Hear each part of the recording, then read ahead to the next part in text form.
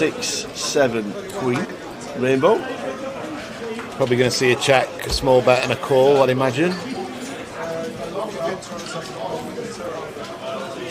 Terry's still railing someone, so his horse must be still be in somewhere. And I still don't know what that signs is at all. I think, is it in... I can't read I don't the think it's in yellow English, is it? It's got 2 U's in it, somehow. 40,000 bet from Julian with ace-10. So... And I think he's going to call. See bet. I think Josh is going to call with the backdoor straight draw as well with his 5s. Some cards can peel off that he can win the pot by bluffing. Jewel for the win, yeah, maybe. Nice one. I like it. I'm quite impressed how he's playing so far.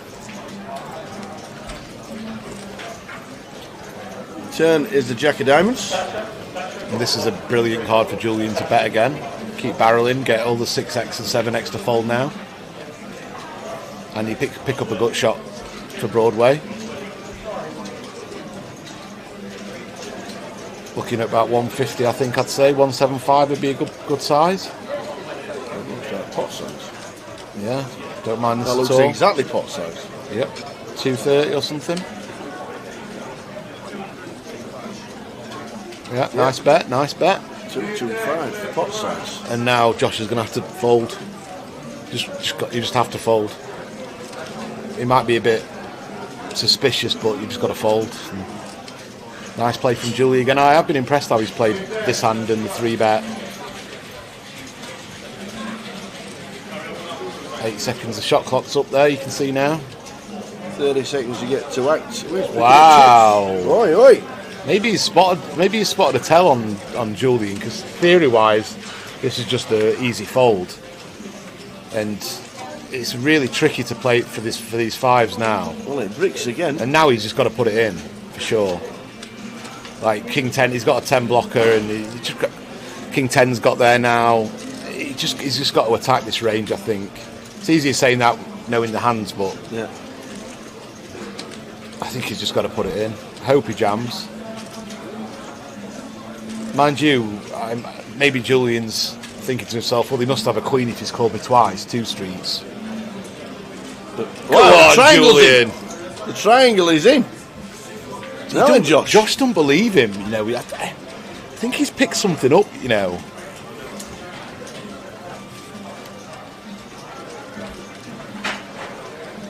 Josh Mahmood has impressed a lot of players in this iron roller. What's he thinking, Trick? There's no way he's doing anything theoretically here. He thinks he's picked up a tell on Julian, I think, because the turn bet should be a snap fold. You just can't continue with 5s there because you just crush so often, and there's cards on the river you can't call, kind of like this one. But yet he's thinking to himself. So I think maybe it's how Julian sat with his fist against his thing. Yeah. Maybe he's picked up on that and he thinks that's a tell of weakness. Or maybe something he's said or anything. He looks a bit shaky there with his chips. Well, he's asked for a count. I mean, this is just... He is a non-believer. I mean, you just... What if his bluff hands are ace queen, ace king, ace 10? Yeah. And you basically pretty much crushed against anything else. Obviously, like... I can't see many bluffs, to be fair, apart from ace king. He knows he's not got anything like ace jack. He knows he's not got a jack. He's polarised to a queen or better here, and a good queen at that. But still, he raised under the gun 1. His range is strong enough. Julian's like this is just Josh must have picked something up on him. It makes sense. He called like a pot bet on the turn with 5s when it's just a snap fold for everyone who's not got a live read. I can only assume that Julian said something or done something in this hand that he's picked up as very weak. And as you were saying before, he is very studious at the table. He does look and... Oh, he's made the call! That is incredible! Wow, that is ridiculous. Wow! They are the things in poker... Look at the table! They're the things in poker that... Look at the table, they can't believe it! They were the... What a table! Look at Mike C. Cannon, look at that! They're the sort of intangible things that sometimes as a live player you can't explain, but you just know. And he just knew he was weak for whatever reason. That is the call of the tournament, and Max cannot believe it. Oh, I mean, wow. I feel sorry for Julian because he played the hand perfectly, in my opinion, and so did Josh, but in a different way. Julian played it perfect from the textbook and from game theory optimal way, but that's the thing in live poker. Sometimes someone does something and you know the week for whatever reason. You've just got to go with your read. Is that the call of a champion? He deserves to win it now. Wow.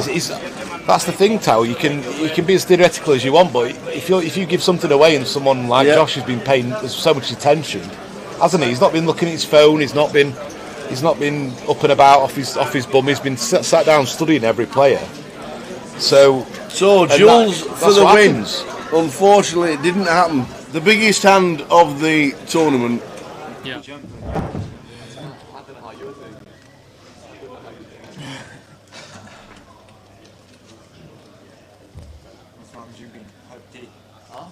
That's why I'm drinking hot tea. Analyze my radio to say the water remains in races so we can easy. We always have hands. We always have hands. Had a good hand when you moved to 18 or you bluffed? No, I had. You bluffing.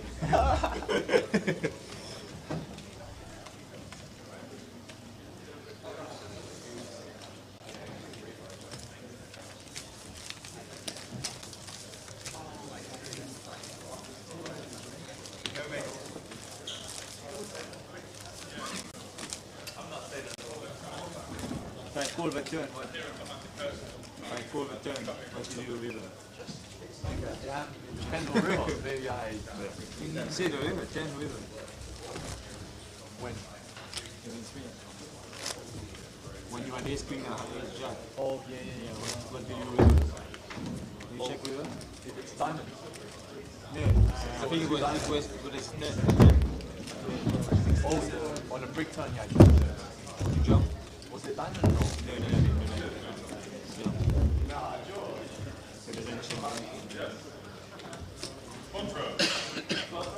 You deny my flash.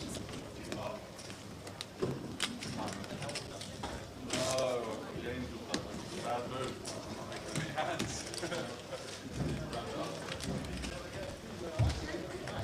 They met in the analyze the middle of 20 and one time to be fancy 500, 500, 50 million.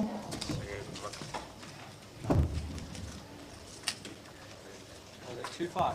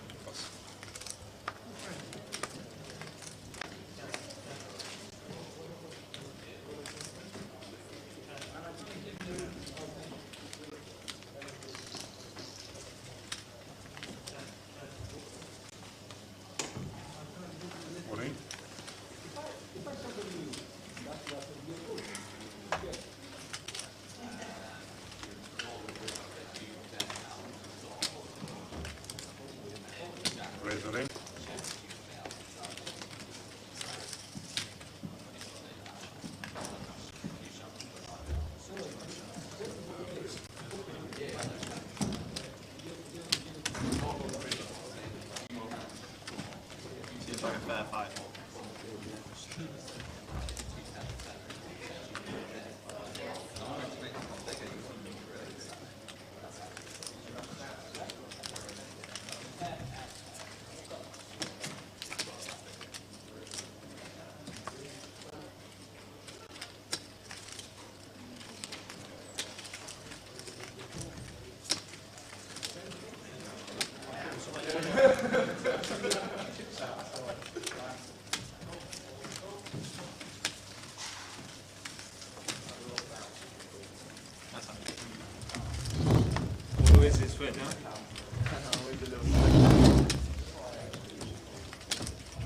Good luck, guys.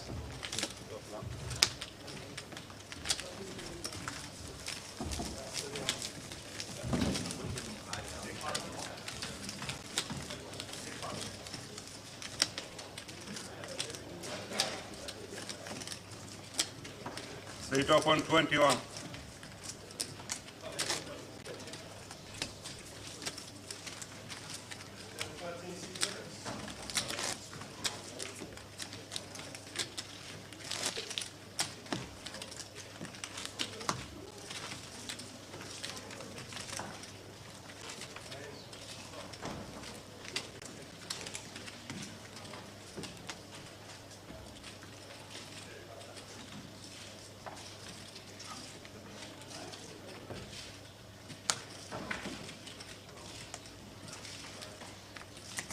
Race 11.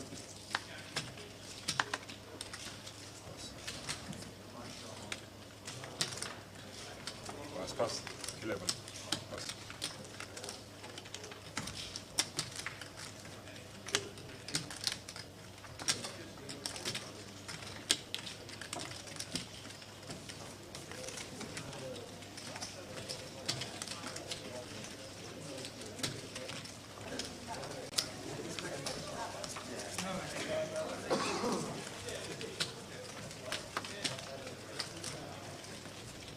Check.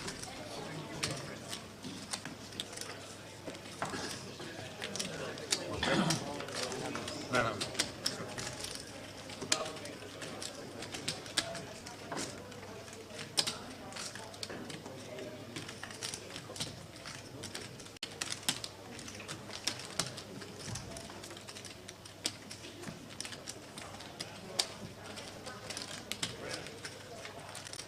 Check.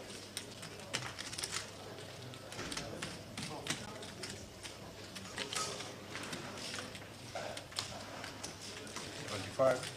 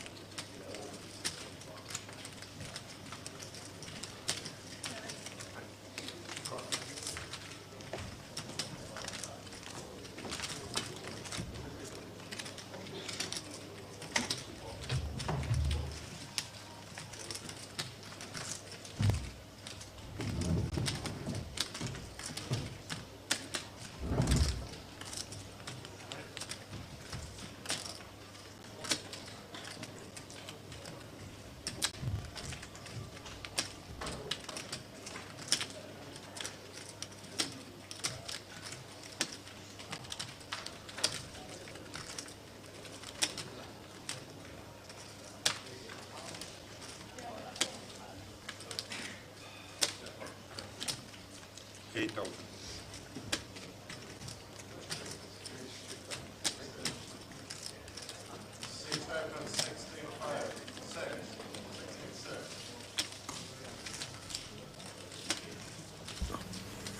Yes. Excellent. Yes. That's what I don't know why that came on. We're all chatting away on mute. I don't know why. Don't know how. What happened there? Sam did it. It was Sam's fault. Yeah. You only got. Shock. I don't even know how long we've been on mute for. I've no idea. I don't know what happened there. I might have reached over and pressed it. We're here anyway, and it's been a great first 5 minutes. It has, yeah. Sam Allage with us. Afternoon, good evening, good night.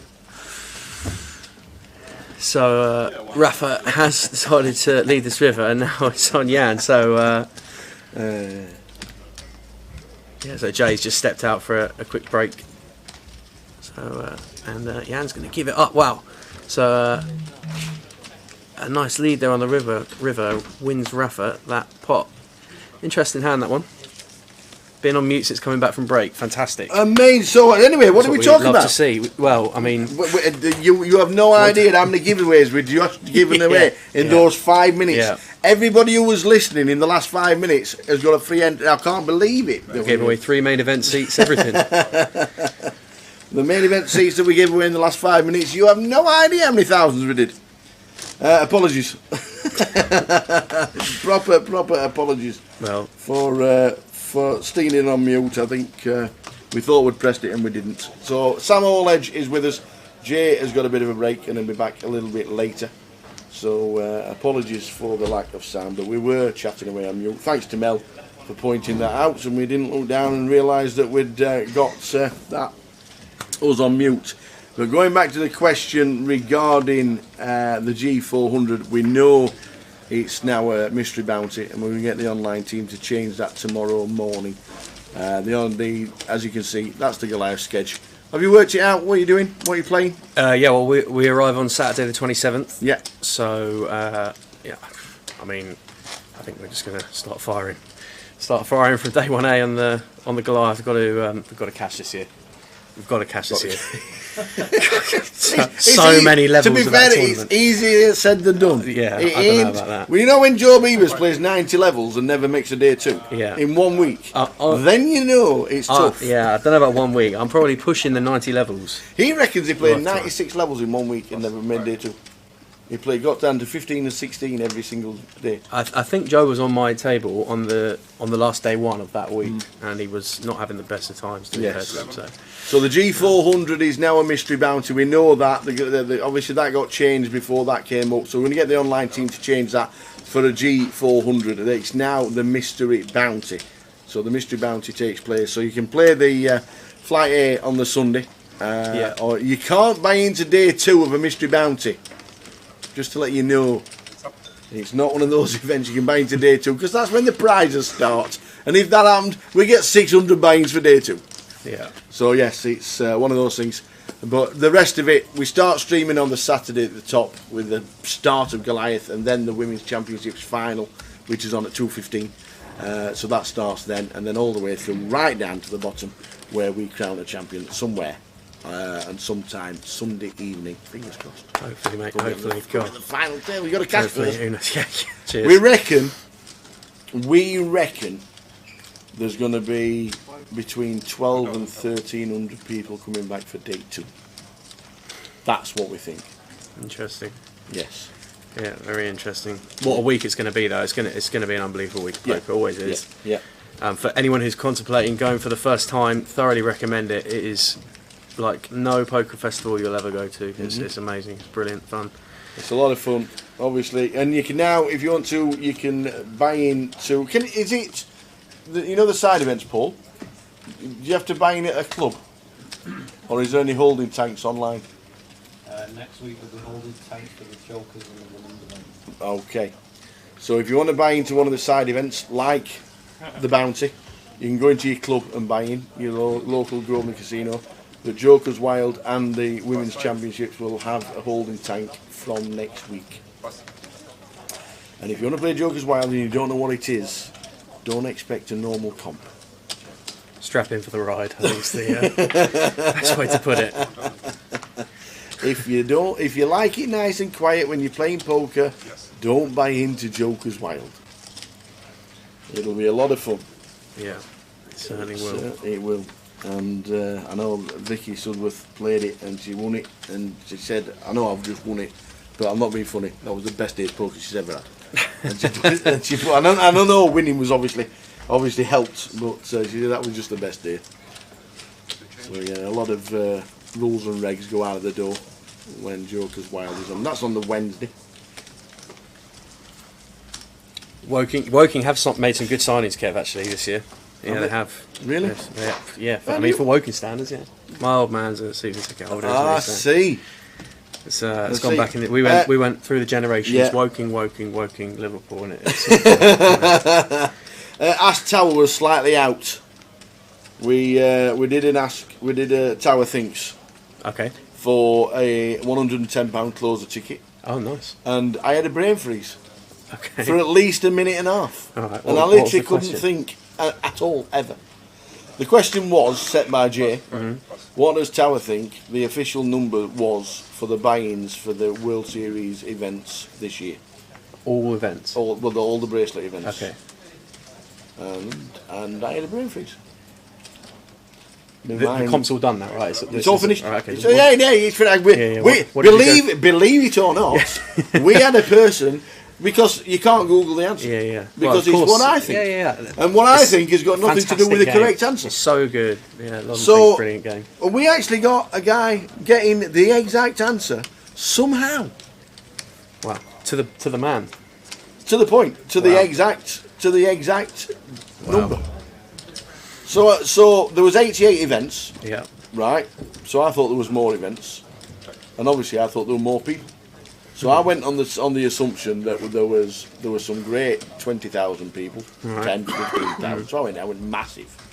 I went huge. What'd you go for? I put down on my piece of paper 745,000 people, which works out at, now I know, works out at about 9,000 an entry. Well, that didn't obviously come out right. So I had a brain freeze. So the actual answer, I would still be sat here till next Goliath, because I was shocked it was less than 100,000. I would have gone about 150. Yeah, it's 88,000. Wow. I went 745, and somebody got it spot on. So there's one person who thinks inside exactly the same as me and got themselves a closer ticket. Find him at Goliath. I don't. So he's playing the closer on Monday, £20,000 closer online for free for getting the same answer that I somehow decided to pick up out of the air. I had a brain freeze. I just couldn't think. Yeah, great value comps, those closers. Yes. Online ones, they are good. Yes, and I know obviously the last couple of events while people have been in Vegas, so there's been a lot of value as well. So, Yeah. So yes. But yeah, anybody, we will see you at Vegas and see you in Goliath. And if you want to, and if you are part of the live stream team that watch on a regular basis, if you stick a name patch on, we'll know who you are. You want to stick it? You want to stick your name patch on for who you are in the chat box? That'd help us. We can wander That around. would indeed, yeah. Is anyone in the chat going for the first time to Goliath this year? Let us know if you're going for the first time. Yes, that's true. That would be good. 2019 was the last one. 3 years ago. Just bonkers. We on YouTube as well? No, we're on Twitch and Facebook. We are on but- Twitch, Facebook, and YouTube. YouTube should be back up and running now because we obviously had to stop and start for recording purposes. But most people are chatting on Twitch. Lee Harrison, is that Lee from Manchester? Watching on Facey? If it is, how are you?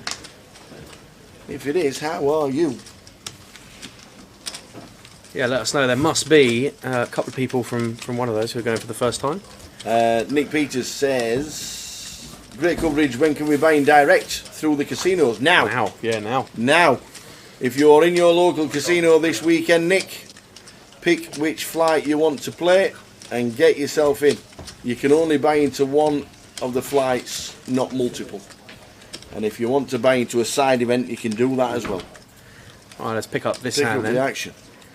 And Robert has spiked a 7 hit. Matt decides to check his option after getting called on the king high flop with queens. So I expect Rob to come in with a bet here. Looks like it's going to go about 3.5, I think. Oh, he's gone 5k. Wow, that's big sizing. That was a big size. And Matt just snap folds. So yeah, would have liked to have seen Yeah. a slightly smaller size in there from Rob, but difficult to be beating too much there with queens when the action plays as it does. But the chip counts up there on the screen. Paul with a fantastic stack, 131k. What a start! Aidan Williams watching on Facebook, going for the first time. We've got 2 tickets at the moment. Wow, nice one, Aidan. That's a great effort. Mini Malou. Ali Malou's won her GUKPT in Reading. I know, I He know, has yeah, I indeed. know. That was He Jay's has. FT as well. He wasn't was, it? yeah. I Barry remember Cobb watching as that. well. Yeah. Barry was in the final table of the mini, didn't he? He did. Yeah, Yes, he fourth, did. was it? I Yeah. think? Yeah. Yeah, I Nice. got 2 tickets already. Plenty of options to get yourselves more. And don't forget, if you don't need to use your tickets that you've got in your bank, you can either pass them on to friends, forward them on, sell them on, do what you want with them, or keep them for next year. Yeah. Because we have signed a 3-year contract with the CBS Arena. fantastic news. So that's in place for the next 3 seasons of Goliath. So you can keep them in the tank. They won't run out of date, and you can use them again next year if you don't want to sell them on or pass them on this year. What you can't get for them is cash. Anybody who asks, can I trade them in for cash? No. Unless you do it with your friends. We can't give you cash. Julie Jules, 5 weeks tomorrow, Goliath. Looking forward to the lady event. We'll if you're on the final table, Jules, we'll be live streaming the ladies' final. A little bit of extra motivation then, Jules. Get yourself on that final table. And if you're playing Katie's weekly game, she's running a Vegas package for next year. Is she? Yes, her and Jamie. Nice. Running leagues for Las Vegas packages for next year. Get involved with those.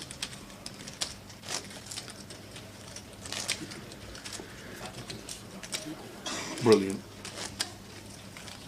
Have you done it? Tal supporting George in the chat. Popular guy around the tour, George. You're George.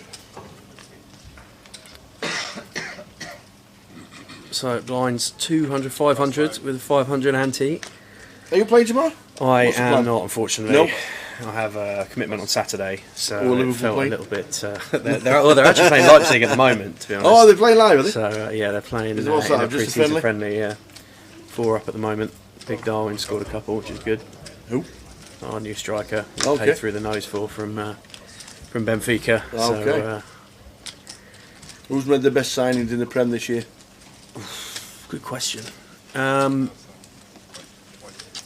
actually think some of the smartest recruitment in the Premier League this year has come from Leeds. Leeds? Yeah. Okay. I actually think they've recruited really well. Spurs haven't done bad either.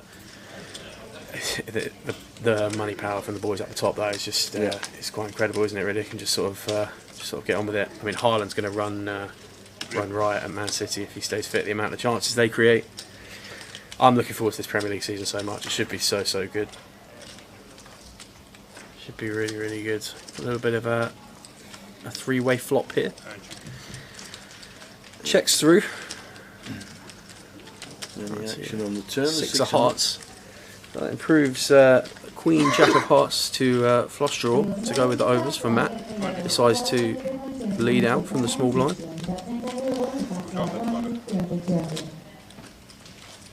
Over to Niall with a pair of 7s at the moment. He's got 7s and 6s with the 10 kicker. Decides to peel.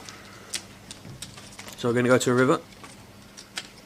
And 7s and 6s become 7s full of 6s. Upgrades to a full house there, Niall. So Matt here with just Queen High, and decides to give up here. I think containing the Queen Jack of Hearts when you get called on the turn, there's probably not going to be too many. And interestingly, there, too many draws. Saw, but Niall looked back down at his cards and only looked at the first one. So then realised that it was the 7 he'd looked at, and now put them straight back. So if we saw that from Matt sat in seat number 9, we've only looked at one card and thought, yeah, that'll do.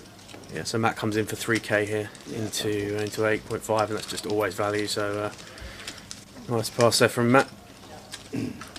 So the golden boot this year, as in Haaland's gone to City, Yeah, Jesus has gone to Arsenal, yeah, Sterling's gone to Chelsea. yeah. Who have you signed? We signed Darwin Núñez from Benfica. Núñez, yeah. I still think it's going to be between the usual suspects. If Haaland stays fit, then he'll be a good contender for it. But you can never write off Harry Kane if he can stay fit. Yeah. And Salah will be up there as well, I think. So Interesting. it's going to be a really competitive Premier League, I think. It is. I think the team to watch this year are probably Leicester. I think they underperformed last year, and this year they've got no European football or any kind of distractions like that. Yeah. I think they could have a good run second half of the season. So, That makes my lay even better. oh yeah, what have you got? Newcastle not to finish in the top 6. Yeah, I Newcastle think- to finish in the top 6 is 3-1. And it's a ridiculous price. think more like 10s. That's what I said. Yeah. 3-1 they are. This is finishing around like 8th maybe, Yeah. but 3-1. Forest to win. And I obviously said- Forest just picked up Jesse Lingard. Have you seen that? Forest have just picked up Lingard. Have you seen how much they're paying for it? Yeah, 200k a week. Just right, where's that come from? Unbelievable.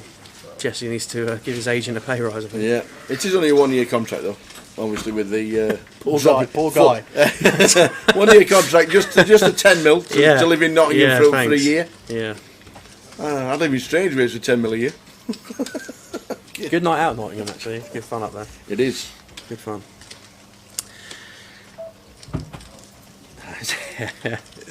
You're getting caught here by Ellie.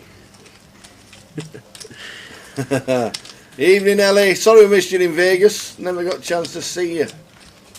And we missed each other by a day, I do believe. Alright, So so looking forward to it as well. graphic just catching up here. So Archie's opened the King 4 of Hearts from +2, and Bob's called Ace 9 in the big. 7-7-3 flop. 7-7-3. Expect Archie probably to come in with a C-bet here, which he does, and Bob's just going to get out of the way.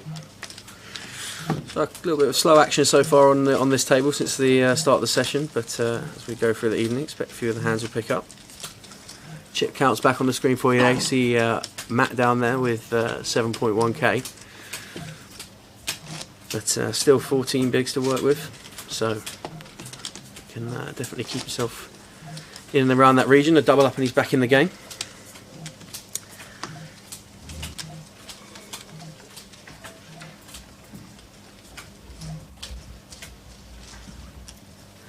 Yeah, Forest picked up Nico Williams from Liverpool as well. Apocalypse, didn't they? Have they? Yeah, they did. Yeah, paid 17-18 million for him, I think. So, good bit of business for everyone there, really. I think Liverpool happy to Didn't take you that loan money. somebody out to? I'm not sure if it was Man United. One of the defenders gone to Blackpool. He was a Williams. Sure. Yeah, maybe Reece Williams, actually, I think. Palace recruitment been A+ for the last 2 years. Yeah, Palace are just one of these teams that you just constantly think that their I completely agree that their recruitment is so good, and that they're going to have a season where they kick on and just get on with it and really have a strong season, but it just never seems to fully materialise. But Yeah, I mean, an interesting season. Starts next Saturday.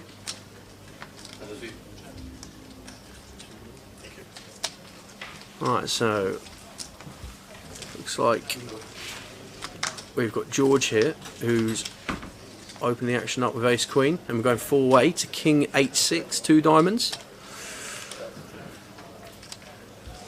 So Rafa actually in the lead here with his 9-6 from the big blind with bottom pair. But it's going to check back round to Niall, who's up and down with the 9-7, so he needs a 5 or a 10 to make a straight.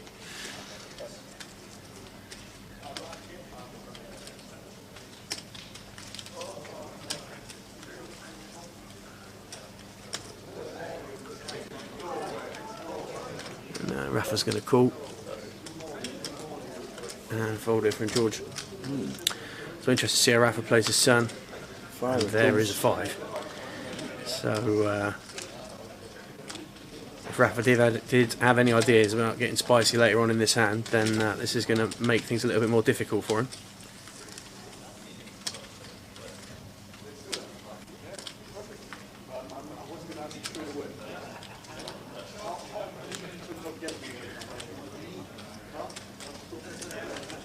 He does decide to lead here.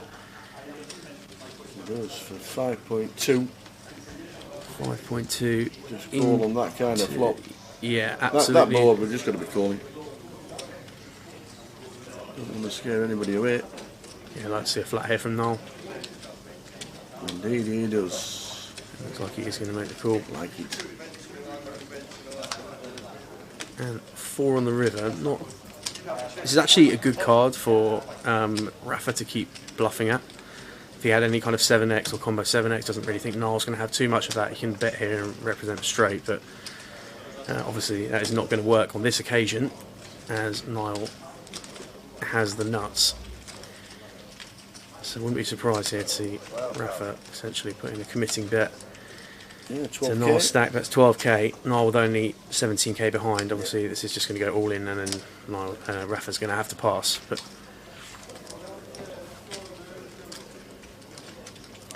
interesting now that Niall's looked down at his cards twice now when he's had the nuts. He picked that one up the first time, but Yeah. in they go. And Rafa's in that spot. We've all been there. Snappity snap. We've all been there, and he's not even gonna waste time and save face. Just get it in the muck, move on. So Niall almost with a full double up there. He's going to move up to 46.5k. So healthy stack there for him.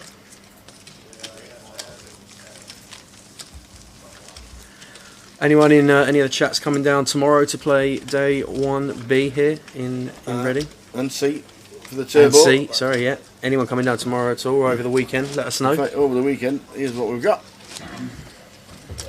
Event B and C tomorrow, the main event. Saturday there's a bounty, a 1 day bounty. So the way that works is we start at 2 o'clock for the mystery bounty, £440 in, 200 into the pot, 200 into the bounty pot.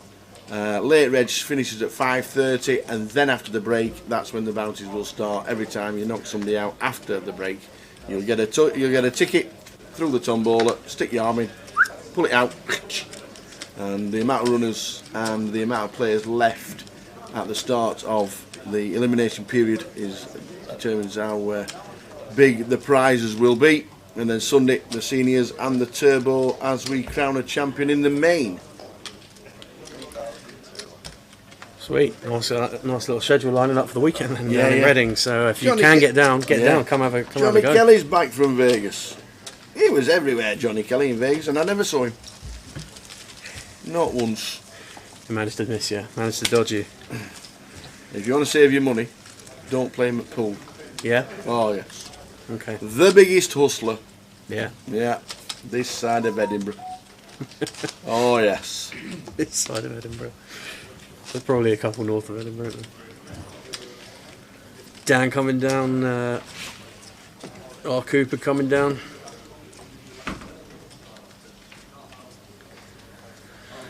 Come and say hello to the guys. I love it when you pop in and say hello if you're coming down.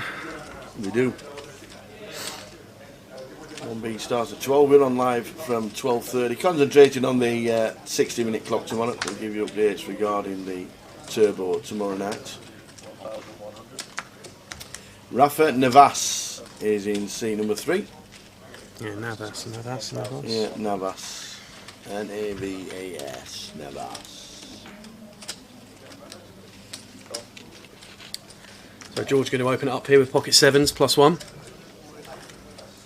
I'm just going to call with ace queen of clubs in the hijack. Could probably go either way there and take that hand for a 3-bet, but he decides to come in with a call. And both the blinds get out of the way, so heads up pot here, going to a flop.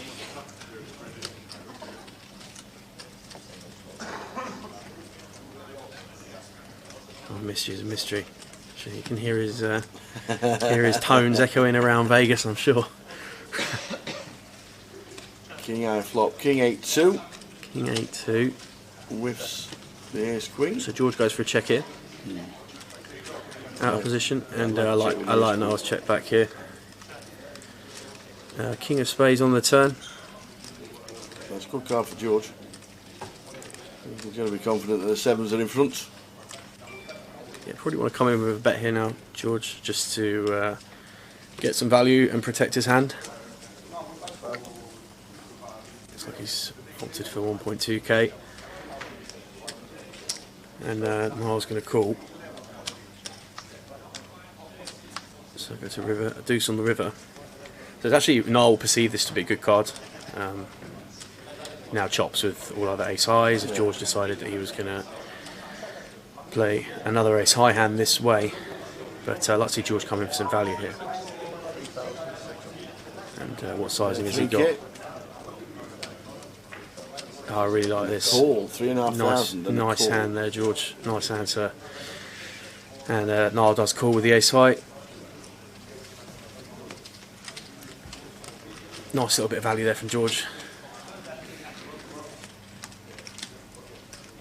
Stack goes up to 22.6k, ticking over here.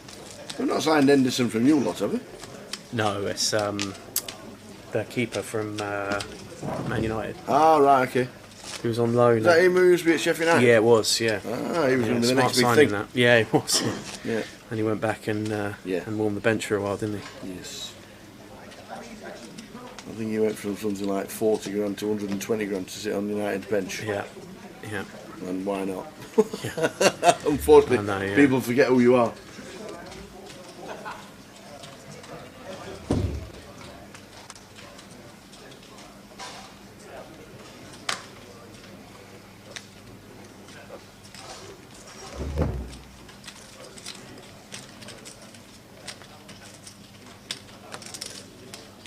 It'll be an interesting season. What's the plan for you? Were you going to travel much? See the boys? Well, the club changed their ticketing system this year, Okay. and it's been a bit of a nightmare, to be honest. So yeah, we'll go when we can. And we're able to get to more games over the last couple of years, and we will be able to this year for sure. But definitely try and get some European aways in this year. Weren't able to get too many of them in over the past couple of years. So I mean, we went to the finals, but just to be out in the cities. Yeah. But yeah, it was. Try and get some European aways. The Premier League games this year are going to be really tough to get to, I think. But we're up for a pre-season friendly next week on the Sunday night. Probably watch the kids play up there, I would imagine. So shout out to our man AJ who drives us up there, up and back. Good lad, good old AJ. Top man AJ. Gets them there from A to B. Yeah, AJ, Nice and Tim. safe. We get up there. Good. Right out, Las Iguanas in Liverpool. Oh, Andy will know that. Las Iguanas yeah. in Sort us out for a Liverpool. couple of Las Iguanas. Little, what's some Mexican place? I don't even know. It's in Liverpool 1. It's in the shopping centre, in like the central conference bit. Yeah, see, clubbing days have passed Andy by, you see. Unbelievable. Yeah, it was a Mexican place. Yeah. No, it's a dance. No. This is my bar. There's an amazing Italian restaurant in Liverpool, by the way. Is it? Unbelievable. It's called Il Forno. Unreal. Il Forno. Very, very good.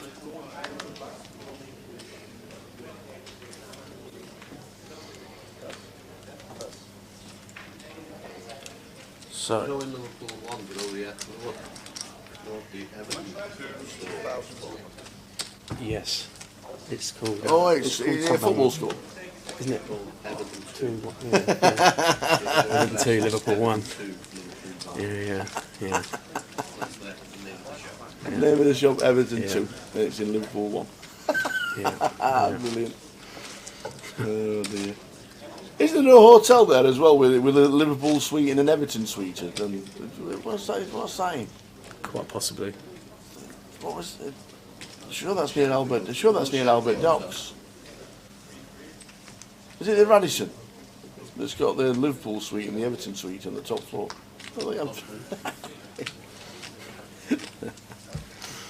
All good stuff. Well, the football season kicks off next week. Does the Premier League kick off next week?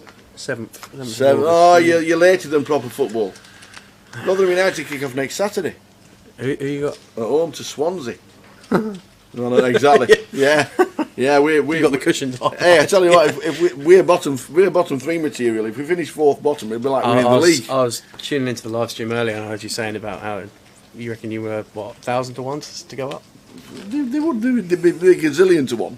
you could name your odds. Yeah. You could name your odds. All right. So let's pick this one up. So Paul has opened the 5-4 of spades here on the button. Just gone for over 3x here. So a slightly bigger open than normal, but he has got piles of chips. So who am I to say what he should or shouldn't be doing? George here is probably going to come in for a 3-bet with Ace King from the small blind, and he does, makes it 5.2. And Paul eyes up George's stack, and he's going to try and decide what he's going to do here with the 5-4.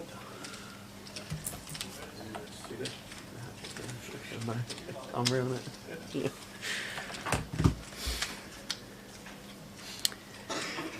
So it looks like he's going to go for the call here, Paul. So he's in position. He's got 5-4 of spades and 31% equity. Can he find a helpful flop?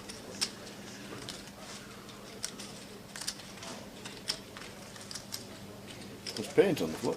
Yeah, there is. That card on the left is paint, but I'm sure we'll pick it up in a second. Yeah, I'm not sure why it's not showing.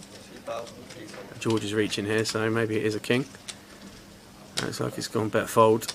It does. Don't know why they flopped there. Ace King. Well, 8. that's a pretty good flop for Ace King in Yes. the exact situation. Ace King 8. Who do I support? Rotherham United. I do. Rotherham United, born and bred. 15 years season ticket holder. 63 football grounds I went to in the 80s. That's an achievement. 63. That is an achievement.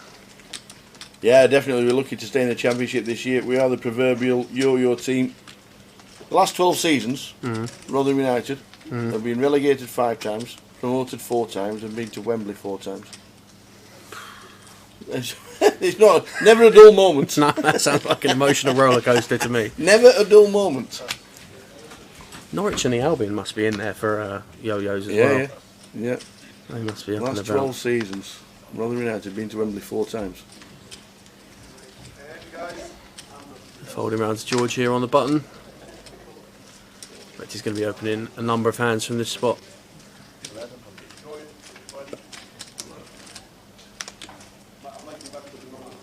And this isn't going to be one of them. No, So we looks can't. like Matt's We gonna will find- see George's cards when he calls. Oh, it's snap folds. Snap folds, yeah. So don't pick up George's hand there, but 3-bet jam from Matt there with kings. Sorry, with queens, and that one gets through.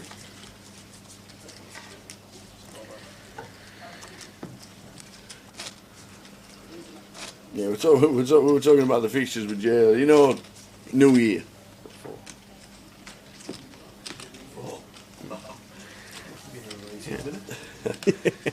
Yeah, you know the Christmas period when it's nice and local, and they try and get local derbies so you don't have to travel too far. Yeah. New Year's Day, 3 o'clock kickoff. Yeah. Rotherham United away at Millwall.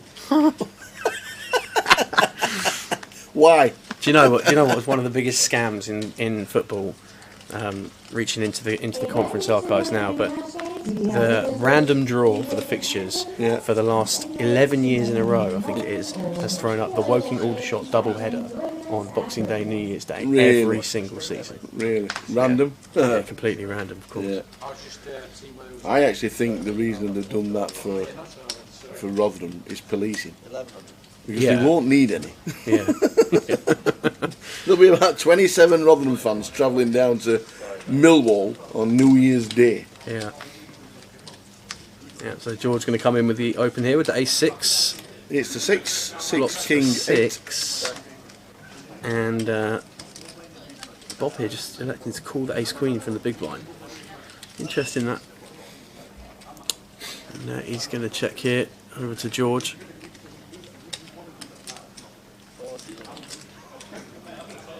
I like George's mannerisms behind the sits there upright, hands Yeah. down by the bottom of the table, Yeah. picks up the chips, slides them in. I like it.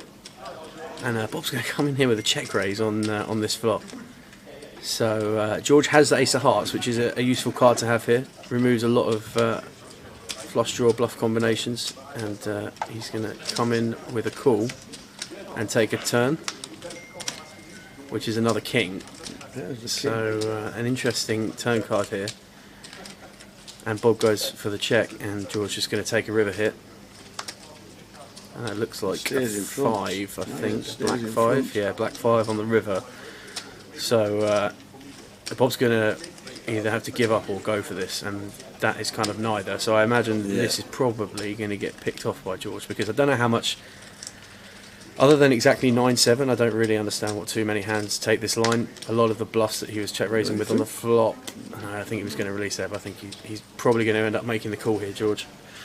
A lot of the bluff combinations that he has on the flop, just like brick out here. And if you have bluff combinations that you check raise on this flop and then you don't carry them through on that king pairing turn, that doesn't really make too much sense to me. So I think George might pick this one off.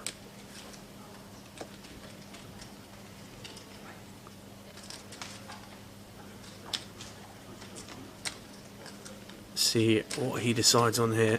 He's definitely in the blender, as they say now. But taking his time here to make this decision.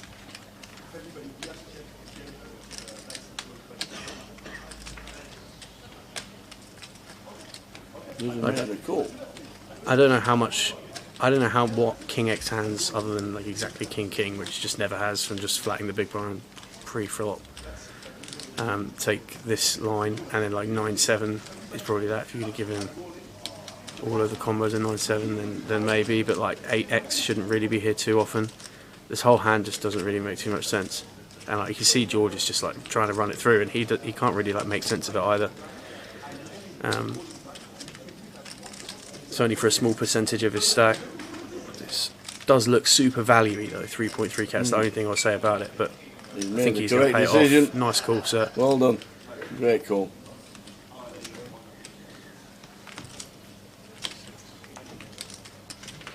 Great call with a 6. Yeah. So that might Bob's decision to check raise the flop, but then I think you've got to carry it through on the turn. Yeah. And then if you end up at the river like that, you either got to really bomb it, or maybe it's time to just wave the white flag. But nice call there from George. Going to chip up again. EPT back in London in October. Yeah, that it today. is. Yes, indeed, Jamie. Today. Going to be a busy month. Is October. Yeah. Oh, it's going to happen. Everything we're going to start coming back eventually. Yeah, 100%. Good for poker players. Good for poker players indeed. 25-minute delay, that was like 4 hands ago. Yes, I'm still willing to do that. It's on my hand. Huh? It's on my hand. So action just folding round here. Looks like Archie's going to come in with ace-9 of spades here from +1. Comes in for 1.2.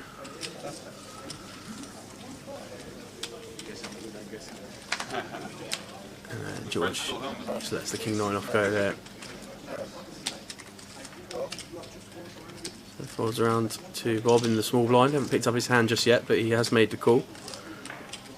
And Rafa going to complete the big here with the queen 5. So we're going to go 3-way to a flop here.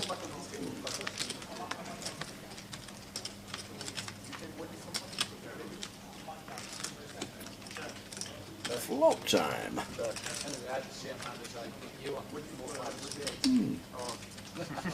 The flop as quickly as what we normally do. Queen 8-10. Queen 8-10 checks All the through. way round. Anybody got a 9? Any 9s about? I think ace-9 was the original raiser, right? Yeah. So I think that is going to be a straight. Bob has bet here. All right, Tower. What do you think Bob has in this hand? We're going to play this game. He ain't got ace king.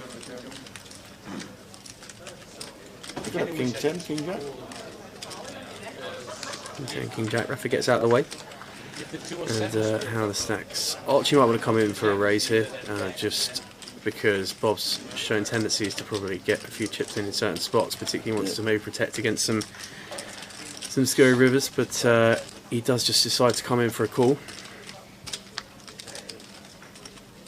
I don't think Bob's got 29 in there. And jack on the river.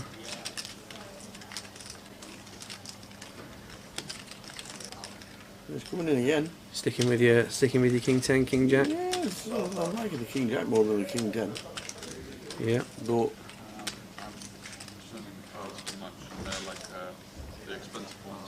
so that's 12k here. So that is full pot on the river. So that is the hammer, and that kind of puts Archie in a bit of a weird spot here. So it's over to him. I think he's probably just going to call here with that sizing. yeah, He does call. And Bob tables. love to see what he had. Oh, it looks like he's tabled the best hand here. So Archie's folding. He So has. maybe he did have like a full house or something. He must have. Or a set that upgraded. We missed it. Look at eights. Eights. Oh, Wow. it's flopped a set. What a river there. that is then. For Bob, what a river. So boats up on the river. Nice big pot size bet. That was the kind of pot size would have been really good to get paid off with against George there, but in the previous hand. But yeah, nice hand there for Bob, making the boat on the river. And in hindsight, Archie probably actually lost some in him there. If he did come in for a raise on the turn, then I don't think Bob was probably folding a set, and then would have been put in a tough spot, probably for his stack on the river. So an interesting hand there.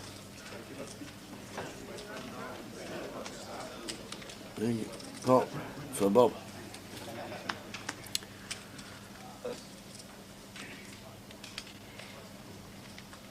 There's so many chips to have at this stage. 126,000 K. It is chunks. Especially when you look at the field and there's 70 Yeah, in the mix. I know, yeah. Yeah. We're talking like... There's been a couple of eliminations today, though, to be fair. We've been getting through them. So Paul's going to open up the pocket fours here. We have a thing about pocket fours in our local club. It's always coming four. So I think Paul will hope that is the case here. So Ian is going to pass the big blind, but Bob has 3-bet from the button, and there's no, I'm good, thank you. Paul is got a 0% chance of folding these fours here with that stack. They're going into a flop. So we're just not picking up Bob's cards here again. So sorry about that one, but gives us an opportunity to play these hands from Bob's perspective, I guess. Set of 8s again? Set of 8s again, maybe. So Bob the 3-better in this hand, and showing some of the hands that he's decided not to 3-bet before. I think this 3-bet range here is going to be super value weighted and have a lot of premium hands in. But 4.5k here on this flop. This is probably one that Paul's going to want to let go unless he wants to get really freaky. I think it's a good pass there, Paul. Nice discipline fold. No need to call there and play some weird turns out of position. So Bob's going to win another one, getting himself north of 60k.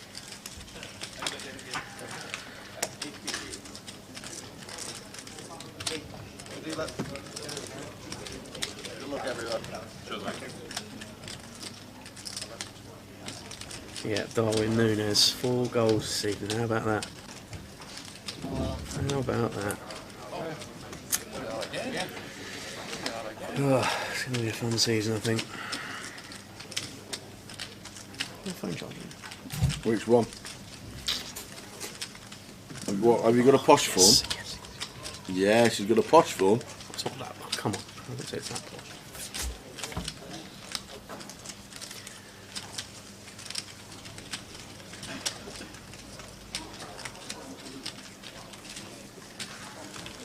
So, welcome to those of you who might just be tuning in to our coverage here of the GUKPT Reading Day 1A. If you're watching on Facebook, Twitch or YouTube, welcome in. If it's your first time watching the stream, let us know in the chat box. It'd be good to hear from you.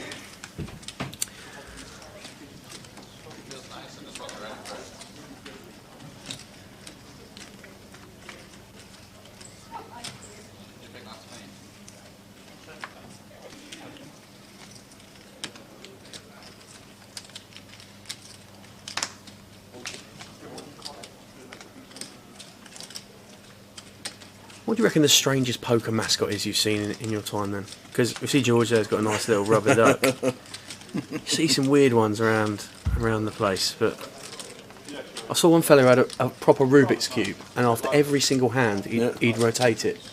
And I don't know whether he was eventually trying to last long enough in the tournament that he could play enough hands to get it completed. But they all thought Jay had gone off to a Rubik's convention in Vegas. Really? Someone at the WSOP had a live dog as their card cover. That can't be right. Cheers, Carl. Is Thanks that allowed? for tuning in, mate. Appreciate it. Is that allowed? Good luck Dog tomorrow. on the table? Yeah, that's a good point. That actually, I definitely saw some photos knocking around of like. Is it not classed as a therapy dog? I don't know, That's but the there way was they a get away dog. with it. There was a dog getting a massage at Bally's. You know, as you walk, some of them have like those the chairs in the corridor where the masseuses are going at it. One of the dogs was getting a massage. That was one of the strangest things I've seen in a long time. So. Oh my days. Cheers, Carl Lorenzo, watching on Facey. We'll see you tomorrow. Don't forget we're here all 4 days, Thursday, Friday, Saturday and Sunday.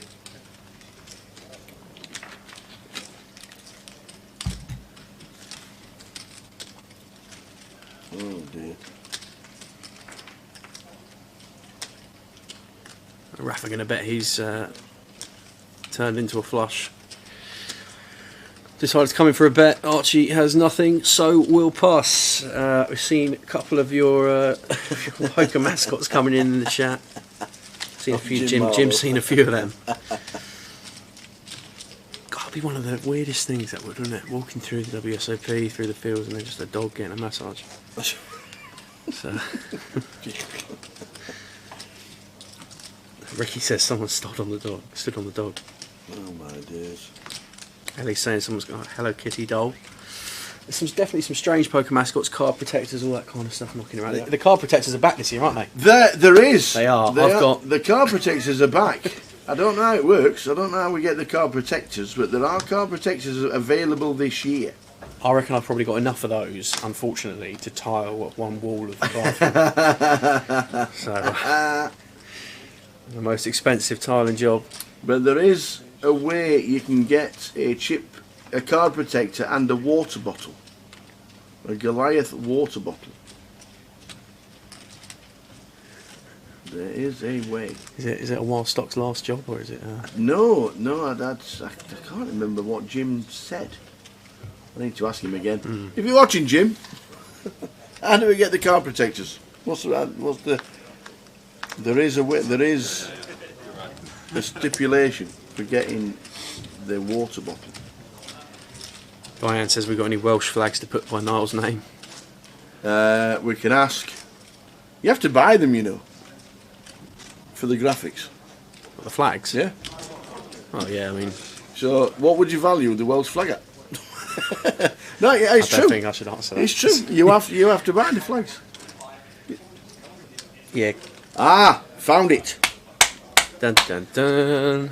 Show the app on your device downloaded and signed in to receive a free Goliath X card protector and a Goliath water bottle. So, which app are we saying here then? Because there are a The couple. Poker Live app. The Grosvenor Poker Live app. Yeah. So, if you are in the live stream, quick heads up here. Yeah. Exclusive tip from Reading. Downloaded and signed in. And obviously, if you downloaded the app and you've signed in with your card, you don't need to bring your card with you because it's on the app. Absolutely. It saves time. You scroll left and there it is. Your card number is on the app once you've signed in. So there you go. That's it. If you want a card protector, swipe left. If you want to move on, swipe right.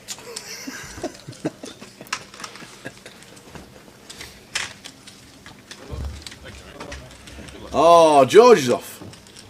Looks like he's been moved off the table. So Yes. it's good to see George in a few hands. Couple of impressive spots there that managed to pick off that hand with the A6. That was a good call there on the river.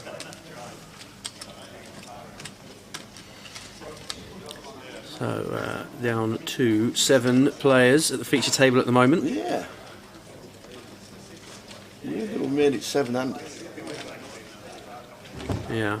Because I think 8-handed should be the norm, shouldn't it?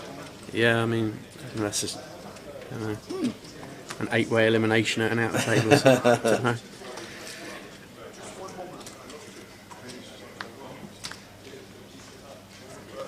Yeah, I've still got the. I'm sure I've got an old Goliath card protector. I don't know how I got it into a card protector. I've never played it. Well, you used to get 1 per bullet, and then I think there was a year where you got 1. Like, well, I think they were almost first come first serve job. But the Goliath was so big and continues to just grow every year. To be fair, you sat in the same room as a guy that's casting the Goliath.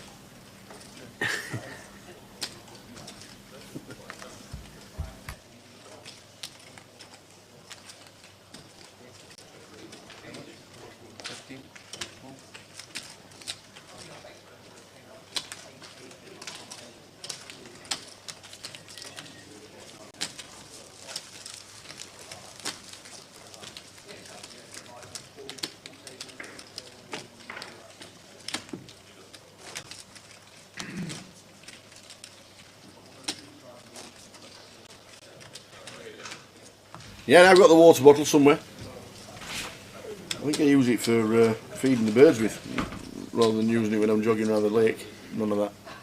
Yeah. None of that. What? Using the water bottle or jogging? Jogging around the lake. Jogging land's ridiculous. That you just watch people. Yeah.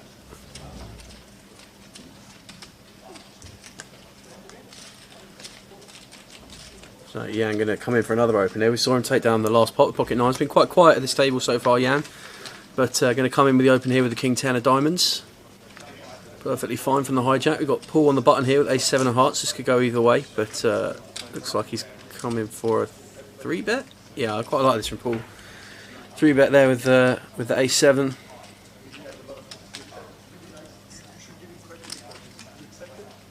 And Jan is going to peel here out of position with the king 10. So we're going heads up to the flop. And that is a pretty good flop for king 10. If Not you're a going bad flop for to king 10. raise peel king 10. We'll Andy strongly... Boo's got a king 10 story. Has he? Yeah. Not sure if he'll tell you it though. Alright. But he's got a great king 10 story. Fine. Maybe one for a... One for a late night I session. think it's one for when you got a pint of Guinness in front of you. It's a Right, great fine. story. I'll remember that one. So I like this Jan coming in here with the check call. Queen on the turn. So unless there's a jack on the river here, Yeah. Jan is going to win this hand, but going to come in, keep playing in flow here, check to the aggressor. And Paul does decide to check back here. And king on the river, king of spades, interesting card here. So if Paul was thinking about getting some bluffs through or attempting to construct any kind of range that might have some bluffs in here, then this is a good card for it. But obviously we see here Jan's, this is just going to go bet fold, I think, too much of the time. I can hear more gifts coming in. I can hear more gifts coming. I really can. Talking about gifts, I mean, did you see what Jay brought in this morning? What we got here then? I'm not being funny. I'm not being funny, but Jay brought these in this morning. And look at that, there's one each. Wow. Unreal. There's one each. Unreal. I'll give you. Look, Jay, look, I'm sure of it. Jay brought these in this morning, and as you can see, there's only 2 left, and there were 6, and the tower's not had one, and neither has Sam. Neither has Sam. No, mate, I'm trying to be good at Go it. whatever. No, honestly, whatever. mate, honestly, mate, Are you I'm getting being married good. next week? Not Then they next don't week. need to be good. Not next week, mate. No, not next week. I've had a tough day as it is. That's a great. Jay fixed him in this morning. So there you go. That's And a he's good coming. shot for He's Jay, on his way back very shortly. That's right, I'm sure there'll only be one left. Yes. Well, now there'll be none left. Oh. Delightful. Are you having one? Are you sure? Yeah, no, I'm alright, mate, thanks. Unbelievable. Jay's turned it down. Can't believe it. He's turned down the desserts. The cakes and everything. Tower's going to have his break and he's going to have his cake, you see. Oh, yes. There's 2 in there. There is one each. One each. No, I've had mine. I've had You mine. have. You have. Indeed, you have. In fact, we might have to share. Because I did hear that in the background that somebody was after one in the main card room. Is it Dana? It might well be. Yeah, Dana said she is. We cannot upset. Yeah. We cannot upset ever, Miss Dina. So we'll have to take the box in very shortly. Yeah, hiya Jerry. So usually you've got Tower and Jay doing Yeah. the comms. I just stepped in while Jay had a quick break, so I think Tower's going to be having a break shortly. Sam But, Allage is with us. Yeah, 20k there, Dale, the starting stack. Warm up for the Goliath. Yeah. Absolutely. We're putting him on roster. We are putting him on roster. But he's going to make a day 2. That's the plan this year.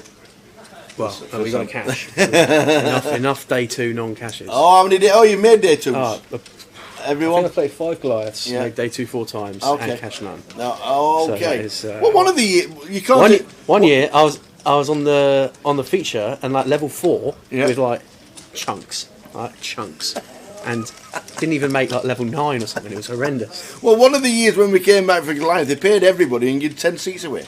You can't be in that one.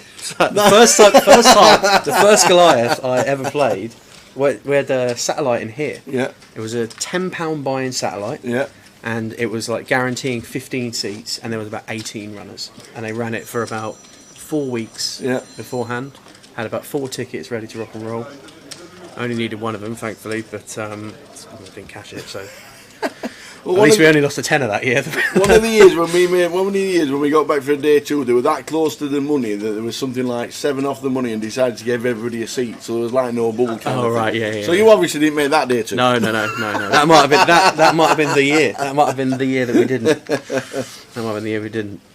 So yeah, Brilliant. that's the goal for this year anyway. Tower actually does 10,000 steps just on the bubble at the Goliath. He's great, isn't it? Like the Grim Reaper. He comes wandering down, and here he comes again. He's all in with the kings against the queens. Oh, boo! Go on, have your hour, Tower. Go on then. Sam. Sam, is absolute pleasure. I'll see you during the pleasure, rest buddy. of the week. Yeah. Top man incoming is Mr. Jay Howard, and we're just going to have a quick coffee. We'll see you back later, Sam and Jay, to take you through to the break. Cheers, buddy. Nice one, my old pal. And I'm going to take that and all. Oosh. Holy shot this morning. Oh, dreams are made of. Unreal. Right, chip counts up on the screen then for you guys, with Jay's just stepping back in. Miss March, how's the session been? It's been good actually. It's been a decent little table. A few really interesting hands to get stuck into. So yeah, it's been a good one. It's been a really good one. We've had Paul in seat 7 coming in with a colossal stack. Yet started the session with about 140k. He's chipped down a little bit now, but Started with 140k. yeah, unbelievable. Wow. 137 or something like that. That's actually a crazy stat considering the runners we've had today. Yeah. Like in terms of entries, pretty mad stack. Yeah, so no, it's been really interesting. It's been some good play. I take it you're playing tomorrow, Sam. Unfortunately not, mate. Oh, you're not? No, so I've got my girlfriend Leanne's mum is 60 on Saturday, so okay. we've got the bash in the evening. So unfortunately, better turn up to that one. I think. Yeah. It's a long-term equity in that decision, I think. But no, it's going to be. I think it'll be busy tomorrow. I think it'll be a good turnout. I think it'll be some good numbers tomorrow. Drag that prize pool up. This is good to be back in Reading. It's nice to have the GUKPT back here. I used to love Reading when I used to play. It was one of my favourite stops. I remember watching in the FT and in here. Oh, that's good, yeah. Ali Malou, 2017. Yeah. I got put in the bin by Ashley Hunt. I remember he ran a pretty sick 3-barrel against me. Yeah. It would have been could have been my tournament if I called that, but I laid it down. Yeah, I remember it. Yeah. That's the way it goes, isn't it? So, Yeah, spoke up. Yeah. Sometimes you just got to take your hat off and say, "That's a nice play." And that's what it was. Yeah. So now I'm going to come in here with the open with pocket 9s. So we've seen a lot of flatting from Bob here, and he's going to come in with that option again, and the cut off with the King 10 of hearts. And Rafa with Ace-6 clubs here on the button. Be interested to see if he decides to just flat here. Looks like he's going to. Yeah, Eva's going to be fine, I think. With the ace blocker suited, hijack cut off, button dynamic. Definitely can mix in a 3-bet, but flatting going to be fine as well with position. I enjoy watching Rafa play. How's he been this session? Active? He's been really, really solid. Yeah. And he's made some really, really nice plays.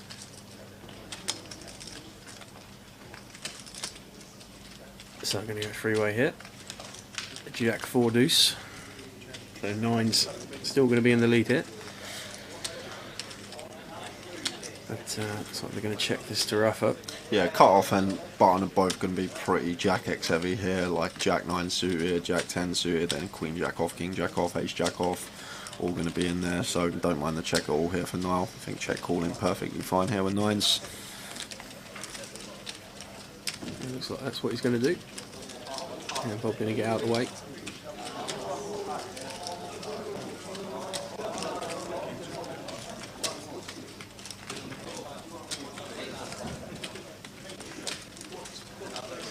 Pick up this tank card in a sec.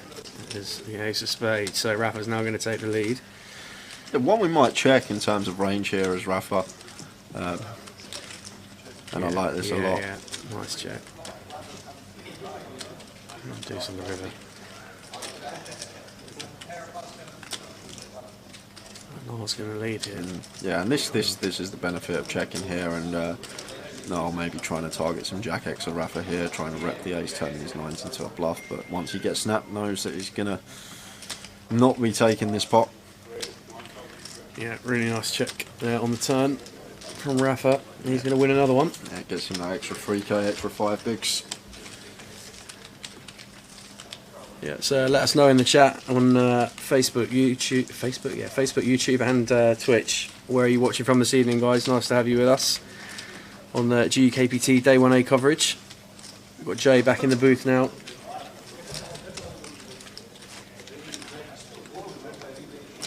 Doing the whole live, Sam, or are you just there for? Yeah, well, we're going up on the Saturday, the first week, and then probably just start firing. Start firing. Start firing and hope something sticks. So yeah, that's going to be good. Try and get through on the first bullet, and that then, would be ideal, and then just have a bit of. To be honest, it's a double-edged sword. If you go up on the Saturday, you make it through on day 1A, the first bullet. You drink the next 7 days on the trot because you're not playing your mate day 2 on Saturday, and you're wrecked. True. I think I probably would prefer. Well, I don't know actually. Depends how rough you are, how big a Friday that last one is. But mate, you've spent. I think Jokers is on the Wednesday. I think right, so you'll probably be recovering on the Thursday, but. No, it's such a good week. I love it up there. So good. Noel getting out of line here with the Jack 4 off. Decides to open this 1+1. Rafa just flatting King 10 in the cutoff. Jan's going to call 8s on the button as well. From what we've seen of Archie here, he's probably going to complete here. Called in at very least. Never folding 10-9 suit here in this spot. And wow, Paul's found Jacks in the big blind. This is the purpose. He loves a free bet and a squeeze here and there, and this is going to look like he's doing just that. So great spot here for Paul. Like to see him side up a little bit here. Yeah, I think we need to go as big as like 10k here, like 7x, between 6 and 7x here.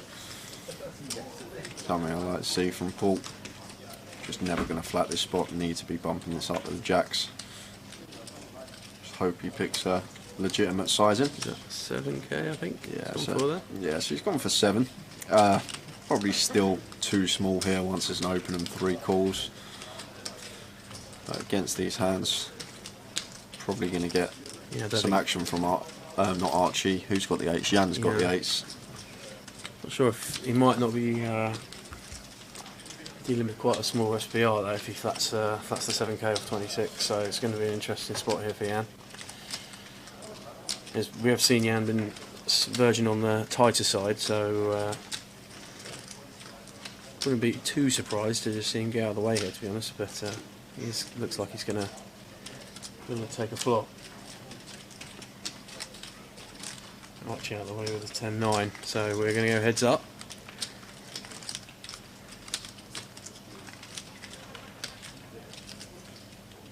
$10-7.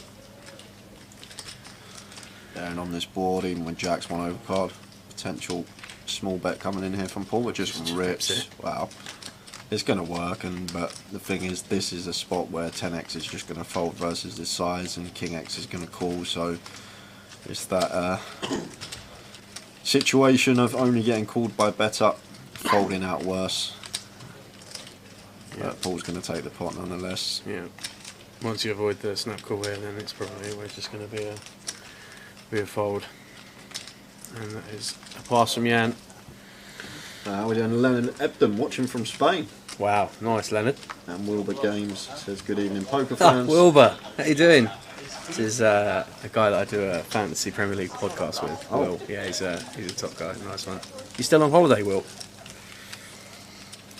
Watching from the garden. It's perfect. At 9 o'clock at night, watching from the garden. It's like unbelievable. It's been crazy hot the last few days, hasn't it? It's been.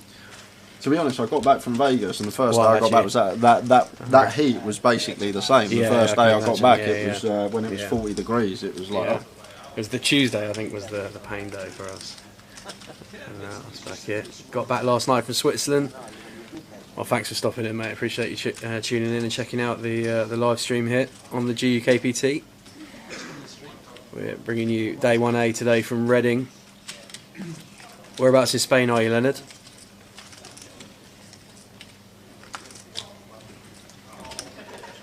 So it looks like Bob's going to bring in the call here, and Jan given the opportunity to overcall with the freeze in the cut-off. Archie is going to let the ace-7 go on the button. Paul is probably, well, definitely not going to fold the king-jack in the small blind. Just whether or not we see him come in for a race here. Looks like we're going to. Is that 32? I think he's made that 33, something like that. Yeah, I like the size and choice. Yeah.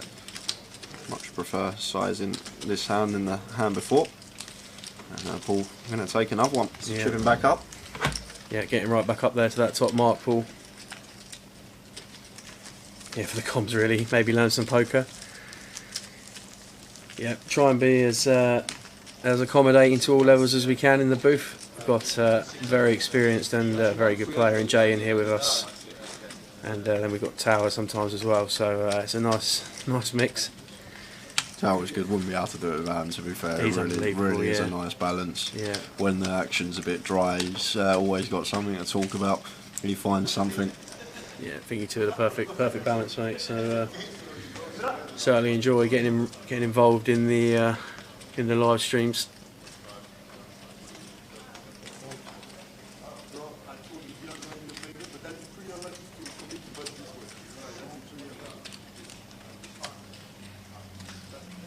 So the action just folding around here. To Archie in the cut-off with the king-6 of diamonds, probably come in for an open here. Yeah, suited king. More than good enough to open from this position. And it looks like you found yourself a nice little spot there, Mel.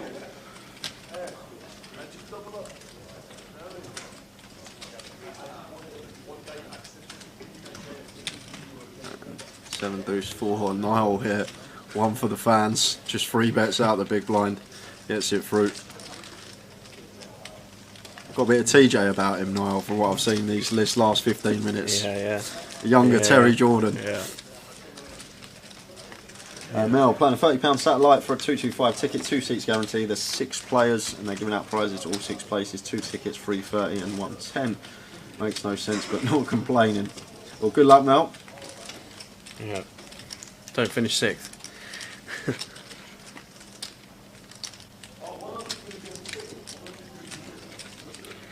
Right, so to those of you who are tuning in for the first time, like Will, so this is tournament poker that you're watching now from the Grosvenor UK Poker Tour. Stops up and down the country throughout the course of the year and runs some of the best tournaments you'll find in the UK. So if not always, the best, to be yeah. fair, the structure's just really good for these and got so much time throughout the day. Absolutely, yeah. So I see Jan coming in for an open here. I haven't quite picked his cards up yet. But Bob gonna complete the big with the ace deuce of hearts. And heads up pot again.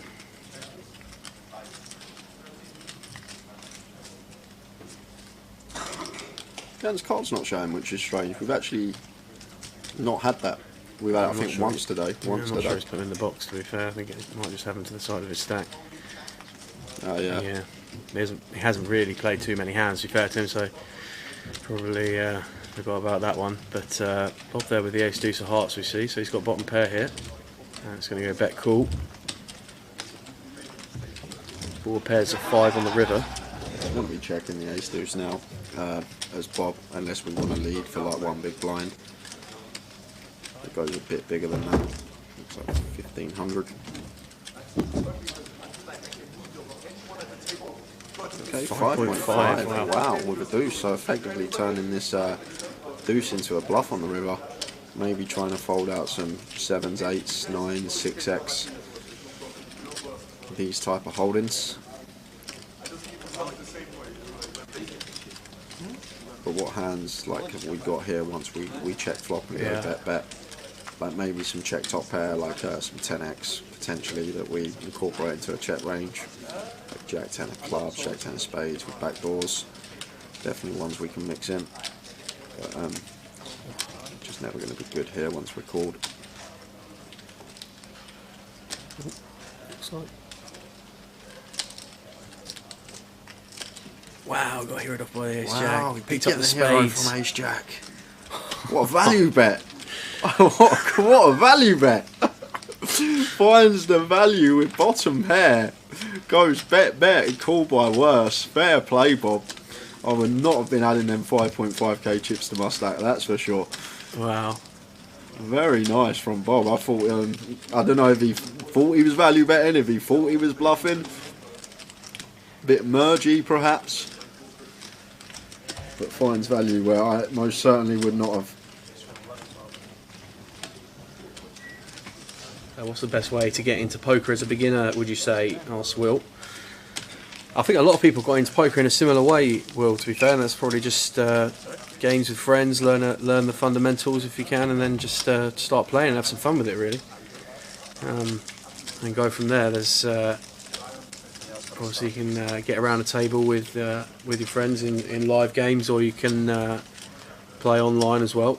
Some great comps on there as well, but yeah, it's definitely I love it. I think it's the best game in the world, so I think it's great. Thoroughly recommend giving it a go. There's no better feeling as well when you're deep in a tournament. You start seeing the tables break and you get down to like less and less, and you're looking up at what's up top. It's like just that buzz of being deep is. Pub poker games, good shout there from the Omen. Yeah, 100%. I think that's one of the best feelings in poker for sure.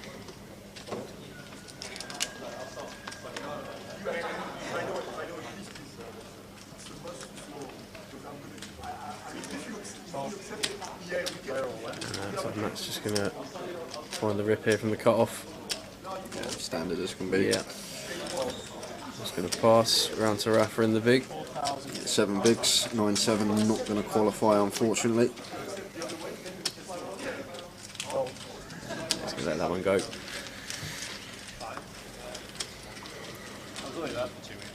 Yeah, plenty around. Probably quite a lot up your way, Will, as well, to be fair, if you wanted to get involved with that.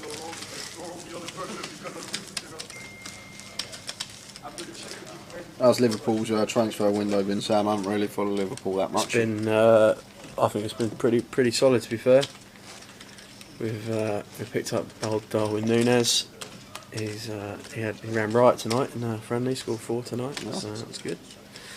Good for the old confidence. Shifted a couple out the door as well, which is often good, getting off the wage bill and balance it out a little bit. So no, it's been alright. It's been alright. But I think your boys have had a really good window, to be fair. I think we could be breathing down your neck for second. It's going to be interesting. Mane out in the biggest loss they could have. Yeah, don't get me wrong. Obviously gutted to lose Mane,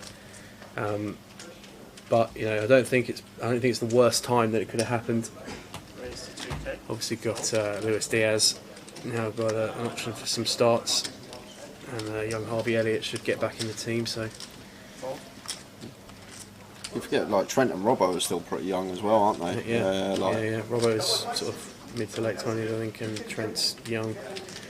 So those two are unbelievable. They've really been the catalyst of putting us to where we are, and yeah, I think we've got a good squad. It's just a case of can anyone get near City, and I don't think they can at the moment. So, Sam, you going to Bratislava? No, I will not be going to Bratislava, Gary. Unfortunately.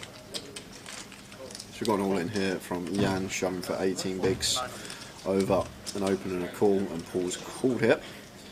Jan 18 bigs, EP open, and then flat from late position, flat from small. Like we'll have plenty of like pocket pairs in here. I think maybe like 6s plus, and then I'm going to say like, wow, it's Paul called of ace 5. I've just actually seen that Paul's flicked in the call of ace 5 of clubs. Paul is never going to be good here. He's literally going to be drawing some free outs always, but we know the powerhouse that is ace 5 suited. Always going to have at least the 1 in 3 shot against any hand in the deck except aces, which we block. But it should just be like sixes plus here for Jan, and then maybe like ace jack suited plus in there as well. Rafa just knows how out of line in some of these spots that Paul's been getting, so he knows he's going to be calling pretty wide here, but he's going to try and. Yeah, I'm really shocked to see Rafa call this. Yeah, I don't think this could ever be good here from Rafa, Sam. There's ace high clubs, threes. Well, interesting. Yeah, it's just So going to it checks down, I guess. Yeah. Not going to be firing into a dead side. Diamond on the turn.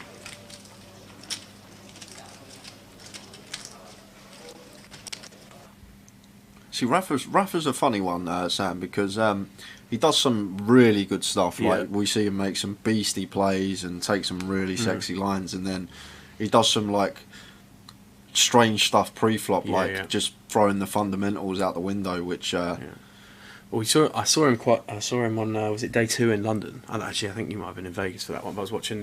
He was on the feature for day 2 at the start of day 2 in London recently, and exactly as you just said, like some really really nice stuff. But has got that. So Jan had the ace-8 of spades and the 5. Gonna take it for Paul. But even that ace-8 of spades shove there in the big off 18 bigs once EP open, LP flat, small blind flat. I think we can just defend there. Like I say, ace jack plus probably for me in that situation, just because Paul has opened EP, and I guess he just thought there's so much dead money in there. And as you said, Sam, if Paul's been getting out of line, then maybe we can go a few pips lower to choose what hands to shove. More chips going the way of Paul. And back to a 7-handed table. So, if any of you in the chat on Facebook, YouTube, or Twitch, any of you got supporting anyone who's at our feature table at the moment, let us know. And perhaps some of you going out to a game yourself this evening, or well, maybe you're at a game already. Let us know. Probably be seeing it through for another 45 minutes or so, I reckon, of this level. If you fancy some cash in Reading as well, there's only one table at the moment, and Riggy is itching to play some cash. He's on the list for every single game, but no one wants to play with him. From 1-1 up to sort of 5-10 PLO.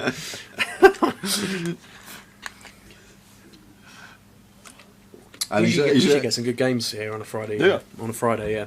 There's some good games. Doesn't seem like it after watching that cash game stream yesterday. No, I was just saying, sort of, it was only sort of till it got really short-handed, well, basically heads up, that it was getting interesting. But from what Tara was saying, but yeah, no, it was a bit tight, wasn't it? It was a bit of a quiet one, but no, there tend to be some action Jacksons on the Friday night here at the G in Reading. I think it's still there, Penny. I can still hear it through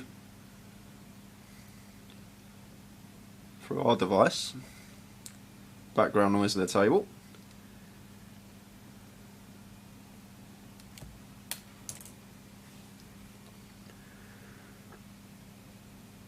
I don't know how many are in the cash out satellite at the moment. Luke.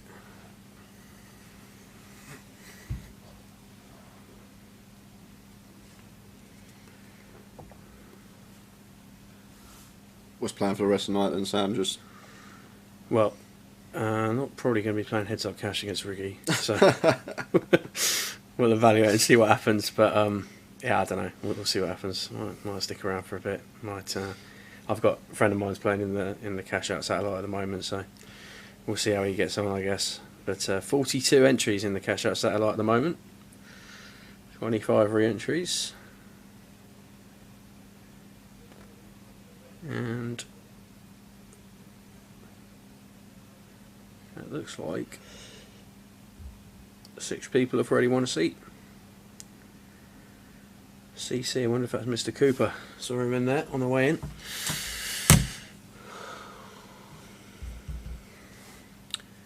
So picking up the action again here then. So Bob coming in for an open with the ace queen. Let's come round to Andrew, who's just joined the table, I think. Must have just joined the table. Table background sound gone from Mel as well. Interesting. yeah, just got a call here as Andrew. If we think Bob's just going to be way out of line, like we've just sat down, so we've got no information here. So versus population, just going to flat the ace deuce suited. Can't free bet off of this stack size. If we free bet, we need to make it somewhere like 6.5k, and then obviously SPR we're working with. Going to be tiny if called, and we'll get 4-bet ripped on, which is getting that price where it's going to be close where we have to call or not. So flat in here going to be the best option with the ace deuce. Yeah, we'll look into that for you guys about the background sound.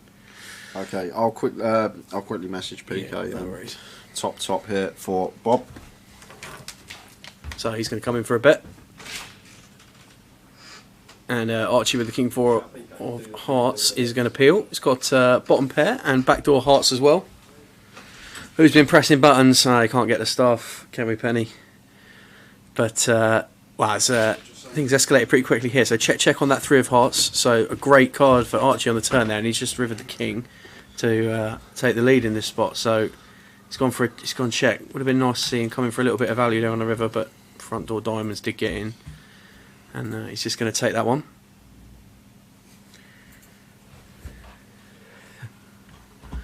Yeah, getting it sorted now, guys. Table background, sound, blame towel up. So Archie stacking up there.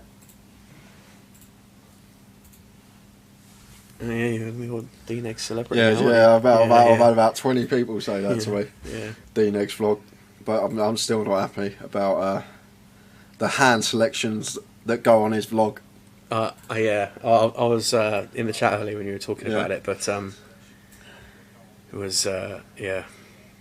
It's strange, isn't it? How certain you can portray some we're 3 tables out from a bracelet, and it's like a pretty significant pot to what his stack was. So I thought it would be getting in there, but didn't even get mentioned. Yeah. Didn't want to mention the 10-6 offhand.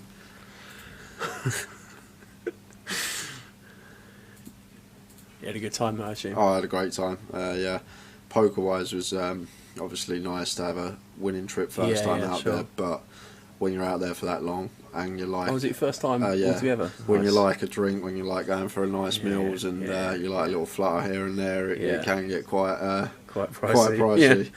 Yeah,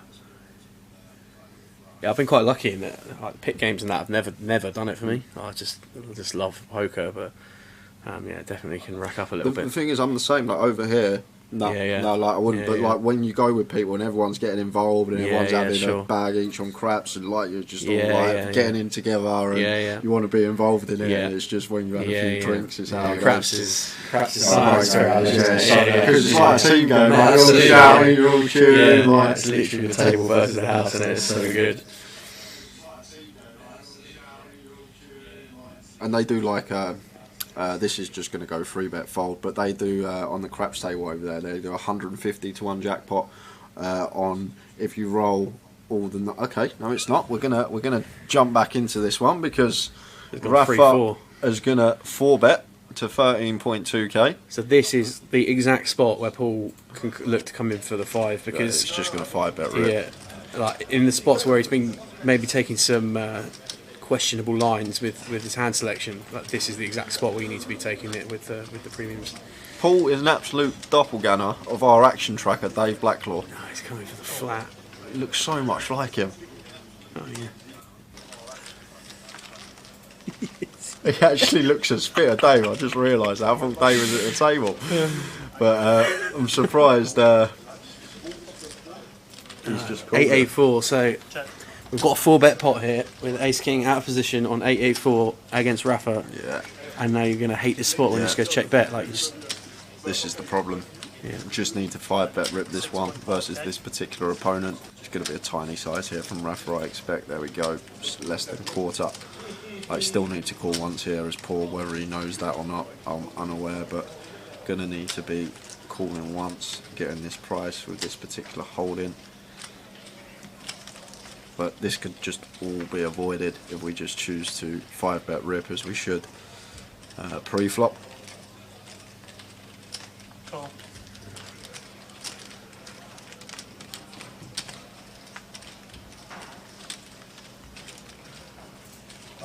Okay. And table sounds back, guys. PK's sorted it for us for a smidge of equity here for Rafa. Picking up the wheel draw and double barrels for 11k, and Paul that has to relinquish the Ace King, and that pot could have definitely gone our way if we just took the right approach, just putting it in pre-flop there. Didn't want to go with the Ace King.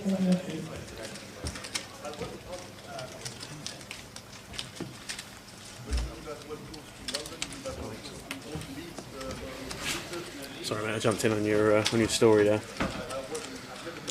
Can't remember what story I was telling. We were talking about craps, I think. Oh yeah, craps. So they got 150 to 1 jackpot if you roll 2, 3, 4, 5, 6, 8, 9, 10, 11, 12 before you roll a 7. Sure. Okay, and like so many times got so close there. The old table was On like, the bubble, oh yeah, like 2 numbers off, like stuff like that. Nice. And it's like, yeah. but it's a sweat. No, it didn't hit it, but it's a fun sweat. Yeah.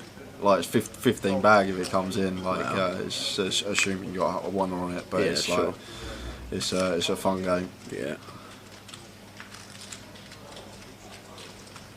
That's it. Andrew's just going to fold in the cut off there.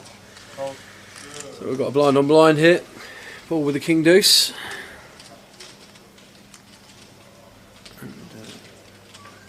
Either way is fine here. Just setting in. Just going to set him in. It's just going to give it up. Okay, yeah, with Matt stack size. Yeah, that is the right approach here. The suited king. Even the offsuit king would have been moved in versus stack size in question. So 13 minutes to go of the session, guys. That will take us to the last break of the day. Yeah, let's play 10 laps. Bullying me. 25 minutes. And then a break and then tomorrow. Heard about EPT London? Oh, yes. I can't wait, mate. Honestly, I remember watching it when I was like 18, 19.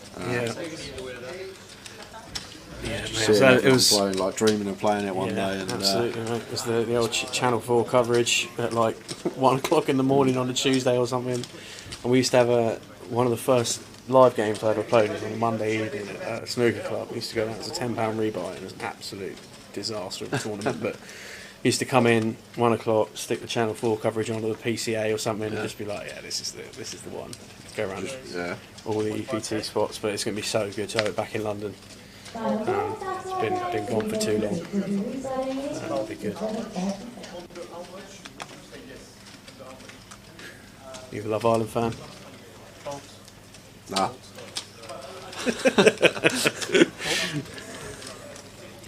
Yeah, me too.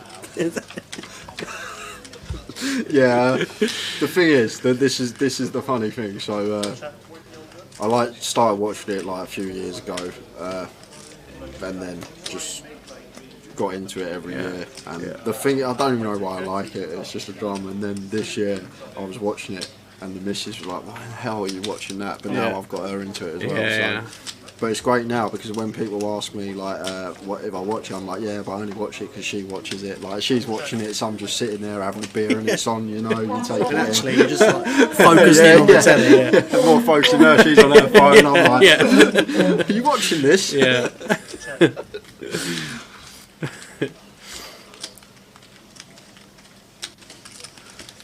Check. Alright, so it's just gonna go to showdown here, and Rafa's not gonna win. Thought he probably would have had it there, but wow, big hand there for Noel. Surprised he didn't come in for some value at any stage in that hand.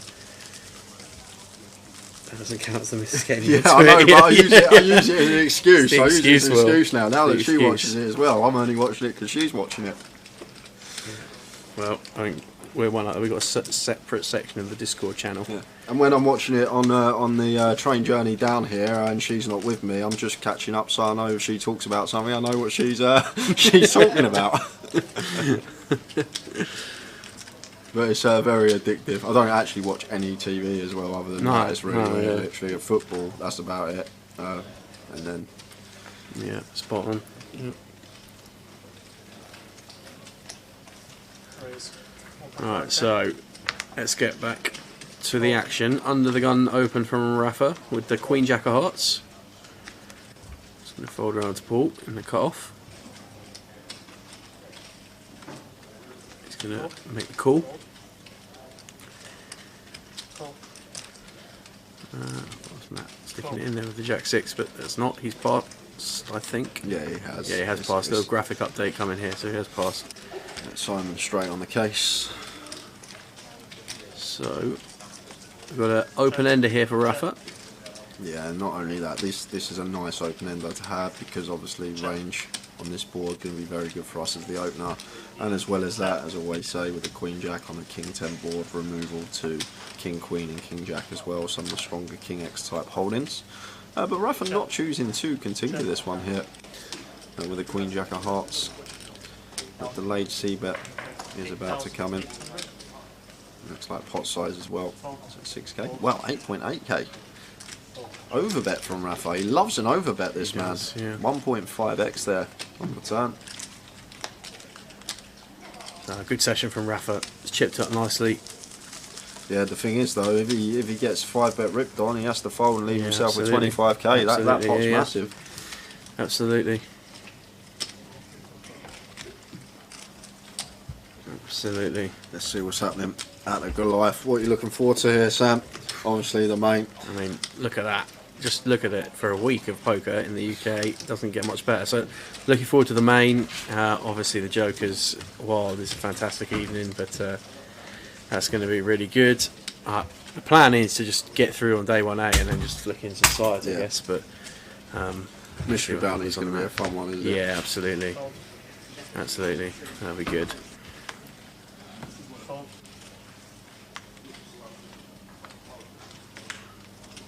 So anyone who's coming up to the Goliath Festival, let us know if you're going to be playing any of the side events as well. Thoroughly recommend the Joker's Wild. I think the holding tanks for the side events are coming open in the next week, so get yourselves regged into those in advance to avoid some of the most impressive queues you will have ever seen. No, you haven't been Vegas. Sam, Yeah, oh well, no, I went to Vegas when I played series events for the first time in 2019, and there was essentially the longest I queued for anything was maybe 20 minutes, and I've heard some horror stories from this summer. So big shout out if he's watching. He's probably not to Endrick Getchy. Because basically like 4 or 5 days in, I'd been queuing like 2-3 hour queues just to get in and stuff like that. So I'm in the queue one day, and the boys are there. I think it's Endrick, Rich Kellett, Mike Allen there, and he's like, "What are you doing queuing here?" He's like, "Come here." He goes, "Go to Bally's." He goes, "There's a little one cashier right in the corner. They only take cash, but you can buy them for tournaments there." So I was like, "All right, I'll go try. I'll see what's happening." So I walked over to Bally's, gone to this little cashier. He told me there's one person in the queue. Go to the front. I was like, "Can I buy into the tournament here?" And she was like, "You got cash?" I was like, "Yeah." That was it. Rest of the trip. Going to this little cashier. Never no more than 5 people in the queue. A little gem. Wow. Big shout out to Endrick for that. Nice. Because they were saying you could only buy it at Paris, and there was just 2 cashiers next to it. Only one was usually open in a little corner at Bally's, and no one was ever in the queue. And it was like a little gem he gave me and saved me so much time. Yeah. So what a legend. Shout out to Endrick for that. Yeah. And he was like, "But don't tell people, because then once people know, if everyone knows, then everyone's going to be going in." Yeah, So- absolutely, yeah. Oh, that's class, that is. How are we doing, Brad? How are we? It's Clark, depends how you bother. Is there any particular rules for the Joker's Wild? It's a bit of a party. Well, it is a bit of a party, regardless of the rules, to be fair, Apocalypse, but they just stick Jokers in the deck, and I think generally the rule is if you get a natural hand over a Joker hand, then the natural hand will win, but ultimately the Joker being in the deck does throw up some surprises, and it's a fantastic tournament. Just get involved if you can. There's bounties on some of the players that play it. Great evening, good fun. Sore heads the next morning. It's good. It's very good.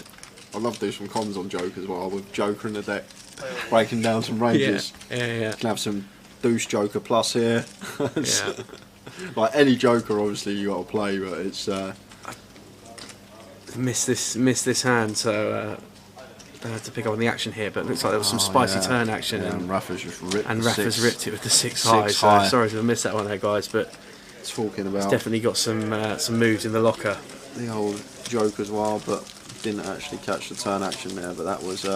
Where was that series you showed earlier taking place in August? It is taking place at the CBS Arena in Coventry, and I believe the 26th of August is the first day 1A of the Goliath Festival. So keep tuned into the live stream for the rest of the evening, and I'm sure that the boys will fire up the graphic again. But if you are sort of on the fence about getting down to the Goliath Festival, go. It'll be one of the best things you do. It's fantastic.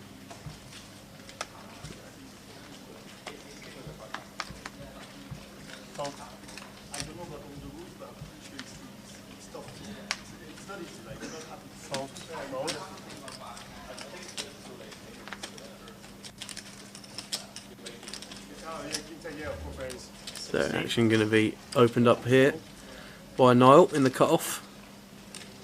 The Jack 7 off. I think this is the exact same combo of cards he had in the previous hand, but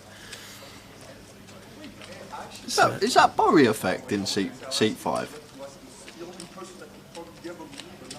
I don't know. I need to find out. I need to find out. Stack attacks as yesterday it is. Yes, I didn't even realise. Andy Wilson had joined the table. The thing is, I've never actually had the privilege of commentating on him in a GUKPT because I think this is the first one I've ever seen him involved in. Yeah, cheers, guys. Nice to watch him play. So Andy decided to defend the big blind here with the King 3, and it's checked through on Queen 9-8. Yeah, double gutted now. No, so Yeah, he's going to come in for the bet here now, and that is going to do it. Exhibit.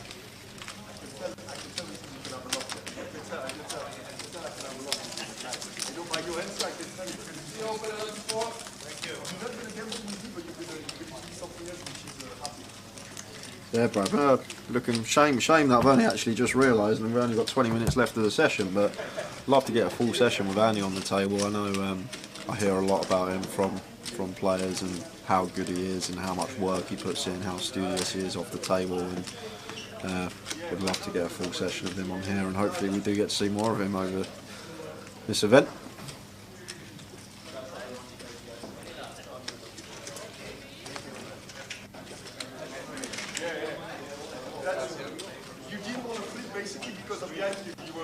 Paul, we're going to open the 5-6 of hearts under the gun. Spicy. Yeah. Seven-handed dice. When you got Got all the 130k. chips, yeah. 130k on a Thursday night in Reading. Let her go. Right, we've got Andy with the King 3 of diamonds in the small blind. So Andy's pretty new to the table, won't necessarily have seen some of the lines that Paul's been taking into hands, but it's going to call the King 3 here. And it's like... It's a limp under the gun. Oh, it's a limp, sorry, yeah, no. That makes more sense. My apologies, came in for the limp there. So complete from Andy, and Archie checking option with the Jack 4. So three-way pot here.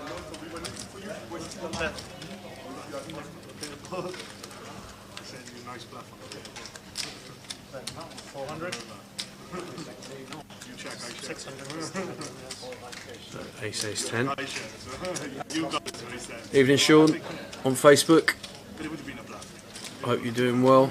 Thanks for stopping by.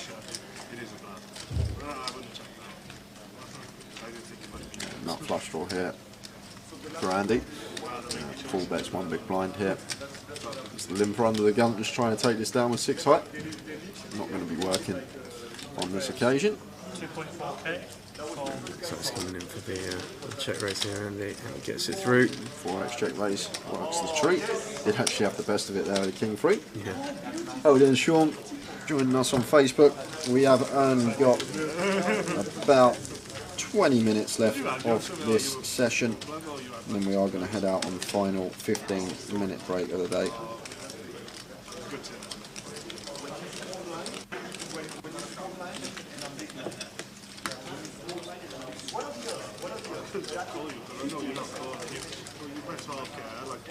So for those of you who have been tuning in throughout the day, and for this session in particular, then thanks for stopping by. Good to have all of you with us here. What time does this day finish, asks Andrew? But to be honest, it's usually 12:30, but I think we'll finish about midnight tonight, because usually we have a 20-minute break throughout the day, and then an hour dinner break, just because usually it's busy and give dealers the full break they need. But because it's been so quiet today, we've only had 15-minute breaks and we had a 40-minute dinner break. So early finish for us probably tonight, around midnight, I say. See us at the bar at 15:15 if you're in Reading. I hear Gary Whitehead's brought a wad of money and he's fluttering it about at the bar after finishing second in the $800 deep stack. Yeah. Yeah, fair play to Gary. Sick run. These old timers do get some runs. Yeah, 100%. 100%. Start time tomorrow, Andrew, is 12 PM. And Jay, did you get caught up in the false alarm on Saturday with the active shooter? Yeah, don't, Ricky. It was just mental. It was never had me fight or flight response kick in so much in my life. The adrenaline just went straight to me. Heart rate was through the roof. It was pretty crazy because it was my birthday as well, and I was drinking with a few mates in the Cosmo. We were in like the lounge bit playing some roulette. We were the only people in there. There was literally me and 3 other mates were just sitting around the roulette table, and next thing you know, there's just a stampede of people running like our direction through the lounge bit, and we just obviously followed suit. Didn't know what's going on. The dealer that was dealing the roulette said like, "Get down, active shooter," and it was just like utter panic. But then we got through the fire exit, we ran through like a back exit of a hotel at the Cosmo. We come out the back entrance of the Cosmo, walk back around the front. We've walked about another 50 metres down the strip towards Bally's, and then from that direction there's about another 500 people all running across the main road of the strip, all running towards the Cosmo that way. So we literally had no idea what was going on. So we're running towards where people were running from, where we've just ran from, if that makes sense. It was crazy. Like, commotion was mental. And then when we eventually got past that bit, we went to the Bellagio and they said there'd been some shots fired in there. We got back to the Flamingo, they said there'd been shots fired in there. So it's just crazy how it went through the whole strip. But it's scary stuff. Never want to go through something like that again, but thankfully it was just a false alarm and everyone was okay. No serious injuries. I know a few people had some minor injuries, but it's everything seems alright now. Yeah, sounds horrible, mate. Not gonna lie. Yeah, it was. Sounds horrible.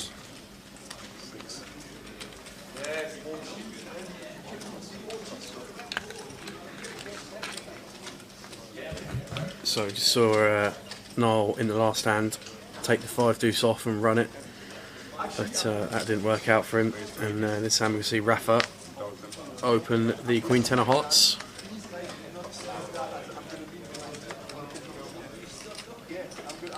And Paul here with the Queen Jack in the small blind.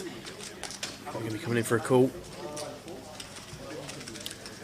Matt with deuces in the big, and not a lot of chips. And in they go. Yeah, I think I'm Rafa here. I'm just going to 4-bet. The Queen 10 of Hearts, get this one heads up versus Matthew. There's the 4-bet. Like, we make the assumption that Paul's playing pretty honest and he's not going to have like any strong flats here. I think that Paul's got a legitimate hold and he's just going to 3-bet that versus our holding.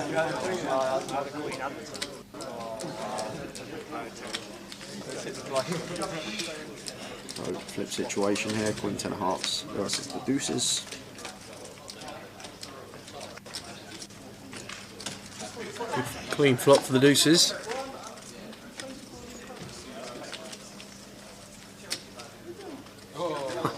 So sick. I bet you sat in beforehand. I bet it was going to be a deuce on the turn and then have the balls to throw it.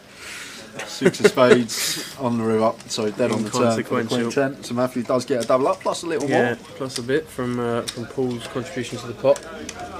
Yeah, we're all good now though, thanks everyone. It was obviously one, well, I said to my mum when I got back and I spoke to her about the phone, I said honestly it's like a scary moment, like you've never experienced anything like that before, because the thing is, yes, it was a false alarm, but at the time you don't know it's a false alarm. You just think someone's in the casino absolutely spraying about with a machine gun, and all you can think is get the hell out of there, and that's literally all that was going through my head. The amount of people as well, it was like a stampede. I've never seen anything like it. The screaming, the running, it was pretty frantic, but all okay now, that's the main thing, and hopefully never have to go through anything like that again.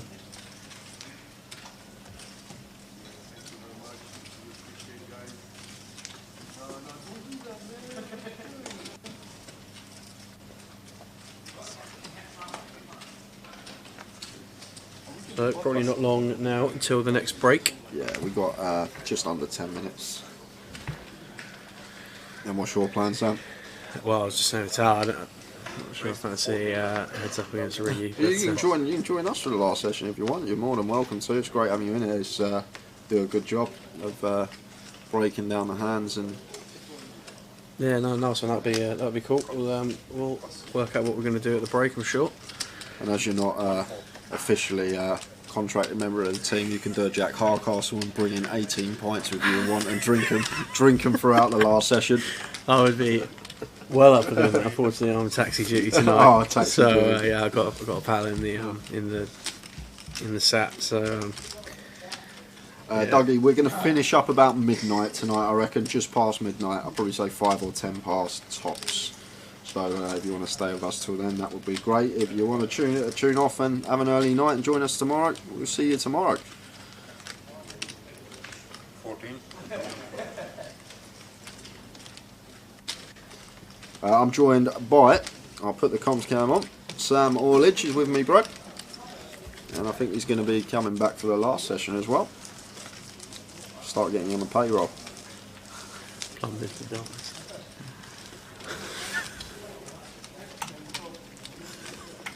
Something, bit of mood lighting. Oh no, There we go. We're back. Light's gone off where we're commentating from.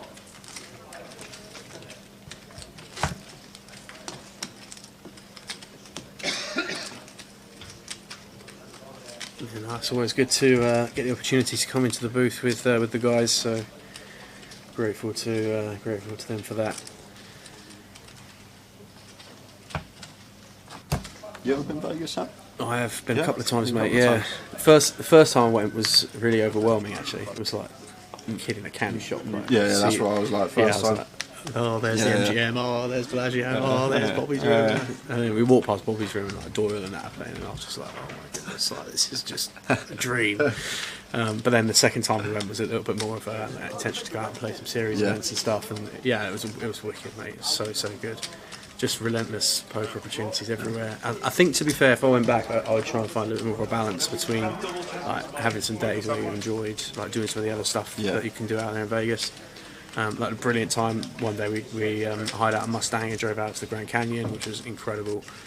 But just maybe a couple more things like that to mix in and break up the trips can be good. But at the same time, you look at some of these events on and you're just like, oh, how can I not flick in here? Like, that's what I said to Tal. I think next time if I go, I'm probably going to do a lot more stuff. It was literally just wake up, go and play a tournament, go to bed, wake up, play a tournament, go to bed. The only day I actually had off where I didn't play a tournament was the day after I lost my phone, because I had to get it all sorted and go and get a new phone, get in contact with everyone. That was literally the only day I didn't play out there.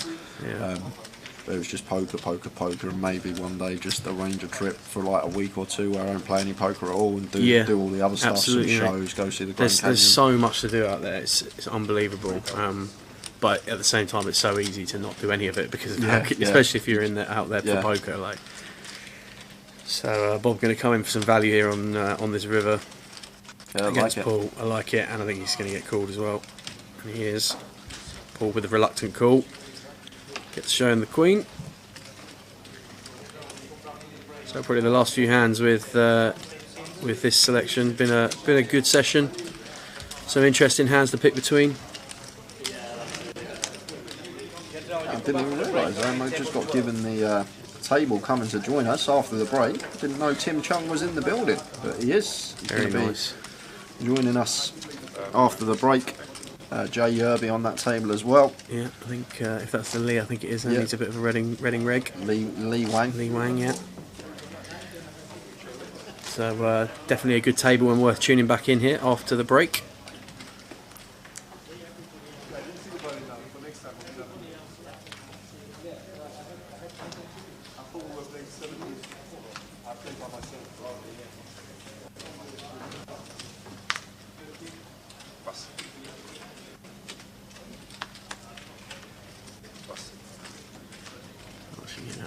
Paul there with the Queen Jack of Hearts. Got a lot of playable hands to be fair, Paul, and it's coming for an open here to 2k. It's going to fold right on. This looks like Not flat at the bottom with the 7-3 off.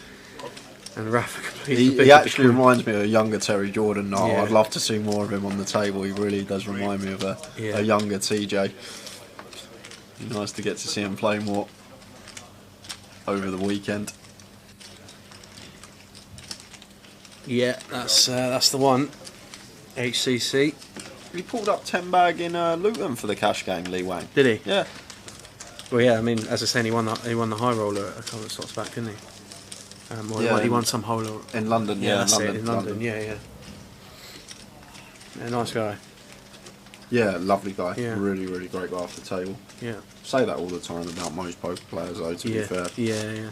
There's 99% good people in this community. Then you get people like Chef Brad. Only joking, Brad. Love you, really.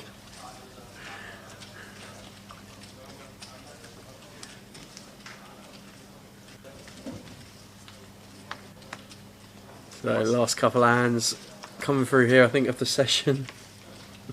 He's straight on it as well, straight in the chat box. No, cast that line. So Paul coming in again with the open, and this is going to come right around to Andy in the big with the ace-5. So interesting to see what decision against this this sizing. It's going pretty large. 3.5x nearly here from Paul opening, but Andy going to call hit. Obviously going to be confident in his post-flop ability. 6-4-3, 2 clubs. Flops well the ace-5. Potential donk candidate as well. I'm sure Andy's very clued up on donk strategy.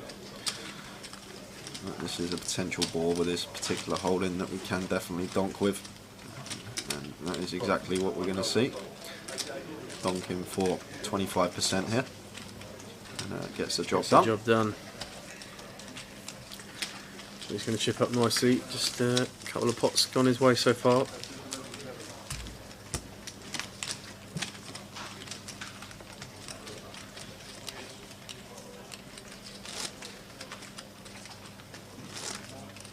It's the thing about donking, Sam. Like, it's a real weird spectrum, because like you go to like the bottom end of the spectrum of players, and there's a lot of donking there. And then you get to like the middle, and there's hardly any. And then you get to the top, and then there's a lot of donking again. Like on certain board textures out the big blind, which is quite interesting, really. I think that just shows the level that a lot of these guys are putting in, the work away from the table to be able to recognise that. I think most basic fundamentals are probably not going to be teaching you about donking, but but the thing is, like, if you go back and watch a stream from 2 years ago, I was really against it, and then I started speaking to players that are a lot better than me in MTT situations and trying to incorporate a good donk strategy on certain boards into my game a bit more. And now I do have some donks where I would never have had donks 2 years ago, and it's just all about trying to improve, speaking to people that are better than you, and potentially taking that information on and applying it at the tables. Yeah, and for those in the chat who might not understand what we're saying by donks, essentially is where you break the flow of a hand and you lead out into the aggressor. So Jerry Fall says, why was that a good spot to donk? Basically, it's an EP open, and we've defended in the big blind the 6-4 free flop. We're going to have the 5 deuce suited. We're going to have all 16 combinations of 7-5. The opener cannot have them. We can also have all the 2 pair combinations. The opener cannot have them. The opener can still have the sets for sure, but we are just going to have so many more hands on that board. So with the 5 in our hand and equity to up and down there for Andy, it's a nice little one to donk with, because taking that into account, all the hands we can potentially have for value, and the hand that we've got as a bluff in that situation still going to have decent equity against hands like over pairs, for example. That's why in that particular situation it's a pretty tasty spot to donk, and didn't even need to go too large. Saw Andy choose 25% sizing and it worked the treat. We've got a bit of a hand here, so Andy's turned the 7 with pocket 7s. We don't know Niall's hand, but 4.8k here, so we're working with less than 1 SPR for Niall here, and I would imagine that this is going to be a bet that puts Niall in from Andy. Like some 10x definitely can have here. No, I think a lot of hands that check on the flop will include some 10x hit, high jack open, 10-9 suited, 10-8 suited, jack 10, queen 10, ace 10, all hands that could definitely be in there in this spot for Niall. I don't think there's going to be like 7-8 suited, 8-9 suited, these type of things. Or snap call. Snaps off. Snap called. I wonder what he has. Oh, he might have the best hand. Kings? It can only be kings, right? Has to Tens be. maybe. Oh, Tens, tens, yeah. Wow, Yeah. didn't bet tens on the Wow. flop. And it's sick Just turn. rolls the 7. Lucky he didn't bet the So tens sick. on the flop. Nothing Andy can do that. Wow. Set over set.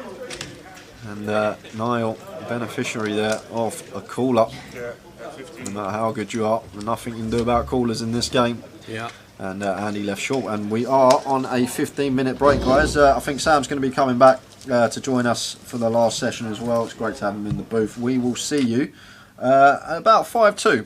We'll be back 3 minutes after 5-2, but we'll put on the clock back at 5-2. Maybe come back and chat for a couple of minutes, but we will see you then.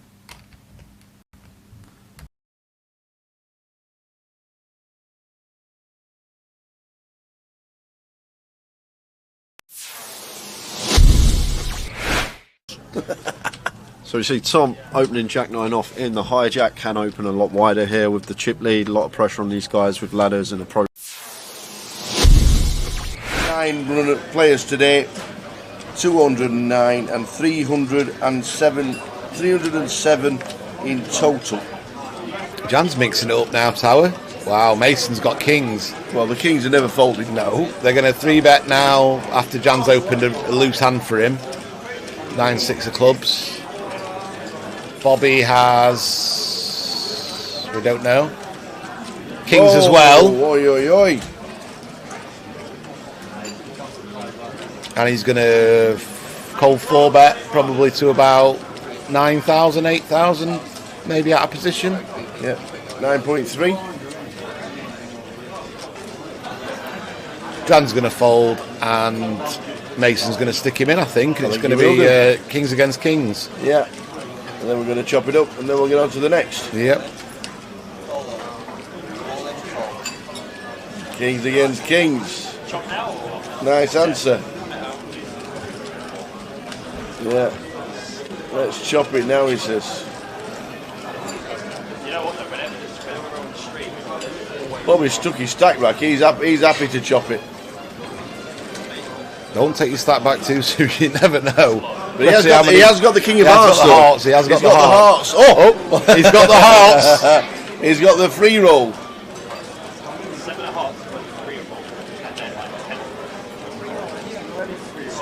got the hearts. He's got the free roll of the This hearts. would be absolutely brutal for Mason. No way is it coming a heart. We've been saying hearts all day. It can't be again. Oh my God! It is. It is the day of the hearts. That is Oh. absolutely sick for Mason. Wow. That is Kings brutal. against kings and four. He's going to stand hearts. up and just have a minute there. That's Mason's just not out. brutal. That is just brutal. He's going for a minute. He's having a minute. That's quite shows quite a level of maturity for someone who's 18, just to think, right, I'm going to have a minute away. That's a really ridiculous hand. Bobby. If ever there was a day to have the hearts there, Tower, and not the black kings, it was today, wasn't it?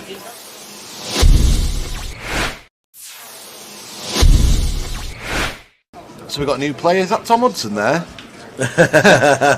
No, Kieran coming in. Bit of a doppelganger there. He is a little bit. For the online manager, Mr. Tom Hudson. Deborah's called now, and Richard. Which Richard is it? Do we know which Richard it is?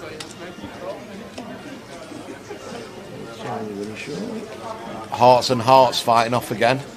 3 times. A lot of hearts being dealt out, Tal, but not many on the flop. I did well. He hit the straight flushing hearts, didn't he? Yeah. Kieran Davey comes to our table. Richard Griffiths in C1. Richard Griffiths. I don't think I know him. Oh, look, what the 10, hell? 9, 3, Tower, all hearts. 3 of them have flopped hearts. They've all flopped to Queen high, flush. king high, ace high. Wow. This is going to be carnage. Oh my gosh. There's nearly every heart out on the board. The jack of Have you hearts seen is out. this? for Richard. This could be a three-way all-in tower if it's played fast by any of them. This is absolutely ridiculous. When Kieran gets all this action, he'll have to check his cards back, see if he's bloody actually got the Ace of Hearts tower and not the Ace of Diamonds. So Richard's just called. Oh, Richard's called just with a jack, with a king, with a jack. Yeah, he's got the redraw to the straight flush, he thinks. Blow me neck. So what's going to happen now? KK's going to squeeze it up. He's just called as well. Now what's Peter going to do? Yeah, Kieran's got the notes. I don't mind. No, KK just flattered with his queen eye flush. Oh yes, and now Kieran's it's on Peter with the king eye flush. He's going to raise here. Here we go. So he's going to raise. Oh man. Kieran's going to probably just flat call, or jam it, or just put it in, thinking he's never going to get a fold, which he won't. Raise to 5k from Peter. Kieran's getting a bit. Look at him. He's playing. He's giving it the old Hollywood, isn't he? He's got the stone cold nuts, and he's like, oh, what's going on here? What the blinking hell's going on? Does he call? I don't know, Tower. Or does he think he's up against the set? I just don't think he's. Well, he's all in. Yeah. He's all in. Now what's KK going to do with his queen eye? He's going to have to move all in, surely. Yeah. There's hands that Kieran could have aces with the ace of hearts here. Yep. This would be an amazing fold. And Peter's going to be absolutely sick. Peter, what you done? Peter's absolutely sick. Peter raised it up with he's going to have to put it in. And just hope it's a set against the ace with a heart, I guess, or 6-7 of hearts, for example, or 7-8 of hearts. These are hands that are possible as well in Peter's eyes. It doesn't have to be against the nut flush here. This is just the most brutal setup I've ever seen. He's in, and they're both drawing dead, aren't they? Wow, this is just dead. They're both dead. Wow, they're just dead. Look at Debs. It's just ridiculous. They're dead, aren't they? There's no runners, is there? No runners, because the Jack of Hearts has been folded for the Queen. What a life! Wow. This is Kieran's first hand, and what a hand. He's on 60,000. Sits down, one hand, flops the nuts. Gets action from the second nuts and the third nuts, and trebles up. Oh my days.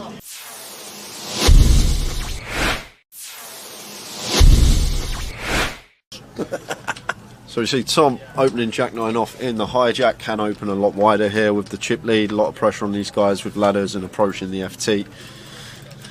But Matt never going to be going anywhere here with pocket 8s, easy decision for him in the small, just the call. And it's heads up between Tom and Matt Davenport here. Let's see a flop. Flop time, ace 9-3. Second pair for Tom. Takes the lead in the hand. It's still may bet small here, Tom Hall. This is a board that's just going to favour us a lot of the time here, being the opener. We do have middle pair as well, so we do have some disguised trips or 2 pair when the turn is a jack or a 9. So potential. You can go really small here, as small as quarter potentially.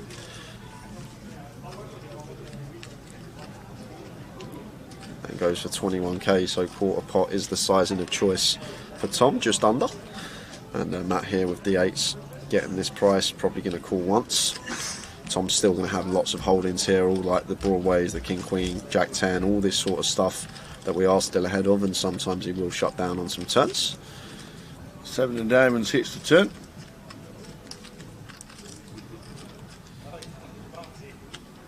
So this is where it's probably just going to go check here.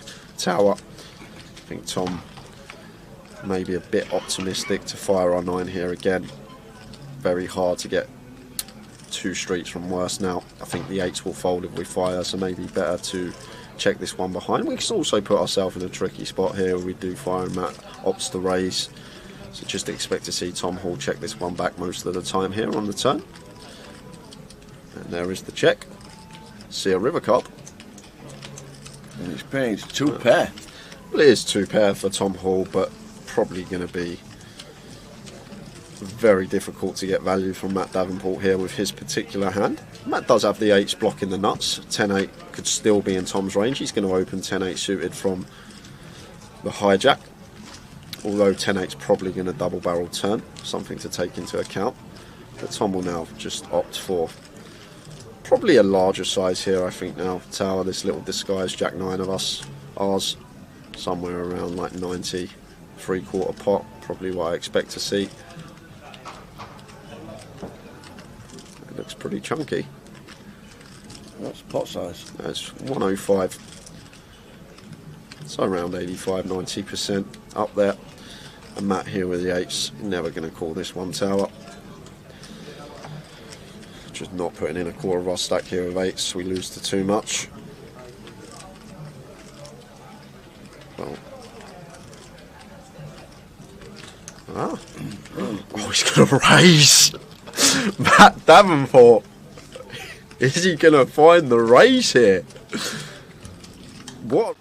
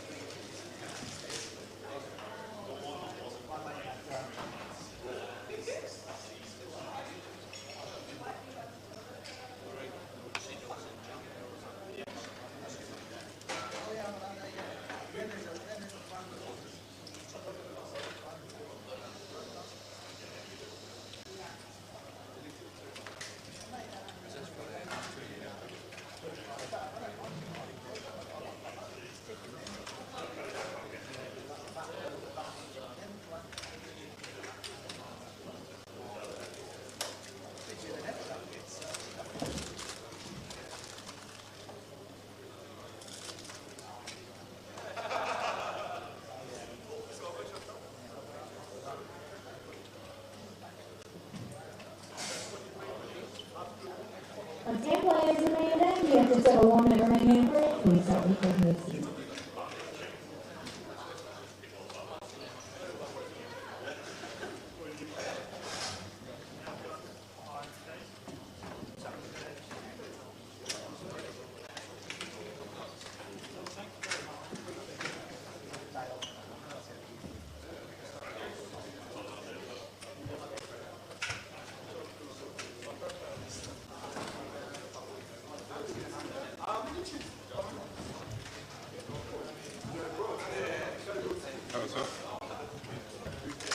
No change.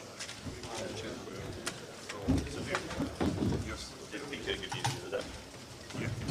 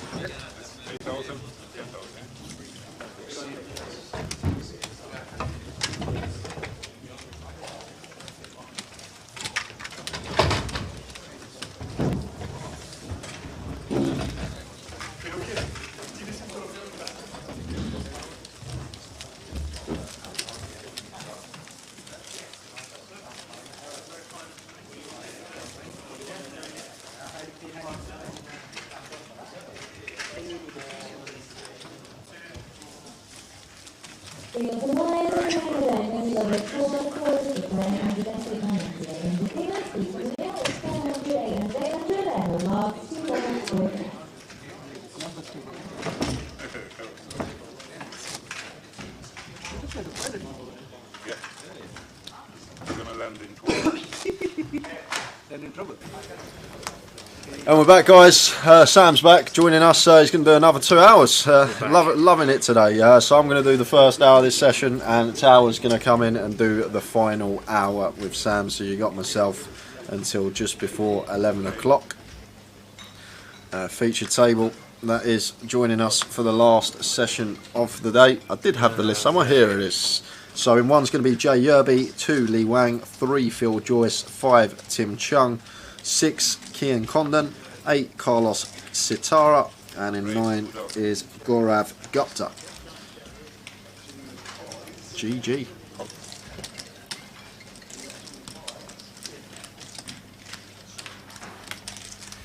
Right, back in for another session then. So, first hand back, and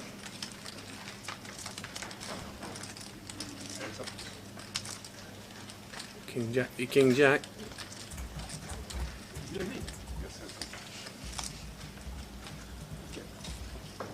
Yeah, I'm probably going to go the way of Kian here.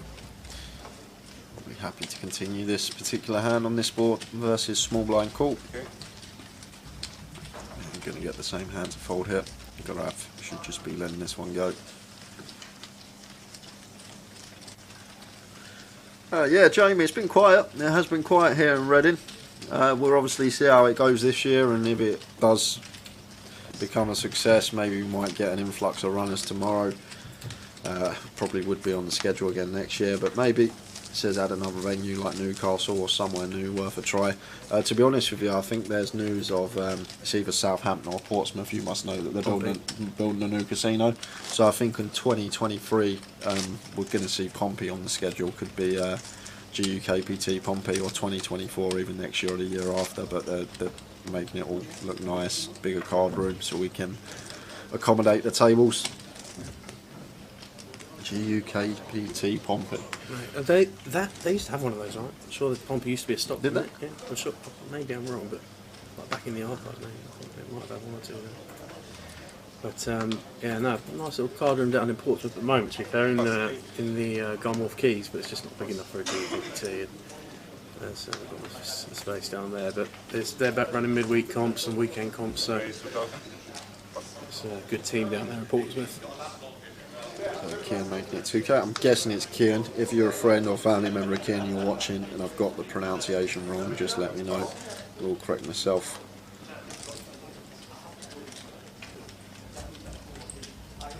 So Lee with the 9-8 in the big. Easy defend.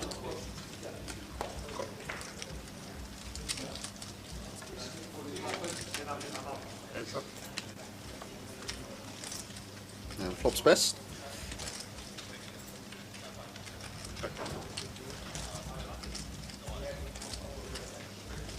Oh, lovely, thank you, Katie.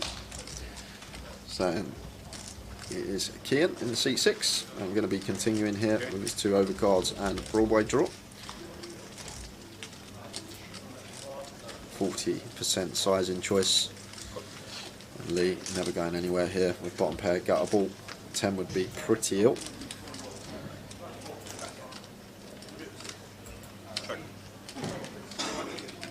King of diamonds. Instead. So Ian's going to take the lead. Yeah, we're mixing in a check back here, a bit of deception. Try and get value on the river. So going to be check bet and probably fold from Lee. Yeah. Don't think Lee's going to be heroing this one off with 4th pair. Yeah. And this might be a decent candidate once turn goes check check to check shove if we was deeper, but Kian's effective stack takes that play out of the question. But say if Kian was like 30k deep, wouldn't actually be a bad little check raise bluff here from Lee with this particular hand. Once turn goes check check, we're making the assumption that Kian's going to be firing 2 pair plus on turns. But in this situation now, I think it's just going to be fold from us here as Lee Wayne. Like, what do we beat? I guess we beat some like suited ace decks that open, continue once, then give up, and now trying to take it away from us on the river. But other than that, I can't really come up with too many hands that we're going to be ahead of in this spot. Maybe something like 9-7 suited. He does decide to let it go. Yeah, it's Kian a little bit unlucky decision there with that check back that Lee didn't maybe have like a Jack X or maybe some low Queen X or something like that defending the big. But yeah, no, good hand for both players there. So Katie, potentially on Kian's rail, if there's anyone else in the chat on Facebook, Twitch or YouTube who's supporting any of the players at our feature table for this session, do let us know. Love to hear from you. Just the 2 hours left to go to put the first day one looks back in Reading. Good to be back. Last winner here in Reading. Well, last winner here in Reading was an anonymous, but going back to 2017, it was Ali Malou, the last one with a name on the trophy, let's say. It was an anon that won it in 2018, year before. Was Ali getting Malou. that subscribing to the trophy. Yeah, anon. Yes, can confirm that. Living the stream dream. Love the username. There is no online day one for the Goliath, but there are plenty of satellites online for it. If you want to get yourself in for cheap, satellites running every night for the main event at the Goliath. Alternate nights, £11 rebuy with 5 seats, and then £30 freeze out with 10 seats. And then if you want to get in even cheaper, every night at 9 and 10 PM we have our all-in flip satellites for £1 and £5. So plenty of ways to get in cheap.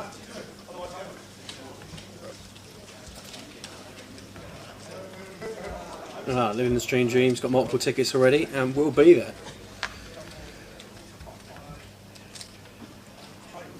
18. Come and say hello when you're up there. Always good to see some faces to the stream handles. So Phil's going to move it in here with the ace-3 in the big 14 big blinds. Cut off opening and call from Lee, and then the jam from Phil.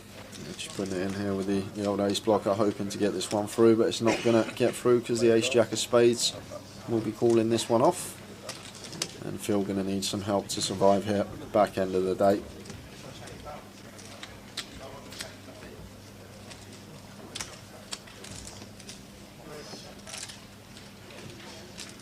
So dealer just putting the all-in triangle next to the ace-3.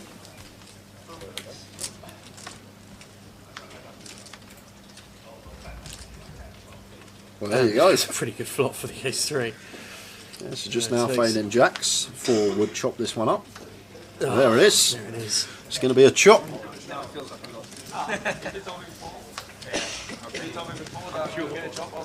Great game. Yeah. Such an annoying feeling. He'd probably rather just take a jack and get on and rebuy, but he is going to chop it up. He seems happy about it. Still in the main.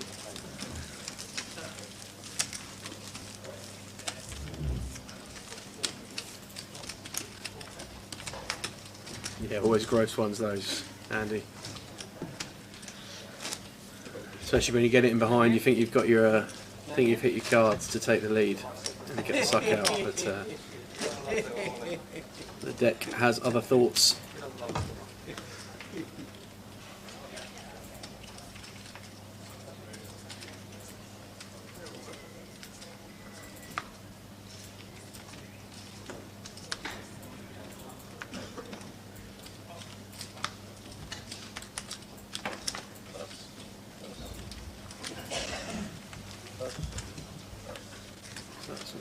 Fold right round to Phil in the small blind. The 9-3 of clubs.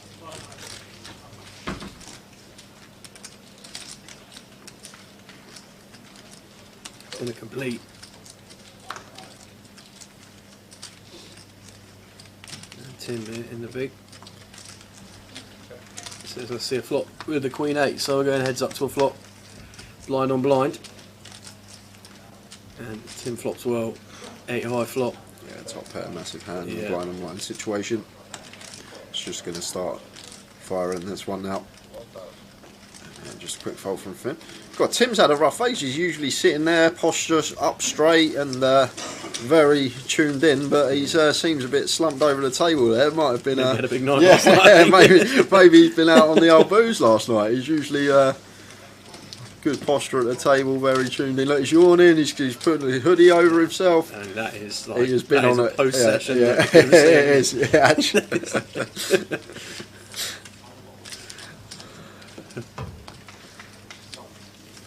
Someone go get that man to bed. Yeah. 2 hours to go, nearly there.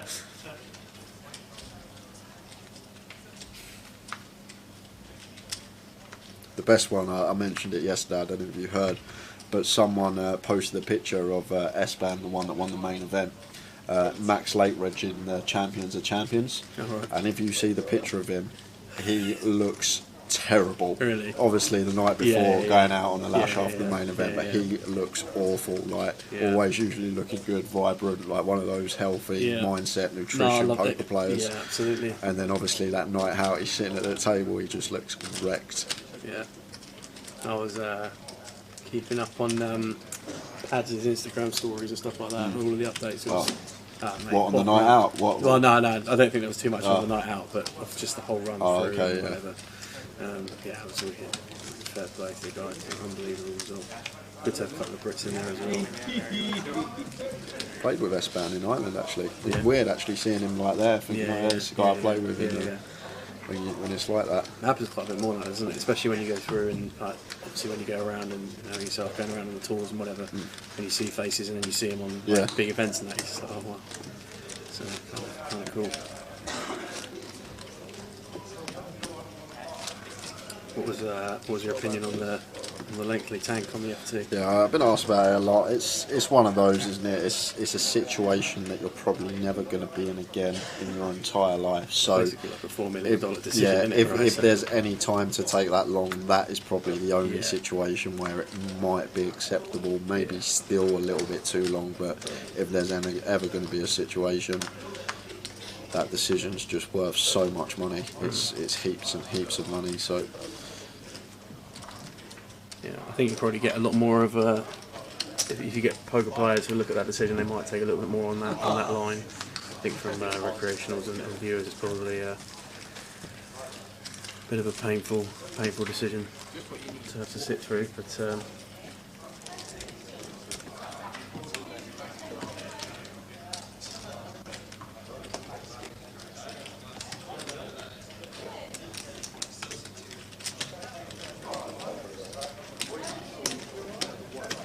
fair play to S-Band though, for that tank. He did not move a muscle the whole tank, did he? He was just there. He was saying afterwards he started meditating during the hand. Yeah, like, he said after about 3 minutes, I just started meditating. It's unbelievable to get into that absolute motionless state and relentless. Yeah, I mean, fair play. What more can you say to the guy? It was pretty impressive. The coverage that the service providers who've got it at the moment provide is great. It's just such a shame that it's not like the biggest tournament in the world could just be put some of it free to view on YouTube or something like that. Yeah, of course. The audience to poker would be amazing.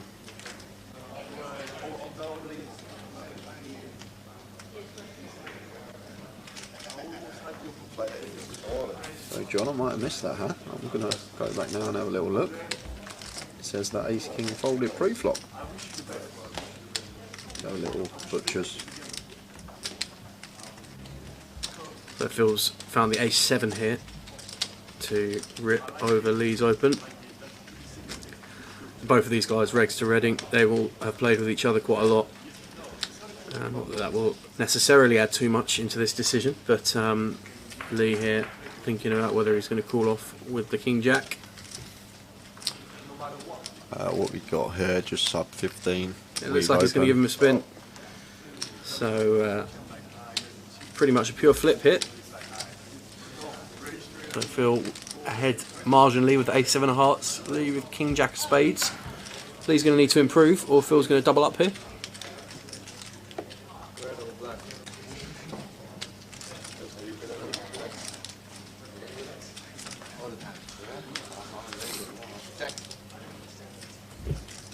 And interesting flop here. So flush draw picked up, still ahead obviously with the ace-7.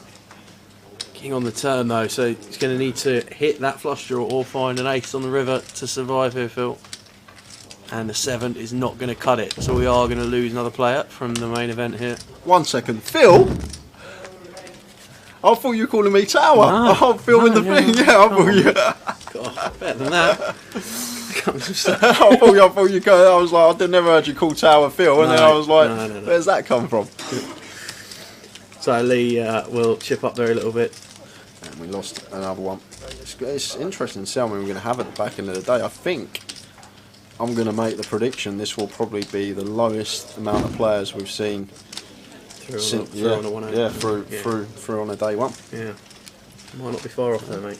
Dave says, I've definitely called the clock on him, but I don't believe in shot clocks at the FT. I think once tanking stops affecting other players in the tournament, not the table, it's fair game. They should be on whoever's still in at the FT to call the clock. I nearly called the clock on someone in a mini main in Luton once, Dave, few spots off the money. There was a turn shove and they told the whole table they're going to tank until the clock's called on them. Can't remember who it was.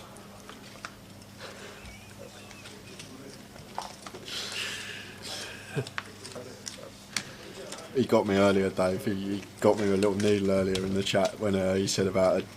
I said yesterday, I made a little joke, exaggeration. I said about playing in Vegas, it's GUKPT is like a 25k, and then we had some mad hands earlier, and he goes, Jay, you still think it's like a 25k or something like that?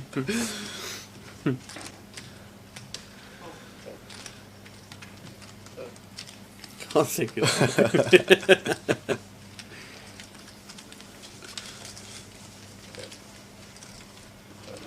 Sounds like shocking behaviour. How are we doing, Chris? Great result yesterday, mate. Congratulations, Chris. Fantastic result. Who gets nut boat over quads on an FT? No. Against Cal. Aces versus threes. Ace King 3-3 board. Only the Chris Johnson. I bet that put a smile on his face. I bet He was hand smiling put a in smile on his winner's face. photo. We got him now. Smiling We got in him. We winner's changed him. We converted Chris. Amazing what a free on the He's turn always- can do. Thanks for tuning in, Chris. I'm sure you're playing the main event tomorrow. Good luck, mate. But well done yesterday. Yeah, No, a massive cracking result. congratulations. Congrats. That's your sweet spot. You seem to crush these little sort of 200 to 500 pound buy-ins.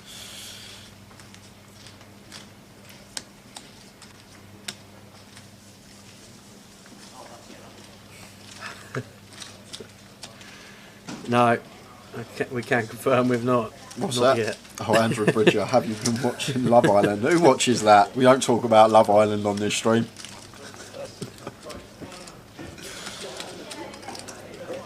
Did you find Do you know what? I was actually looking at it and then I got distracted. Let's run it back. So we've got three-way pot here. Tim the opener from +1 with ace 4 of hearts, and then both the blinds deciding. So a good flop for Tim here. Flops top pair and a gut shot. Got bottom pair for Jay in the big blind. Yeah, it looks like you're right, John. About 7 minutes ago, open under the gun from Carlos with ace king of spades off of 9k, and Guarav 3-bet and he just folded. Seems strange. Yeah, it does seem strange. And Guarav here is going to is that right? I don't even know. So apologies if we've got any Guarav fans in here and I'm butchering his name. But he's decided to come in for the lead here on the jack of spades. Tim deciding to check back the flop. And he's just going to call here on the turn. Okay, it was a graphic error, John. Carlos was actually the player shoving the ace king of spades. It wasn't Guarav with the king 8, so everything's fine there. Carlos actually shoved the ace king suited over the open. The missus is in the chat with the eye emoji after we mentioned the old Love Island. She loves it, so I might as well. I'll watch it as well. You know, when it's on the telly, she's got it on. Yeah. I sometimes have a little glance over, see what's happening, and sometimes you get involved, don't you? Sometimes, yeah. So Tim shoving the ace 4 here for value.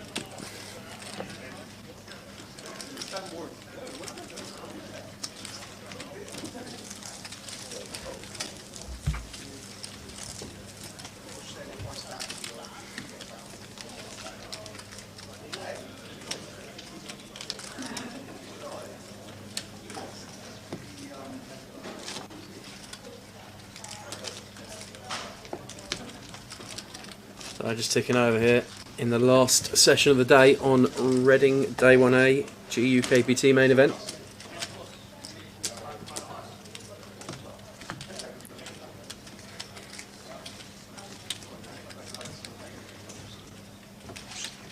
Eyes on.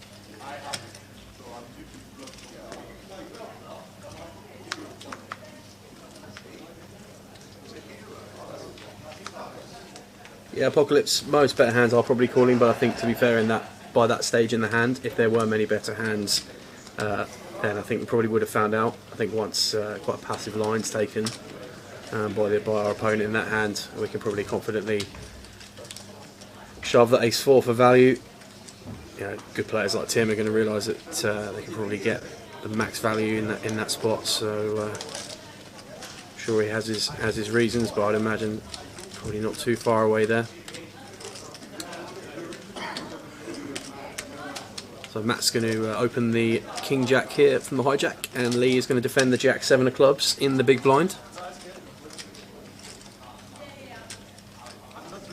And Lee's going to flop a gut shot and some backdoor draws here, so I would imagine that if Matt does decide to c-bet this board, so then I think Lee's going to be at least seeing a turn here.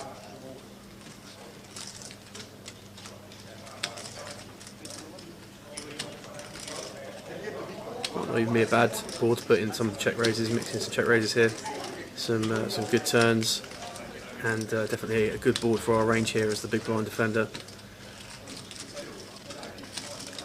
Obviously we can see that might work against Matt's exact holding, but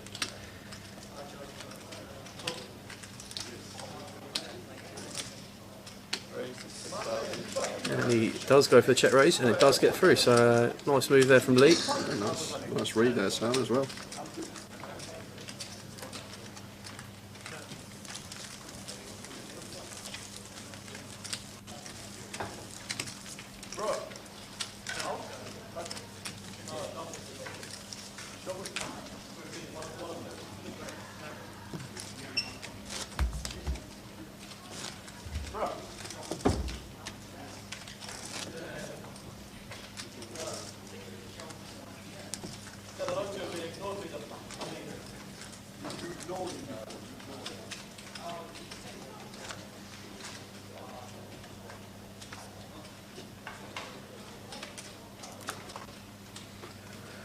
So Kian, just getting rid of the threes under the gun. Not sure what stack depth he's playing off, but and hard with those small pairs in any position. Don't necessarily mind just getting rid of that and finding a better spot. Looks like Gaurav here. Gaurav Choosing to limp the ace king yeah. in the cut-off. And I don't think we quite caught Tim's hand before the graphic came up here, but sure we'll pick that up in a second. So Tim flopping best here with a 6 deuce in the big blind. Yeah, just leads Bet here. call. Turns 2 pair. Yeah, A third spade on board as well, and some straighty cards coming in as well. So, and Gaurav does have the ace of spades, so I would imagine that Tim's going to bet again here, and Gaurav's definitely not going to fold, and that is exactly what we see. So we're going to a river, and he's going to need to find a spade. He does not. so probably just going to be bet fold now.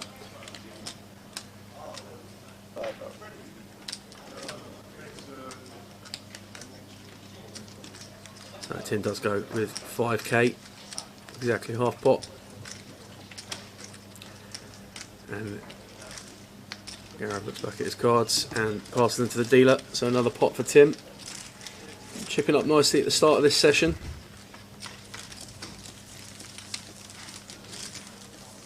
So anyone in the chat who's coming down tomorrow to play day 1B or even day 1C, let us know. Yeah, keep a lookout for you tomorrow. Yeah, absolutely. Always good to put some faces to the names in the chat boxes.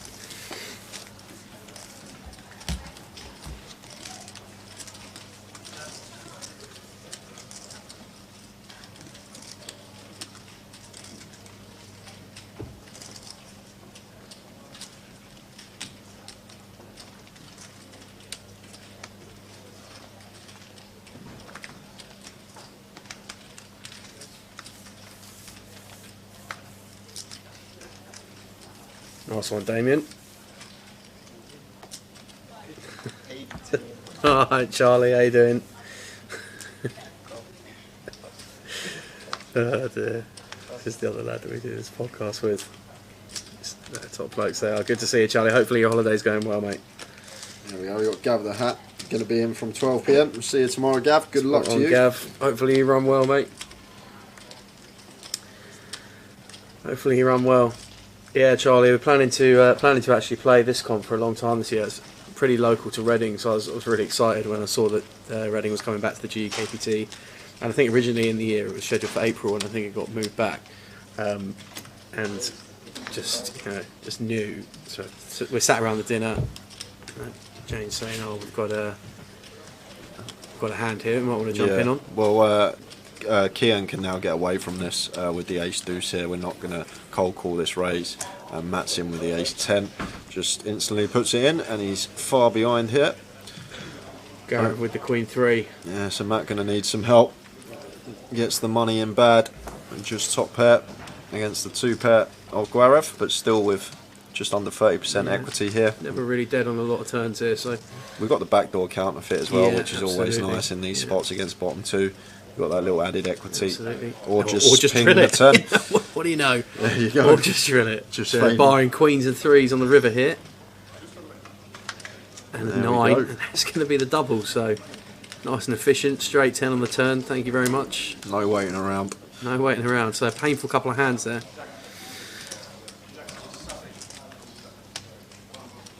Yeah, so I had planned to play this tournament, Charlie, to be fair, but yeah, got an engagement now on Saturday evening, so that would be what is day 2 of this tournament.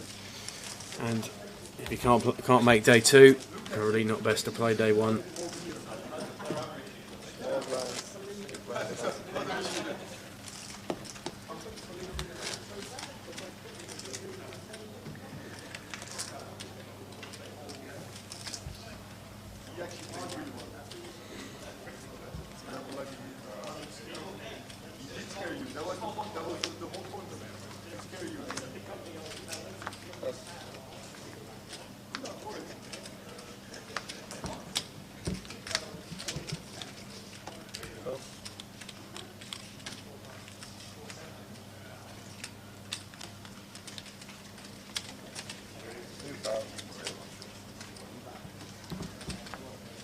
So we've got a limp from Grave here with the A6, Jay bringing in pocket 5s for the ISO in the hijack, and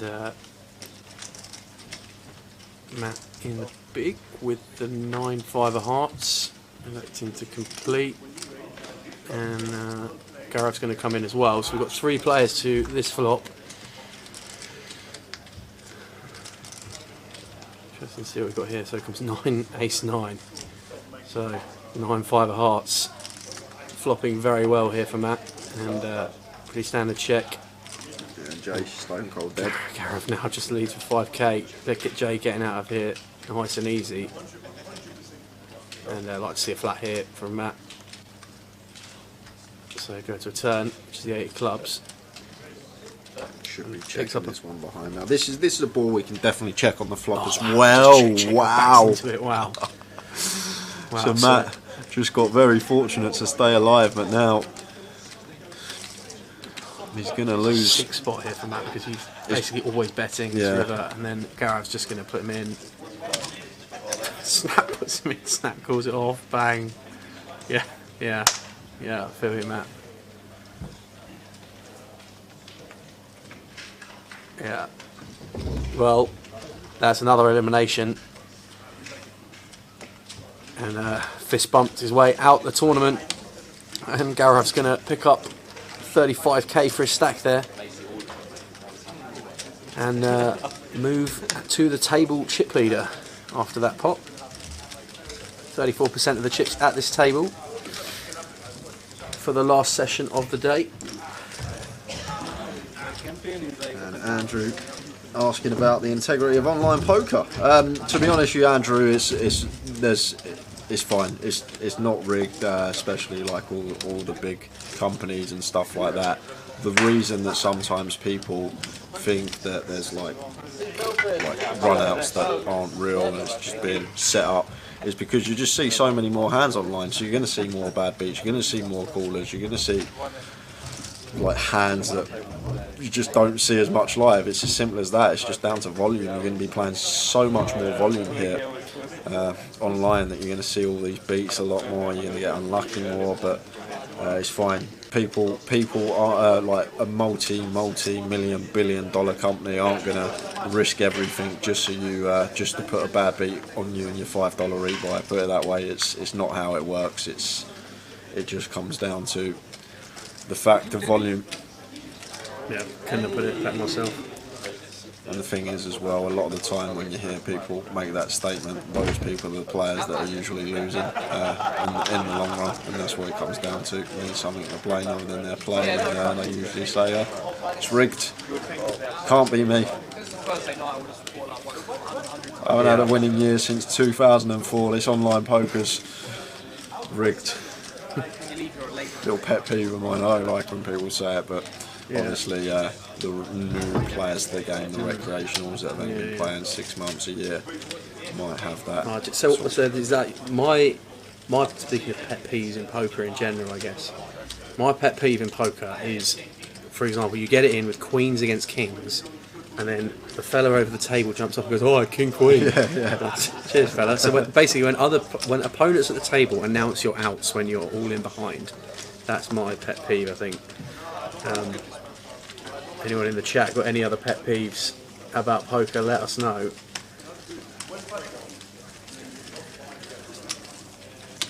The funny old game, poker. It's a brilliant game. It's a funny old game, and there's definitely some things that wind people up the wrong way.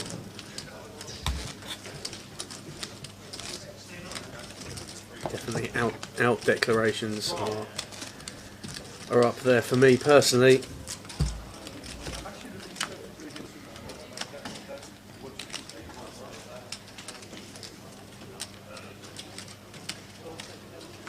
My pet peeve is when players fold a hand, then flop a set or another good hand, and they announce they folded it. Yeah, no, it does make sense, Andy. I hear what you're saying there.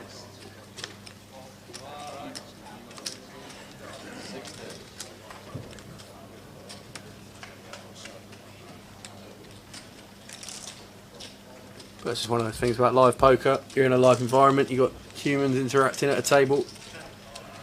Quite a lot of the time they won't have met each other before, so everyone entering the game at different levels as well. So we've got a spot here where Jay's opened the Queen Jack under the gun, and Lee's found the Queen, the ladies, and fairly sizable, chunky 3-bet, yeah. Fairly sizable with position. It's just going to be a fold here from Jay. Yeah. Could even just muck this under the gun off 25 bigs. It's Jay here. Yeah. What animal is best at playing poker?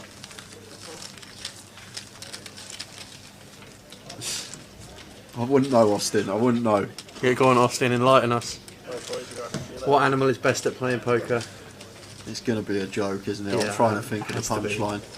Has to be.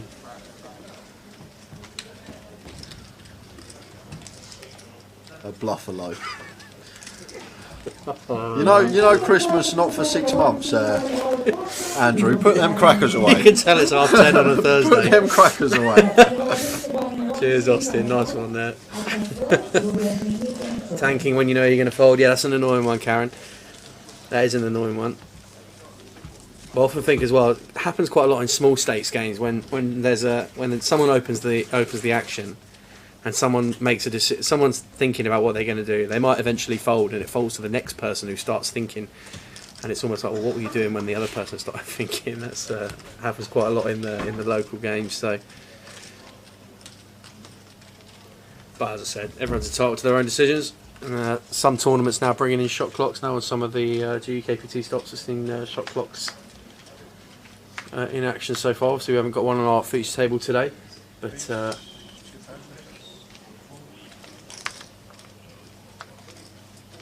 How many runners are expected in the tournament?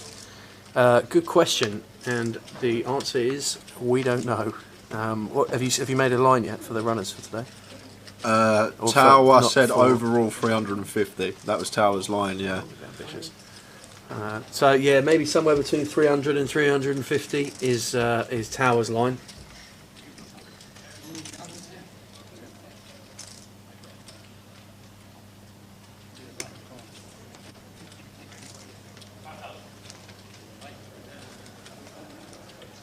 And Seb's all in it with Ace Queen for his last 11 bigs, and Lee is looking him up with Ace Jack. So just the wrong side here for Lee, but he's going to need to find a Jack, or Seb's going to double up. Or some straight combos.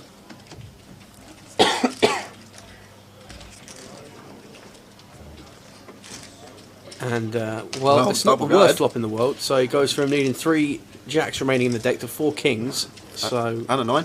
yeah, well, it's got some backdoor hearts working for him as well. That is not the best card. Doesn't really Just- change too yeah, It much. doesn't change anything. King or a 9 still. Yeah. So full 8 outs. And there's it one of is. them. Finds the 9, so we lose.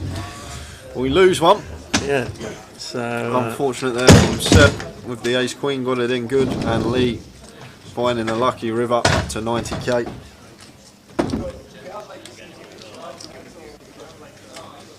yeah, Faith, we have a local rule on that one that if that appears to be happening and people are taking their time to turn cards over, then we just announce the first person to turn their cards over wins, and you'd be amazed at how often that actually works.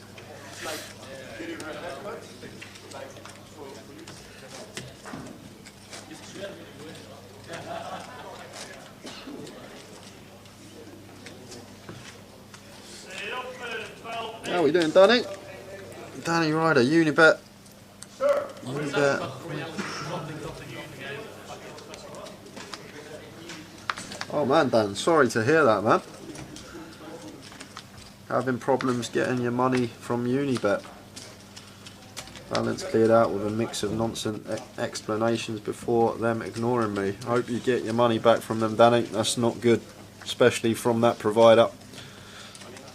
Meant to be one of the bigger providers in the poker world, so hopefully it all gets sorted for you, mate. Will we see you this weekend at Reading?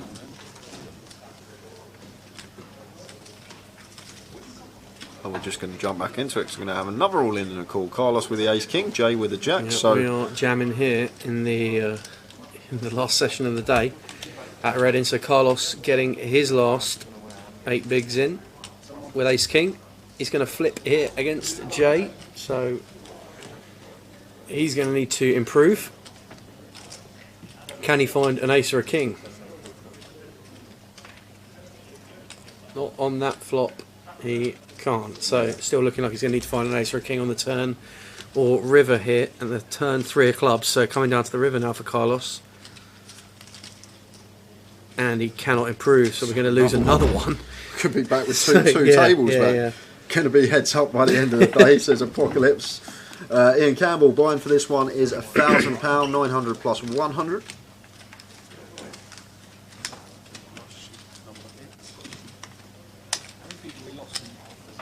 Yeah, thanks for stopping by, Ian. Hope you're having a good evening.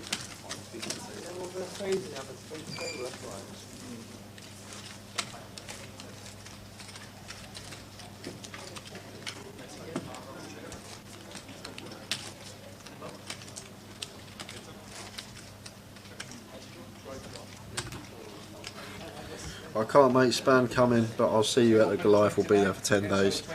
No, I never got my phone back, Danny, unfortunately. Caused a bit of hassle for me out in Vegas, but it's done now. Slowly call up there.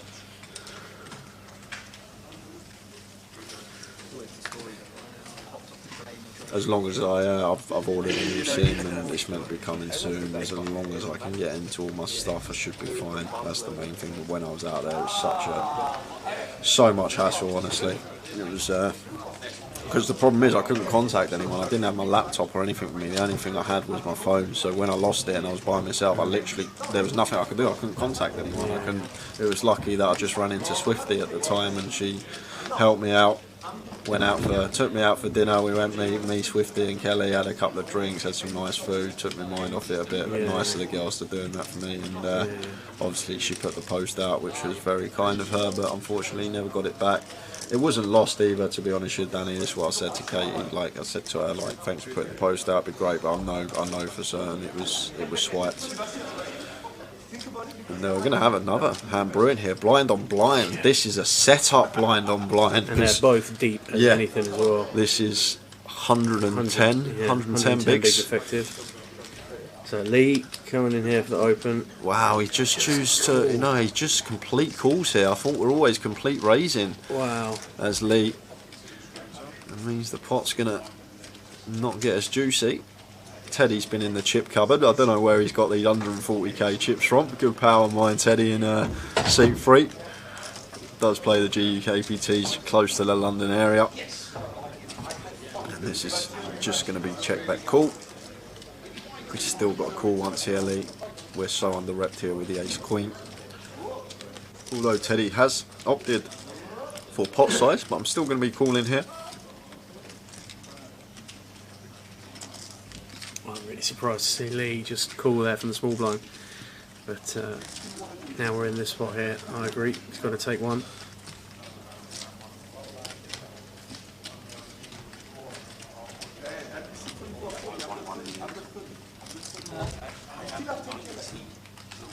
Do you know what, Sam? If Lee gets out of this losing 4 big That is blinds, unreal. that's crazy. Ace queen versus ace king, blind on blind, and we do 4 bigs. That is. How do we do 4 bigs there? We should. I thought he was going to go complete raise, 3-bet, 4-bet, call, other just calls, and somehow times it to perfection. Teddy did have the goods, and Just gave him credit for it, Lee. yeah, all good, Danny. Been there a while now. What we've probably been there 3.5 months now. But I'm not at home much. But Alice likes it. She loves the place, and that's the main thing. She's a lot more there a lot more than me. So we're happy.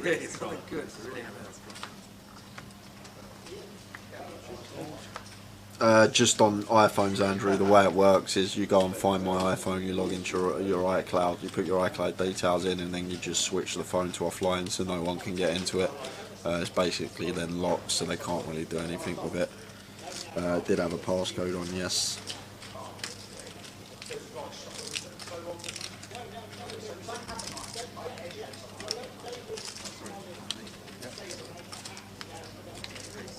Right, so action in this hand, folded to Lee on the button, who's going to come in with an open with Jack 10. He's going to pass, and in seat 4, Vadim, new to the table. Definitely going to defend here with the Queen 8 of clubs. So we're going heads up to a flop. Which comes Ace 8 Deuce. So an interesting flop here. Vadim flopping second pair. Yeah, check bet call. Yeah. Lee should be continuing this one As he almost does. always. Yeah. Vadim calling, so we're going to a turn. And 8 on the turn as well. Yeah, gonna love to see Yeah, that. fantastic card with Yeah, Vadim. Because no. even if Lee did have Ace-X in his exact holding, obviously now takes the lead against that. Get to a river here, and Vadim's just going to probably bet, and Lee's going to give it up, I'd imagine. Not much Lee can do but fold it. Not wait. So flurry of bust outs so far in the last session of the day. On the feature, lost a couple already. But,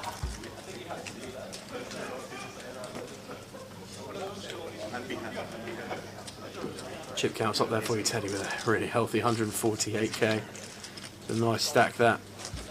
What's a decent stack to go into the last day with? Day 3. Probably, I'd say, I think 500k, yeah, 500k. yeah. 500k, 25x starting. If you get 250 runners, that's like average for 10. Yeah, I'd say 400 or 500k. Obviously, it depends on the amount of runners in the field. And for the last day, like that sort of stack, it's pretty healthy. I'll let you know, Apocalypse. Yeah.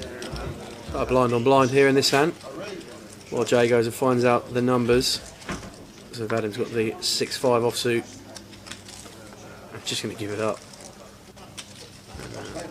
Didn't fancy playing against Tim, who did have pocket 7s, so there we go on that one. Rick, from experience, 20k is perfectly fine for day 2. Yes, you can buy into day 2 on the GUKPT straight up. We've still got 4 tables out there, and we have 90 entries now today. We've 90 actually, yeah, we've got entries. to Wow. 90. Okay, so maybe the 350 mark wasn't that far off. Who knows? I think it's going to be a busy day tomorrow here in Reading. Normally get a decent cash scene on a Friday night in Reading. Eugene Hutchinson. I've seen Matthew Bonham. I haven't seen Patrick. So they might be here together. Is Patrick here with Matt? Yeah, Patrick is here with Matt. I saw Matt on the. That is the weirdest thing ever. That's Matt Bonham. On cue. That is the weirdest thing ever. There you go, Eugene. There's your answer. Arriving at our feature table, Matt Bonham. Mystic Eugene over there.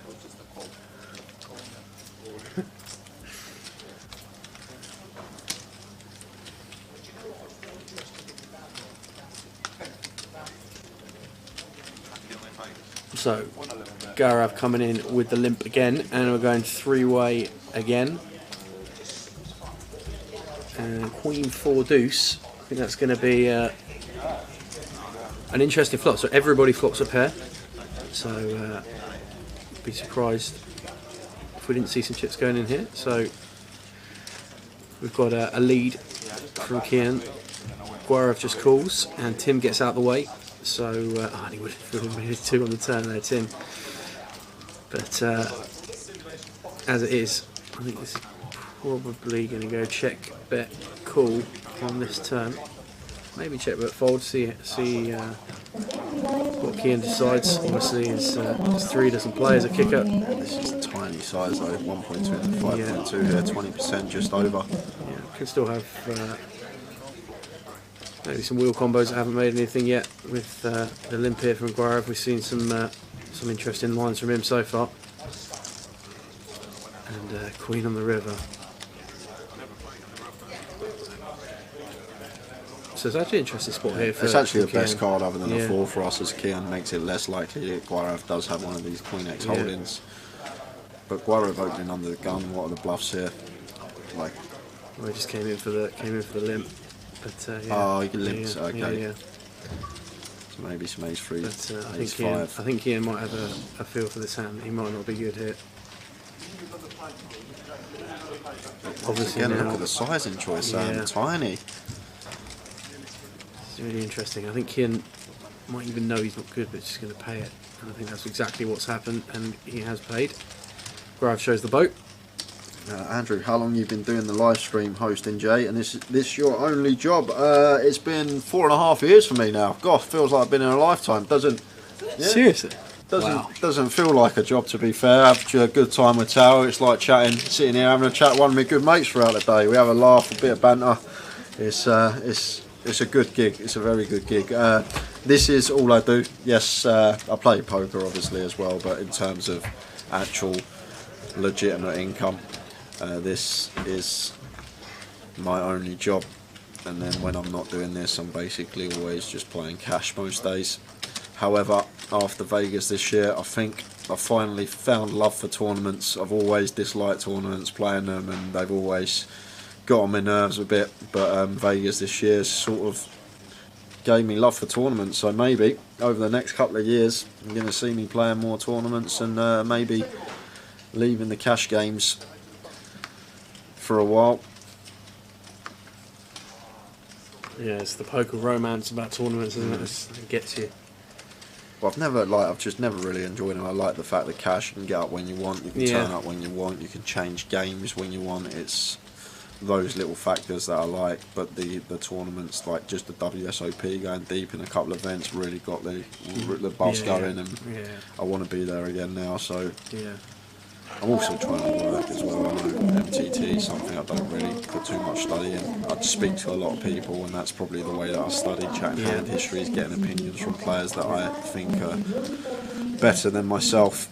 But when you find a new element within a game that you already enjoy, maybe not a new element, but like an element you might not have put as much time in, it gives you a fresh, it's like a fresh get up and go for that whole game in general, isn't it? It's like find something else you want to explore and get your teeth into. So looks like we're going to have a multi-way pot here, going to a flop, so 4-way pot. Batting with the best of it at the moment, but plenty of live combos out there. And a King 4-3 rainbow. So Jay flopping top pair here. Matt has second pair and a backdoor flush draw. Some turns that might work in Matt's favour here. Teddy with backdoor flush draw and Vadim with just ace high. But Teddy's going to lead here for 3.5k. Not sure if he was the pre-flop. Jay, Aggressor in this hand. Jay opened, Teddy flatted, Fine. Dean flatted. So Jay, Teddy just deciding to take this one, come in for a bet. yeah, and I actually love this from Jay because this is just to do with stack size. I'm guessing Sam a lot of the time. Yeah. All those Teddies chose a tiny size in here, but Sam looked like Teddy chooses like 6-7k. We've got the perfect stack size to just rip over that. Yeah, Matt finds the calls well, so now he's literally got the perfect stack size. And He just raises instead, puts in basically 40% of his stack. Teddy's out the way. And Matt's going to have to do the same here. There's just no bluffs that Jay's going to have on this board. Opening +1 and then choosing to raise after a bet and a call. Is Matt going to gamble? He's going to have a little gamble here. Try and catch a 4 or a 7 or potential backdoor diamond or straight possibilities. Oh, he's just called. So calls, leave himself. That's a bad turn. But now, as Jay just moves in, and Matt's in a bit of a spot here.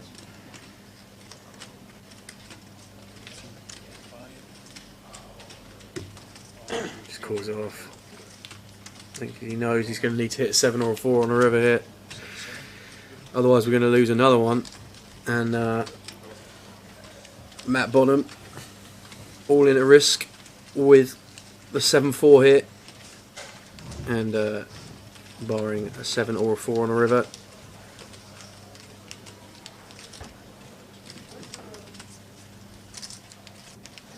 And it's a 5 of diamonds, so that is not going to do it for Matt. We're going to lose him as well. So seats 7 and 8 at this table. Line them up. Not good next, seats. please.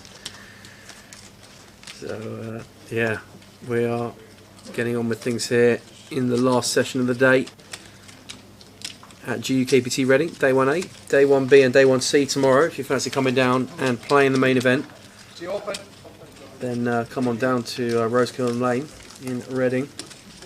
Good luck to you, Andrew. Must have put in a lot of work to get there. I know that's a sector that you have to go through a lot of exams and courses at university to get to that point.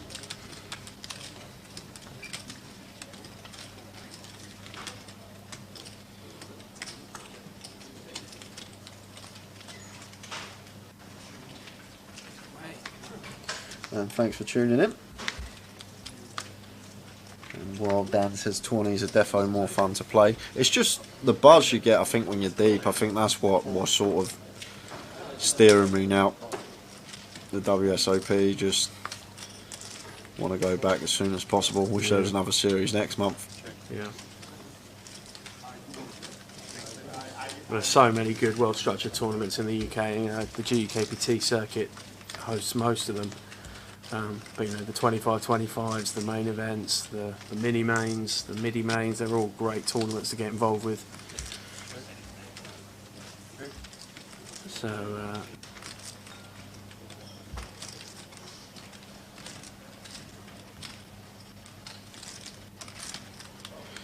looks like Guarov's gonna take the lead in this hand here with a 9 on the turn, and before his chips hit the pot, the other players have folded, so he's going to take this one down. Crazy to see stuff like that in a £1,000 tournament. Honestly, live poker will never die, Jelly. It will never ever die. It's the place to be. It's the place where you're going to have the most significant edge. Yes, in terms of volume, you're not going to get as much in.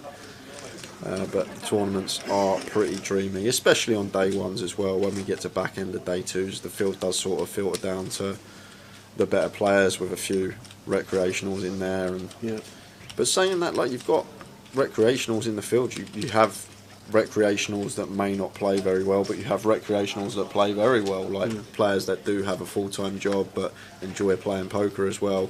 Harvey, who was on the table earlier, great example, played very well, and Spanned, another one, Spanned a full-time job, and one of the most successful players on this tour this year. So there's plenty of players like that. Yeah, the scale's off the chart, Rick, isn't it? It's, I remember the first time going to the series in 2019 and just walking into what was at the Rio at the time, and just oceans of tables, just tables everywhere, tables and tables and tables and tables. And you really get the feel and the scale of the whole operation is just incredible.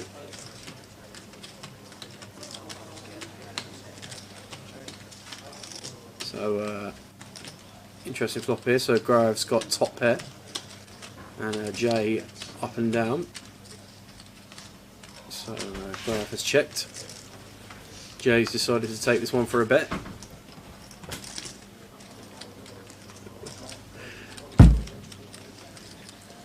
You got 6 minutes, yeah? Okay, I'm on the ball, mate. Thank you. On the ball. Good job, Roger. Thanks so much. I'll clear your rubbish, that's all. Like your mother. So Graham just called on the flop. It's not my mother anymore.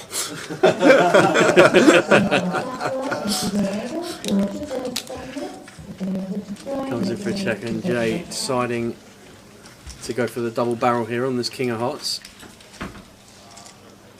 From what we see for Graham so far, I think he's going to be sticking around here. 90 runners so far, Mick, today. And we still got an hour left to go, just over. Hour Wow, five. Graham folds. That's just bizarre. But fair play.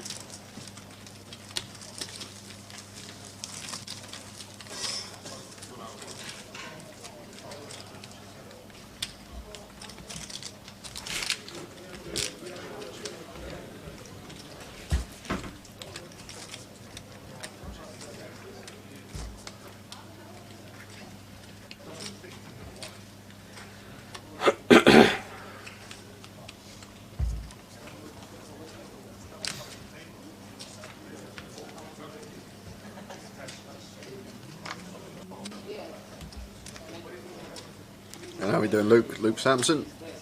Tuning us for the last level of the day. Yeah, hi Luke. Hope you're doing alright.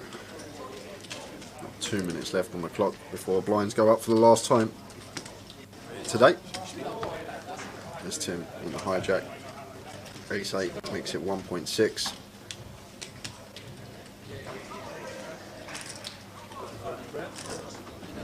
And Jay has found the ace king in the small blind.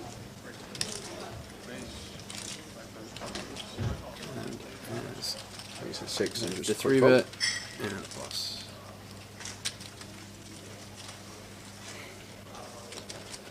Ah, Munchie. Hello, buddy. How you doing? This is one of the guys that I first know in poker. We study group together. Top. And Michael? Yeah, top He's bloke. been watching the stream today. Top bloke. Has anyone ever fallen off the stage? Don't think the rope will hold. I don't think so. There's little stairs to get up there. Poor Danny earlier. Danny Pike, he's like sprained his ankle or something, he's on crutches. So he gets drawn to this table on the stage, has to get up on the stage with his crutches, sits down, busts, goes, buys back in, gets redrawn back to the feature table, goes all the way back to the cash desk on his crutches, comes all the way back up on the stage. Oh, lad. that is run bad, that is. So Vadim going to open the 10s here under the gun. Yes, Munchie, how are you doing? Hope you're doing well, mate. I hope the family are well.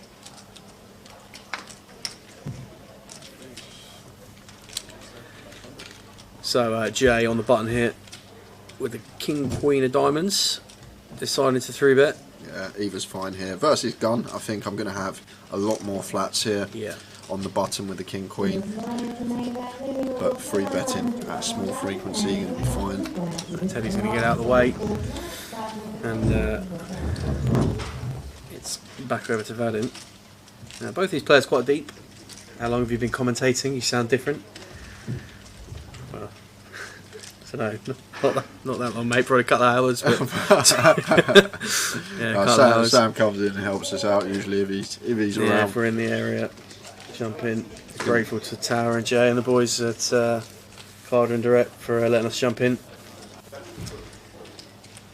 So interesting flop here in this exact hand. So Jay with King Queen's got some overs to the board. A backdoor flush draw. Obviously does not want to make a 10 here.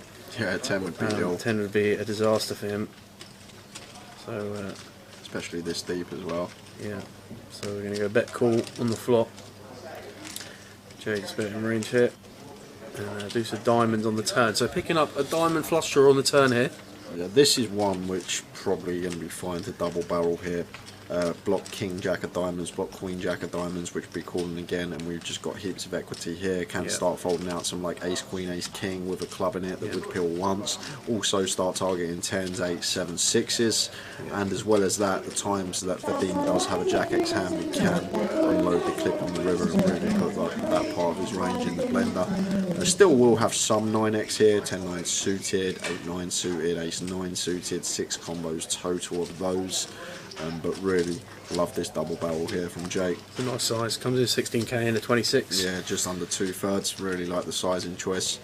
Start putting all these pocket pairs in the cage, and then potentially line up a 3 barrel versus some Jack X as well, which we do have some nice removal to with our particular hand. And then the times that we are called, we've also got the equity to get there. How does Vadim find this shove? How? That is so sick. And Jay right now is just like, well, how much more pressure could I put at this guy? And it doesn't. It's interesting. Let's figure this one out, Sam. So what we got, 82 minus 125 or 43k. So 34k effective into 43, so 77 in the pot. So we're getting about 2.3 to 1 on the call as Jay. So we're going to need just under 30% to break even on this call. Well, it is for our tournament life as well. I doubt we're ever going to be dead. I think boats are just always going to flat, so we're still going to be live here. And does Jay ever think his king and queen are good as well? That's the question. Is Vadim ever going to just rip it here with ace jack? But as we can see from the percentage on the screen, Jay's actually getting a price here to call with 32%, but unbeknown to him, Vadim could still have like slow played aces maybe even in this spot. But 9x I guess is what he's trying to represent. 10-9 suited, 8-9 suited, Ace-9 suited, I guess all going to be in there that can definitely peel the free bet free this deep.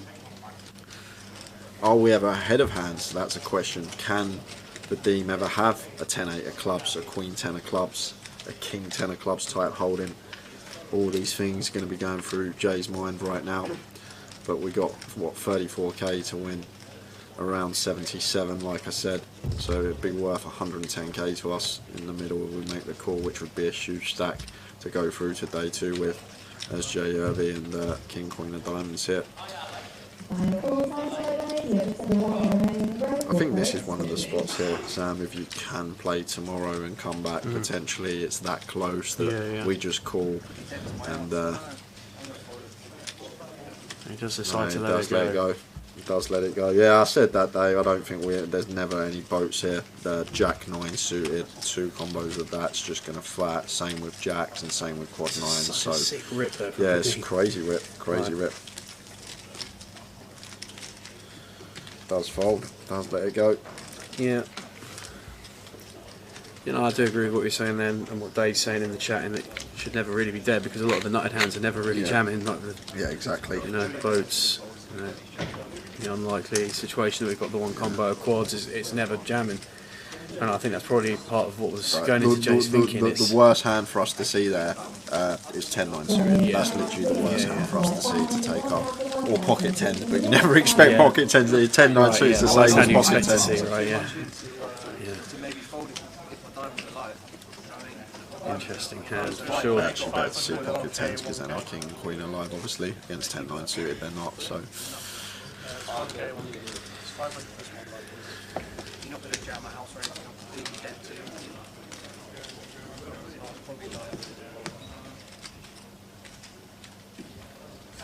About an hour left of the day. Yeah, less than that. 50 minutes to go. 50 minutes to go. 53. We're on the home straight. We come past. I'll say we'd have 5. I mean, just 15-minute hand. Not our fault. I'm winding you up. Don't buy it. I'm winding you up. Don't buy it. Stand back here listening to that. You should have folded 3 hours ago. Get out of here. Cheers, Sal. Cheers, Sam. Thanks, mate. I won't see you tomorrow, will I? No, but I might be around. I might be around a little bit over the weekend. But if I see you, I see you. If I don't, I'll see you in commentary, I guess. What's up, man? Wrong seat, No young worries. man. Wrong seat, can't see it. Oh, Can't see on the left. none of that. Can't see on the left. Ant and Deck, Laurel and Hardy. Never see Ant on the left hand side. Check. You ever noticed? No. No, never. It's only been on telly 20 years. You never noticed? No, Ant and Deck, never or never. Oh, they don't. No, they never. They're always on left and right. Okay. Every single day. Afternoon, everybody. What's been happening? He's back. What's been happening? He's back. He's had his kip. Cheers, Jay. Jay has departed. Thanks to you very much, by the way. Not at all, mate. Not at all. Thank Pleasure. you I was just very saying much to Jay, it's always a pleasure to come in with you guys. So thanks for Thank you very much indeed. for having us. Absolutely.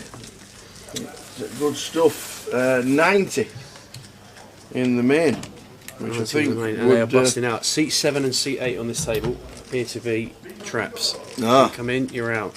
in and out. So, Well, when you surprised to see a take, couple more.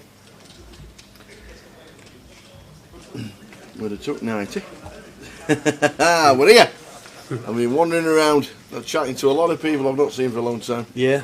Good, Yeah. good stuff, mate. Neil Good stuff. Wolfie normally watches the live stream sat on his veranda in Portugal. Not today. He's playing the satellite with the missus. Very nice. Not much difference it's I had to what been 40 degrees for. I know we going about the weather. We had 2 days of weather and they panicked everybody forever. Portugal's had it over 40 for just over 2 weeks. Wow. So they've been they had to come home for a couple of days just to cool off a little. Yeah. So Neil and Emmett sat playing the satellite. What better way to cool off? Absolutely. Cash out satellite in Reading on a Thursday. Cash out satellite, 70 odd runners, plenty of seats. What dreams are made of. Absolutely. I think the numbers will be pretty decent tomorrow. I think they will be. Jay was saying he'd set your line at 350. And I didn't think we'd get near 90 today. No. But, that's might not be far off. I Yeah. think. Yeah, if there's 160, 170 tomorrow, then it's going to be good. It is going to be good. So the last hour is upon us. Sam Orledge with us, doing his thing, and you guys in the chat. I have been watching in the bar area. I've not been drinking, obviously. Sat there watching all reruns of. They just had somebody called Fernando Torres as greatest hits. Someone called Fernando. Yeah. Oh, that was Greatest hits on. that was pain. That was when Fernando left. That was Yeah. that was a bad they day. had that, and then they had Robbie Fowler talking to Gary Neville, Yeah. which was On the old soccer box. I've seen that one a couple of times. yeah, Yeah. that was good. Yeah. And the women's quarterfinals of the Oh, the Euros. of the Euros, Yeah. the Germans winning. The Germans won today. Yeah. And then So is that England Germany in the semi final? no, I think we play for Sweden, don't we? Okay. And then the darts. Snakebite's out. He's out. He's out in the last 16. World number one seed, lost. Wow. It's all been going on. It's not been a fruitless break. Well, we've got another all in here at the feature table, and Vadim's just going to call this one off. So his last 9 bigs here. Kian's got him in with ace 3. Vadim's got the 9s. So Did you talk about the flag? I heard you talking about it earlier. So I didn't want to, That's pretty impressive, isn't it? Yeah. And he's going to need to find an ace or some wheel cards or some 3s here, Kian, to stay in the tournament. And that is not the greatest of flops, to be fair. 4-5. 4 of clubs. Set. Oh! He's nailed it! No way! Not like this. No Not way! like Coming the this. 5 of hearts. It's not. No! Oh! Jeez. Why? How did that happen? No way. Just turns up and nails the card. Yeah. Oh, we had sweats. 26. They are dropping like flies at this feature table in this session. I won't do that again in a hurry. Yeah. So we were discussing in the last hour about pet peeves in poker. Anything that winds you up in particular. Pet peeves. Yeah. Oh, right, okay. I was saying that. You sit at the tables a lot more than I do, so Yeah. No, we were saying you'll have a lot more than me. Oh no, it tends not to be too bad, but there's a couple of spots that grind the gears a bit.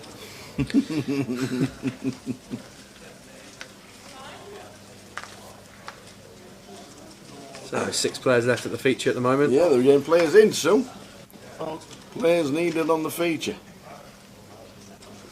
Last level of the day, 500, 1,000. Not many buy-ins at this late stage. They'll be waiting for tomorrow. And unfortunately, not much cash action today either. There's only one table. I think there might be 2 now, but there was only one about half an hour ago. Yeah. Which was a little bit strange, to be fair. Normally, when you come to these events, you do tend to get a lot of cash action, but not today. It's been one of those days. So Tim electing to take the A6 here for the 3-bet on the button. Just noticed that Vadim's been opening quite a lot, and did Vadim just rip it on Tim? Wow. Wow. I mean, Vadim's got some moves here. That is pretty incredible.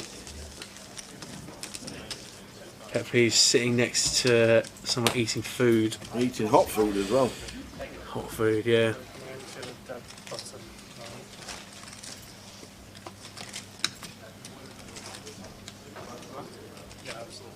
What are your plans for Goliath this year, Munch? Are you heading up at all for any of it? I know you were sort of I'm in an ahhing as to whether you were going to make it or not. Get yourself involved. Plenty going on. I'll show you the schedule. It's the next live event for the team. Yeah, we'll fire up the schedule at the end of this hand. So you can see what the team have coming up at the end of August. The biggest poker festival probably in the history of the UK. Maybe it's going to be record breaking in some form or another, I'm sure. Yeah. So Ian in to C6 opens the button, and Guarav here with 8-3 is going to come in for a fold, and a defend from Jay in the big with the A7. So button versus big blind here, heads up to the flop. Flop time. 10-6-2. 6 deuce. Expect Ian to continue here with position, with range advantage. Hopes for 1.5. Goes small, I like it. And Jay just gets out of the way, so nice first hand to win there for Ian.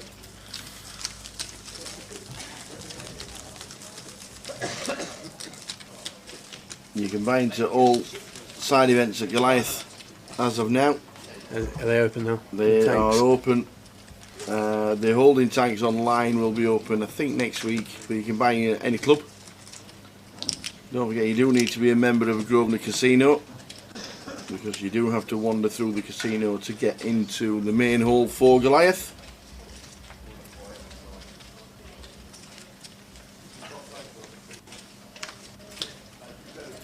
Do you think we'll get over 1,000 entries every day? No, Okay, not every day. there you go. There's the flip. There's the flip. There's the flip. Don't get free car parking all the way through as well. I think the This Monday's is a going to nice get bonus. 998 runners. You've been routing no re-entries, Yeah. no buy-ins. Come on. Did it? Yes. Yeah, the club do really well with the free car parking at the CBS Arena. Don't forget Wednesday night, Coventry City versus Preston North End. If you fancy something different, it won't be a full stadium, so there'll be plenty of tickets available. Oh, there'll definitely be more there than there normally would be, I'd imagine. Yeah, I think people might just fancy if you Well, why fancy not? go and watch a bit of football. Why not? It's Get through. Championship football, even though it's Preston, you know. Bust the jokers off Preston. Yes, yes. and Set more of jokers important into things going another. on. Yeah, so Teddy here, I don't imagine he was flatting to fold, so he's just flatting to call here with the 8-9 of hearts. Ian found the 10s, raised it up, so we're heads up here. And this is going to be a spicy hand. So Ian flops top set here on 10-8-6. Teddy with middle pair, and he's just going to perceive this is a really good flop for his exact hand. It's going to start with a check, and he checks back, like this check back, with the 10s. Recognises that this is probably going to be a good flop for Teddy's range. Teddy checks again, and now I'd like to see Ian coming in for a bet.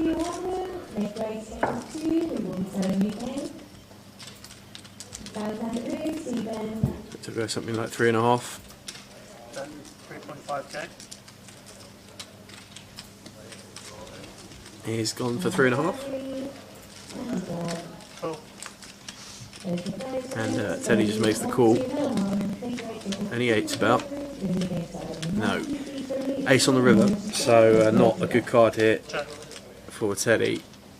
You can certainly have some ace X. I went check, start betting on the river, maybe some diamond ace combos, or just some ace highs I wanted to try and protect. But I expect this is probably going to go check, bet, fold. Teddy probably recognises that when Ian bets turn and river here, that the 8 is probably going to be no good, and does get rid of it pretty quickly.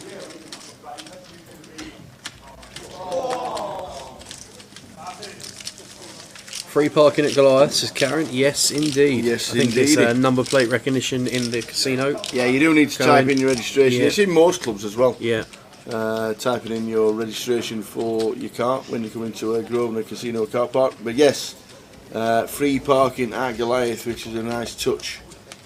Put in your reg, and it's obviously owned by the CBS Arena as well, so it's something they do have to negotiate. But even on match day on the Wednesday night, it is free, and there will be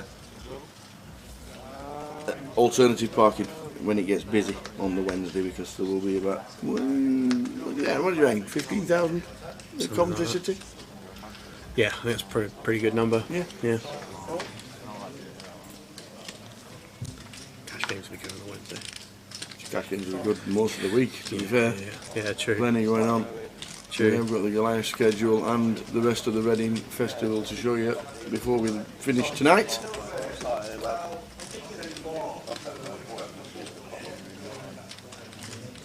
So that card around to Lee in the small blind with the Jack 8 of diamonds.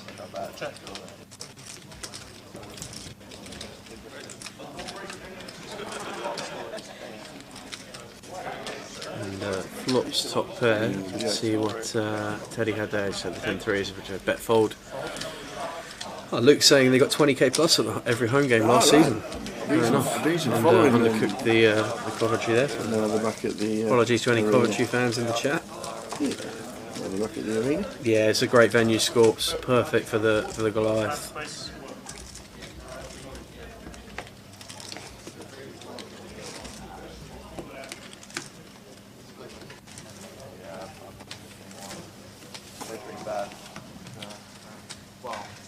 Doing any promo videos there this year? Seeing you walking down those escalators next to the fountain. We've only obviously not done any new ones, but I'm sure PK's pulling up the old ones from years gone by that you might get. I don't know if Superman's going to make a return this year. Flying around the car park. Sean Hayden will be there. Sean, he's there. Yes. Feels like it wouldn't be Goliath without I know. Sean. It's amazing. Yeah. So much fun, old Sean. We had went on the pitch one year. We burst in a football and there were things inside, cards and all sorts going on. I don't know what happened. That was brilliant. I'll try and pull up some videos and of past Goliaths and stick them onto the stream over the weekend, because it is our next event. Yeah, so Tim opening under the gun here, ace king of diamonds, Vadim completing from the big, flopping up and down, and I think it's check on the flop. And it's check on the turn as well, which is good here from Tim, recognising that the ace king high is probably just going to be good a lot of the time here. Already has showdown. Hand performs well, especially on this paired board on the turn, potentially bluff catch on the river.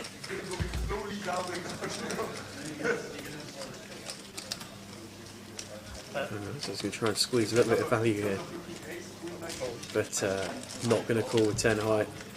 Is Vadim.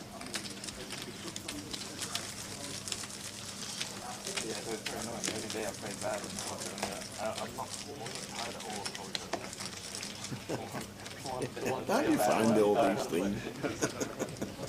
Yeah, Scorps, make sure you do pop in and say hello to them. The team, they're all very welcoming and very friendly. Go and introduce yourself. Unless Rotherham lose the first weekend of the Yeah, season, then actually, I can't talk to I anybody. probably wouldn't recommend that one. to be fair, I've been scouting through the first opening season, opening fixtures, and looking at the early prices of. And I hate to put it on my home team, but Swansea City are 13-10 against Rotherham United. I'm not being funny, but I want us to stay up and I want us to do really well. But Swansea have got to be one of the favourites to win the league. Surely going in the top 6, Swansea City, aren't they this year? You think so? You'd have thought so, wouldn't you? Yeah, Swansea City, big club, Swansea. They're 13-10 against Rotherham. I don't want to put. I say honestly, I don't want to put the mockers on Rotherham. I hope they win every game. But I'm in a last man standing for the first time this year. All right, so okay. We pick a result from the top 4 leagues. Is it a team? Yeah, team. Sorry, yeah, pick a team. Yeah. Can't pick the How same many's team in more it? than once.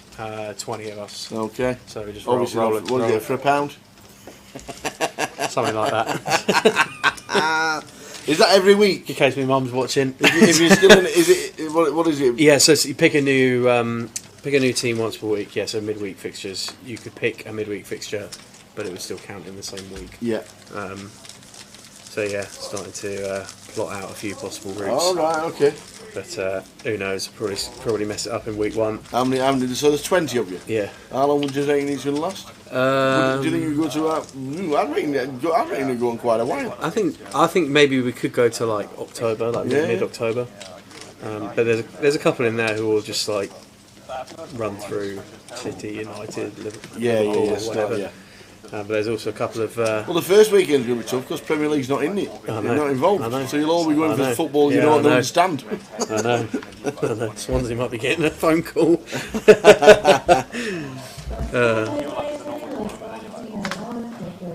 Hi Bluefish, how you doing? Yeah, Jay's just getting a little bit of a rest. He's been on the comms most of the day. Yeah.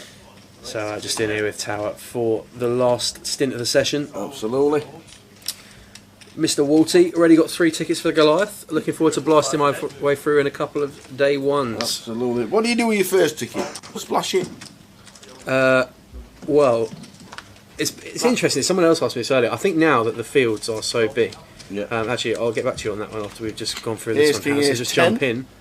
Got a 3-bet here from Vadim with Ace 10, and I would imagine that this is going to go 4-bet all in here from Jay. It is. And how are you feeling, Vadim? He just snaps it off. Just calm as you like. Just nonchalant. In it goes. Isn't it weird how Vadim got eliminated while he was having the massage earlier, and he's back on the feature table? Yeah. A bit like Danny Pike. I mean, he is definitely box office, that's for sure. It's just unreal. So Jay in a great spot here. Got 28 bigs in with his Ace King against Ace 10. 70% favourite. Can he hold here? That's a good start. So Vadim needing a 10 or some backdoor club cards. And that's, Whoa. of course, causes a sweat on the turn. Causes a sweat on the turn. So he's going to need a club or a 10. Oh my days, what is that all about? Jay is going to be sick in his mouth. Oh my days. It's just crazy. But fair play to Vadim. He's got there. But wow. What do you know? And 168k. That is a very impressive stack for Vadim on a field like this. Yeah, that's it. Dave's right. From the Maldives, didn't come all the way to Reading to fold. He's spot on. That's very good. I'm pretty sure. I'm pretty sure he weren't sat at home on the veranda with his feet in the sea, looking at the schedule for UK poker, and thought, yeah, you know what? I fancy Reading. Let's go. Do you reckon it was one of those world map dartboard moments where he just went, all right? It must have been spinning as well. Yeah. How many entrants so far? 90, I think. Yes, 90 runners so far. And we think that's pretty good from the way it started today. Yeah. Yes, we thought it could have been a little bit bit quiet, yeah.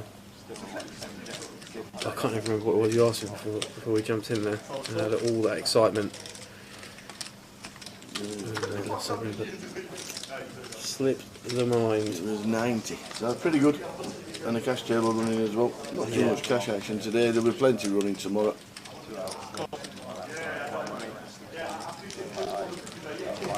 So the final level of the day. Yeah. Sam with us all the way through till the end. I think you were asking about what you do with your first bullet if you have multiple tickets. I yes. feel like now with the field sizes being as big as they are and Yeah. almost guaranteed to be an alternate list on every day, you've just got to play each bullet as a legitimate bullet that you're trying to get through. Yeah. Particularly if you don't fancy getting in queues or waiting or rejoining or anything like that. I mean, they'll be each to their own will have different approaches to the tournament, but definitely I think there's a lot of value now in playing each bullet to try and get through with a healthy stack, as most people would. But I think in previous years, if you had a lot of bullets to try and fire and tickets to get through or anything like that, you could maybe take those slightly higher variant spots and feel much more comfortable about doing that. But might be a little bit different in a Goliath, knowing that obviously there might be an alternates list. There are new terminals we think are going to be in place, so you can literally buy in and log yourself in rather than walking all the way through to the cash desk. The cash desk will be somewhere. In fact, the cash desk is a little bit different as well this year in club. It's going to be near Lady G's. Tournament entries will be taken outside Lady G's this year to stop the straight downstairs, down the escalator kind of queue. So tournament entries will be taken outside Lady G's. If you've never been in the Grosvenor Casino at Coventry, down the escalators, Lady G's is halfway down on the right hand side. yeah, spot on what Mr. Walt's saying there, Apocalypse. If you do have multiple tickets, they don't expire, so you can just save those for another year. Yeah, if you want to transfer them to a friend, you can do that. You can do that. If you want to charge that said friend, then that's up to you to sort out the money. But yeah, they will not expire. And 2023 and 2024 have already been signed off for Grosvenor and the CBS Arena.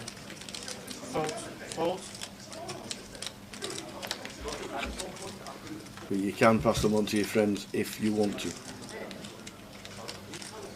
And if you do want to get yourself a Goliath X card protector and a Goliath water bottle, that's a good touch. Get yourself the whole water bottle. Yeah.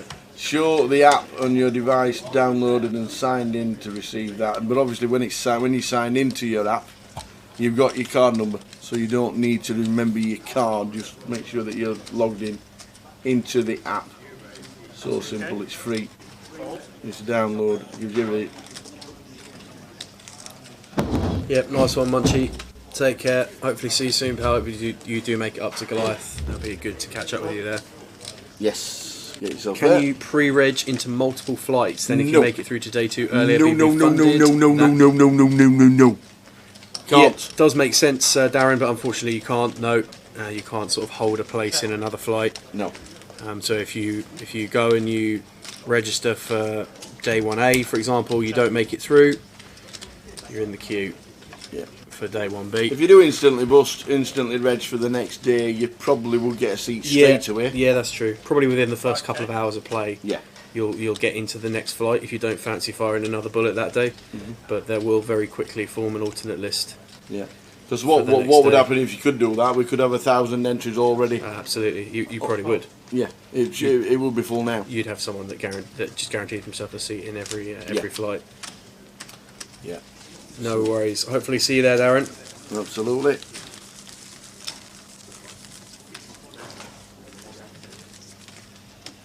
We're back again tomorrow from 12:30. Just about a 12-hour day on the live stream.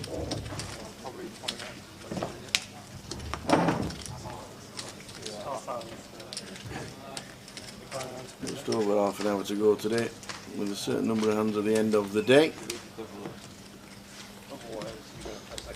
Yeah, any more questions or anything about Goliath, feel free to pop them in the chat, guys. We'll do the best to answer those. It is our next live If we stream can. after Reading. In club as well, they'll be doing breakfast buffets. Oh, they're back. They are back. Oh, thank goodness. Yes, every morning in the club. Thank goodness. The breakfast buffets will be on. We were going to some ropey place beforehand. I think they stopped. Them in, don't think they did them in 2019. We were going to some ropey place before that and feeling the effects in the afternoon. But yeah, no, the breakfast buffets in the casino are very good. It's usually sort of £5-6 a head or something like that. And just line up, get yourself a bit of brekkie before you start playing for the day. Absolutely. Get yourself in, chill out, relax a little before it all starts. Soak it in. And then you get that walk down through towards the hall. Doors open, and there's an ocean of tables. Yes. Still having the feature table in the same places? Yeah, in the middle. Yeah, in the middle of the room. Looking like the old boxing ring, bang in the middle, so everybody can wander around it and see. Yeah. It's good so there's no sides on it, so you can actually see from all four corners. It's really good. What's the maximum amount of players per flight? I think it's 1,200. Yeah, I think it's 1,200 sit down. Yeah. Yeah, sorry, I think we missed that one earlier. Sorry, Joe. But yeah, I think it's 1,200 entry, and then you go for alternates. Yeah. But we've got an all-in situation here at the feature table, so we'll just jump back for this. Tim calls off with Queens, and the fact that he was thinking about it here, it shows credit that Teddy's built up in this image. Under the gun open, and Tim is all in with the best of it here, and needs to dodge some barries to double up in the GUKPT Reading main event. And there's an ace on the flop. Always there. So Teddy takes the lead in this hand, and 6 on the turn. So only a queen on the river now will save Tim. And it's a 10, so we are going to lose another one from the feature table. Unlucky Tim. And Tim getting in with the best of it there, couldn't quite hold up, but been good to see him play on the feature table anyway. Pretty sure So he's going to bust. He'll certainly be back, hopefully with a bit more sleep than he's had going into today. Has he just landed, has he? Well, he was in, how can we best describe it as the hungover position earlier on the, right, table. Okay. the old hood up, hat on, over the table. It was. We think he might have had a couple last night, but always good to watch Tim play. I've heard some Top stories player. about people landing in Vegas, in London this week, coming back from Vegas and trying to get home from London. From London, it seems to have been horrendous. I know the weather didn't help. We haven't got the infrastructure to cope with anything over 25 degrees. Yeah. We don't cope very well. But some horrendous. I was only speaking to Riggy for about 20 minutes, and he was telling me his story. I'm trying to get home from once he landed. I'm waiting for his luggage for a start, which don't help, because you've seen the pictures of the scenes from Heathrow. It's just absolute carnage. You're trying to get home. He got quoted £500 in an Uber, Heathrow to the northwest. £500 in an Uber to near Lancaster. Well, it's crazy, isn't it? Yeah. As you say, a little bit of heat. Well, I say a little bit of heat. It was pretty hot, to be fair. But the country's network isn't too designed to be resilient in what we've had this week. But it's the world's first, to be fair. Yeah, it is. And it strange. might never happen again. Everybody will be saying, "Oh, it's going to happen again next year." Oh, how do you know? No, that's true. You don't know, do you? But turning up the heat on the feature, Vadim again. Opening up under the gun. Jamie Nixon wandering about coming to the feature. Yeah. I didn't know John Nixon was even here.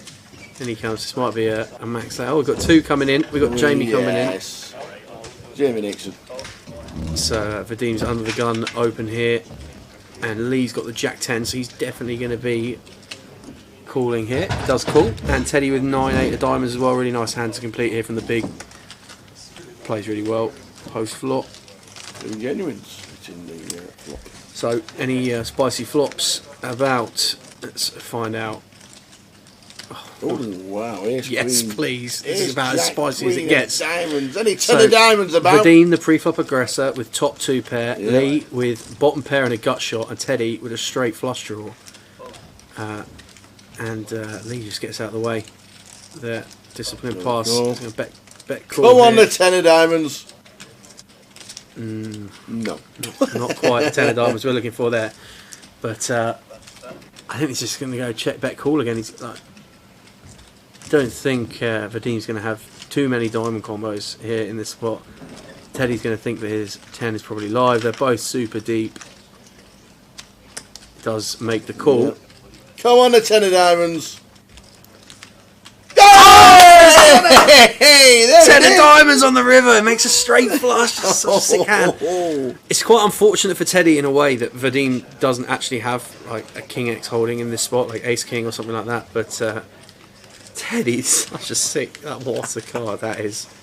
In that spot, he's getting that focused forehead rub and just working out how much he's going to bet. I think he's going to go big. He's going to go like 30k or 25k. So Vadim's going into the tank. So what can we beat here as Vadim? He's just going to pay it off. Doesn't even matter what can we beat. Just wants to see the straight flush. So Teddy just gets there, drills a 10 of diamonds. Vadim anguished, but just a straight flush. Very nice hand, sir. And Teddy up to 200k. What a stack he's got there. There we go. Just a straight flush. Doing no oohs and ahs at the table. Why not? Ooh, ah, straight flush. Ooh, ooh. Unbelievable. We got more excited than him. Hey. Sam Allledge with us in the chat. Yeah. The comms has been doing half the day with us. Been such a great help. Jay has left us for the last hour. He did the last couple. Yes, I think it was 5 or 6 years ago. I was sat playing cash in at the Goliath actually, and there was a tweet out from Grosvenor saying anyone fancy coming and jumping in the booth with Tower. Yeah. I thought, what's the worst that can happen? Absolutely. So I went in there. You can get bored. Had a relatively awkward first half-hour session, caught a bug, and have been back ever since. And these guys have been brilliant over the years, so it's a pleasure always to come in and say hello, catch up with them, and get a chance to interact with you guys in the chat box as always. See some top poker here on the GUKPT, and always nice to see some of the faces, particularly in Reading, that we play with on a regular basis. Yeah. How often do you play here?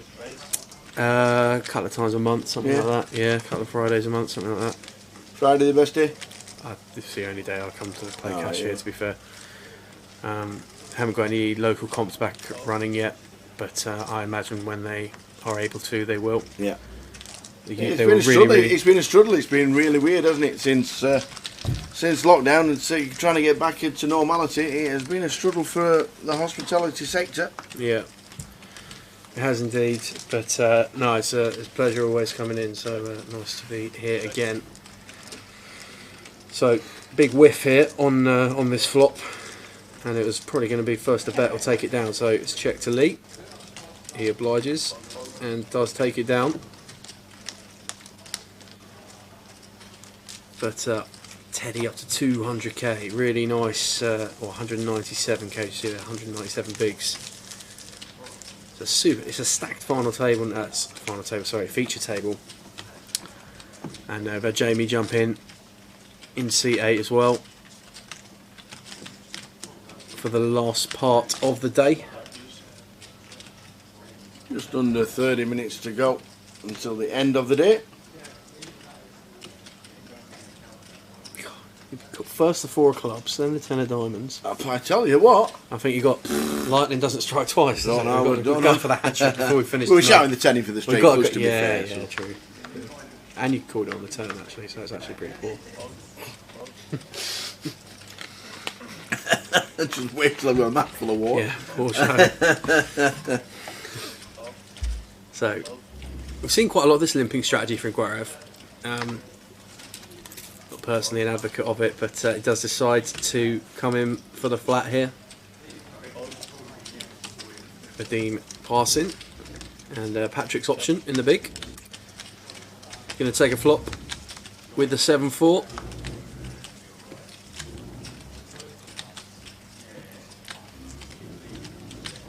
And start with a check. It took its time sometimes today to get to the flop. Yeah, Don't know why. a couple of times. Yeah, a couple of times. Because they have checked and they have called. Maybe it's a certain card that it's a deck first that doesn't. Maybe doesn't trigger the. That looks like Grover's I'm going to just come in not with a seeing bet the here. flop at all there. Sorry, guys. 9-10-3. The needle from Luke. When's the treble? The treble's. So how many times There over will- the course of this season do we think the treble's coming in? Oh, don't start. Come on, come on. We got an absolutely brilliant one in London. Yeah. Yeah. We on 80 minutes. Jay was never listening to me ever again. Ever. It came Not in. ever listening to me ever again. We had Bristol Rovers away somewhere. I think it was Oldham, bottom of the league, and they were 4-3 down. I remember this They were game. 4-3 down or something like that. And they were never doing it again. Anyway, the second team scored in like the 89th minute. Yeah. And then it went 4-4 at Oldham. And you know Flash score, Yeah. and you watch it, and they've now got this red dot. Yeah. Which means there's a Goal. there's a Yeah. right really Yeah. like an attack. There's an attack. Yeah, There's a yeah. dangerous Yeah, attack. yeah. There's a chance of scoring. So Jay's sat on the side and he's actually having his lunch. He's having the old pie and chips that you get down in the Yeah. Vic and stuff like that. And I just in the comms I just shout, "Jay, we've got the red dot!" And he comes scurrying around and all stuff like that. One of the guys from, it was at the 888 event, one of the Yeah. guys comes running over the 888, "What's happened, what's happened, what's happened?" Someone got a red dot. He's looking, he had no idea what we were on about. Anyway, it came up that they'd actually scored. Jay's jumping for joy because he's got this Yeah. £500 treble on or whatever he got on, as he normally does. And it came in, it was brilliant. But I don't remember at the beginning of the last season we got 3 out of the first 5. Yeah, I remember. And I was you ran flying, well. that's You ran it, well. I was going to get sponsored and everything. Yeah, And then I got dropped. yeah, there was a certain swagger about the tweets at that point. Yeah, It was like, yeah. we're in the money here, boys. But But I am going to forward you one this week, and then I'm going to repost it next weekend for the first weekend of the trip. Because Alright. obviously we're not here for 5 weeks now. yeah, And yeah. the season starts next Saturday. Yeah. So there will be a Towers treble on Saturday. It's going to be forwarded for next week, and we might even do a pre-season one as well. See if we can pull out some kind of value. So Mike currently with the best hand here with the 10-6. Was the pre-flop aggressor, the flop aggressor, and now the turn aggressor. And Teddy just going to take another card here with his straight draw and just drills it. Amazing. So Mike does opt for the check here, knowing that this ace is a much better card. For well, actually, I don't even know if it is. It's as hard to see too many ace x combos for Teddy the way this hand's played. But Queen Jack obviously a candidate, and just flicks it in and gets the call straight away. Whoa, Another good call. pot going Teddy's way. Oh, he called off. He called it off. He did call it off. Called it off. Sorry, I didn't even realise that. Called it off. Mike's chip count will get sorted out because he hasn't been eliminated. His Yeah, well, chip that's stack- Sorry, that's what. His chip stack must have been well wrong because he's not out. He will get put back in. He's definitely not out, as you can see Yeah. there. See, Yeah. whatever his chip stack was way wrong, unfortunately.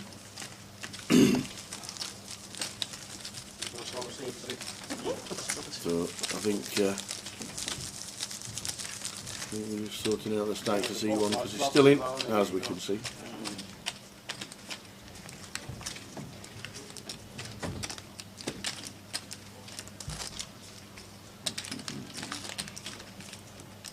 Oh, they've got one coming down tomorrow. Bob Malvasi, a good friend of mine, coming down tomorrow to play the Turbo Day 1 seat. That's at least 91 entries.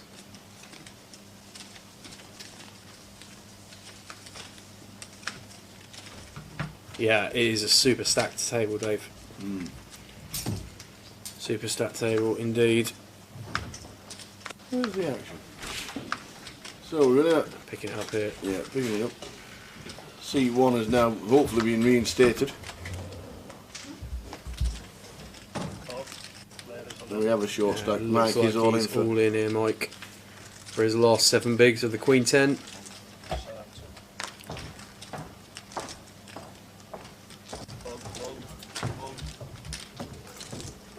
And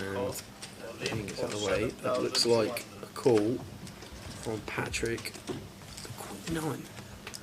So he's all in for his 7.3.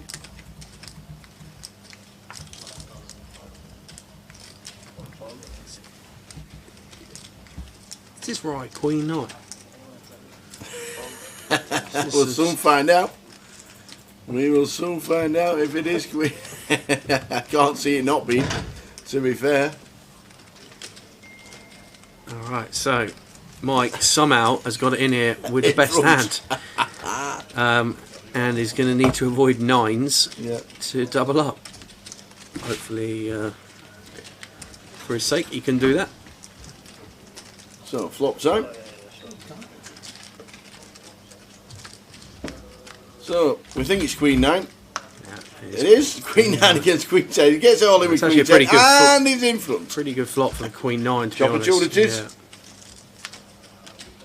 So, Queen 9 going to need to find a 9, 4, or an ace. King. No, 6 is. That's good. Queen 10 is going to double up. Queen 10 is going to double up. So, Mike doubling up there.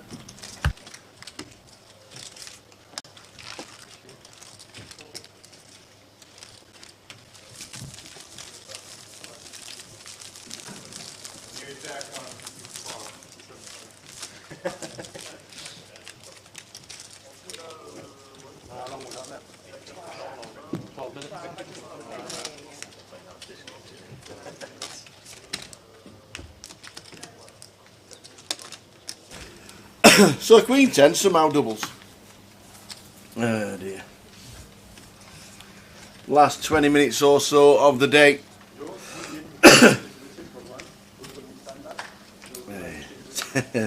When everyone's entitled to play their chips their own way, Absolutely. but you know, everyone can. Everyone's bought in to this comp. They can play their chips the way they want to, but I'm not really sure. Calling the Queen 9 there is the most optimal play.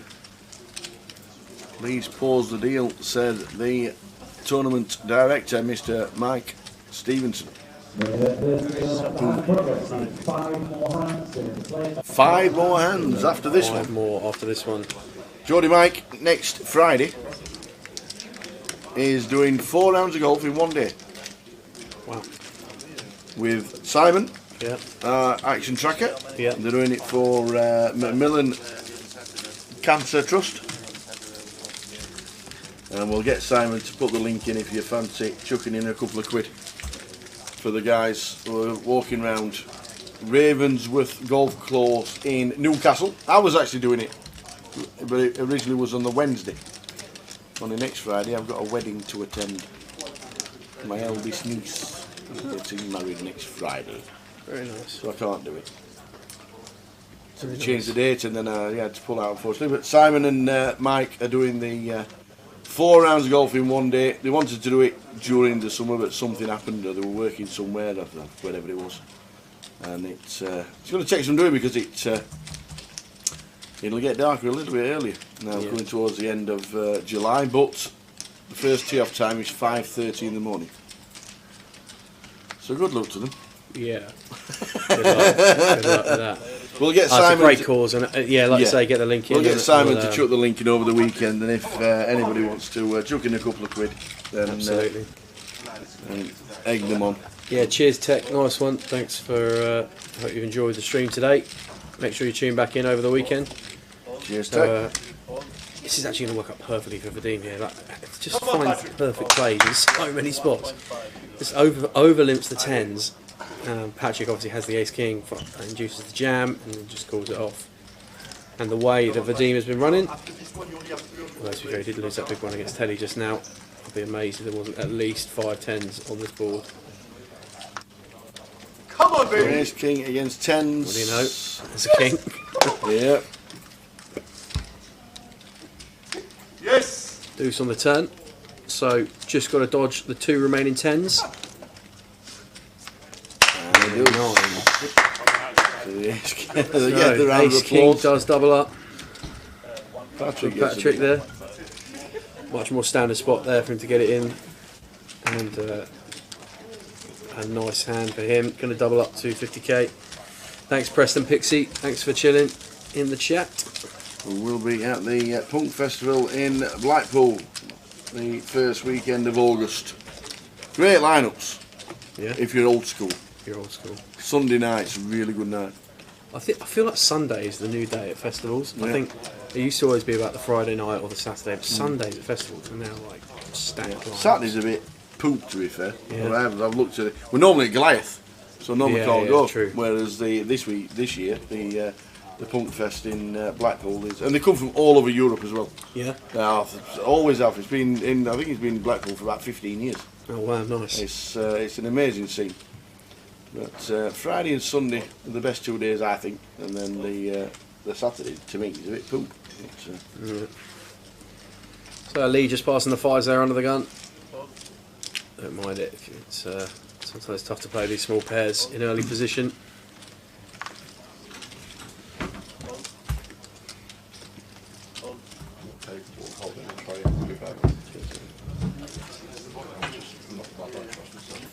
So, Mr. Nixon finding the ace queen here on the button. Go on, John Nix. Coming Had in for a terrible, raise. terrible Vegas, by his own admission. Yeah. He will bounce back for sure though. Yes.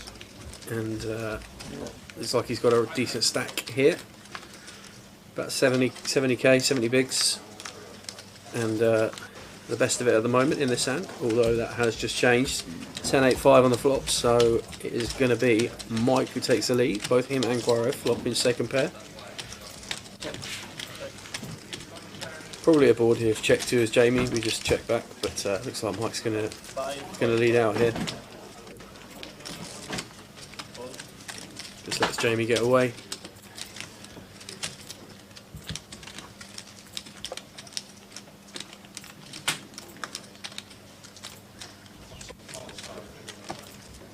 The 8-9 also gets out of the way. Yeah. Nice pick up there from Mike. I'm surprised that Guaro didn't peel one there. I look forward to Ace King Queen Jack 10. We're all good, thank you very much. How are you? Are you coming to Goliath? 5 weeks time for Goliath. 1, 2, 3. We haven't had a 5-week break in between events since we came back out of lockdown. Really? I won't know what to do with myself. I'll be ringing people up, talking Yeah. strategies and everything. Sure you've got a holiday. Oh, well, no, I have no idea what you mean. Got a seat from Walsall. Nice one. That's fantastic. Yeah, nice one. Make sure you get another. I think there's still over 500 seats online, and nearly 1,000 seats online guaranteed between like now and Goliath. Yeah, so they alternate between the £11 rebuy and the £30 freeze out. I think are the two satellites available on Grosvenor Poker. We'll be giving away tokens for the closer over the weekend as well. Yeah, always some fun games with the boys in the chat and on the comms for. The live stream free roll is on the Sunday. That's back at 6 p.m. And if you fancy a little flutter, you can go to the Sportsbook on Sunday and have a little flutter on who's left in the mix on day 3. What's the old bad beat jackpot at now? I think about 160. 160. 175. 175,000 pounds. Beautiful. No limit cash games running from 6 till 6 in the club. Get yourself a bad big jackpot. And take chunks. The last one was won in Liverpool, wasn't it? Yeah. Did we know the players, Rolly? Did you know the players who won the bad big jackpot? I know his face, but Yeah. I don't know him. 4.5. I always think it's amazing when you see these sort of like £40 pots. Yeah. The win. It's such crazy. Yeah, there's a pots. cheque for 100,000. Yeah. So interesting spot here for Lee. Facing bet from Vadine. We've seen Lee earlier in the week, earlier in the session, getting quite creative sometimes with some 3 bets, particularly check raising out of position a couple of times. So looks like I might be going for that option again here.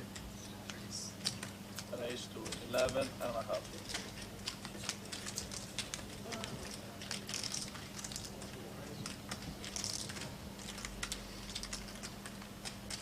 Makes it 11.5k. And the Dean's just going to call. Wow, this is a really interesting hand developing here. And we're going to a turn, which is King of Hearts. The Dean just gets there, turns the straight. Lee will know that's a really bad card. A check raise on the flop there from Lee is actually quite nice. It balances out really well. Queen 8 just doesn't typically play too well on turns. On Queen Jack 10 facing aggression out of position. You can just win the pot there or just reevaluate on the turn. And on this turn, he does decide to let it go. Vadim back up to 118. Vadim back up to 118. So last 5 hands, so we're now in the last 4? Or is it last 3? Or is it last 2? One of the above.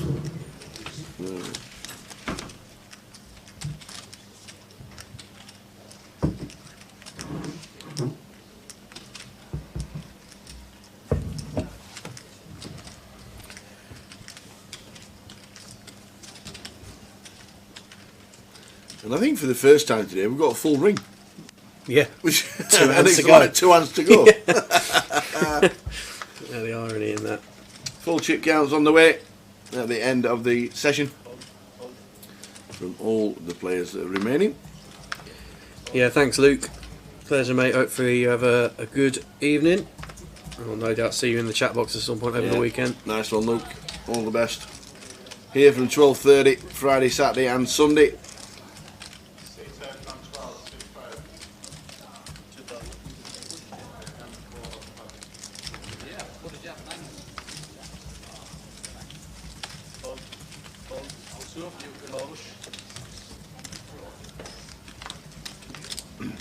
Falling round in turn.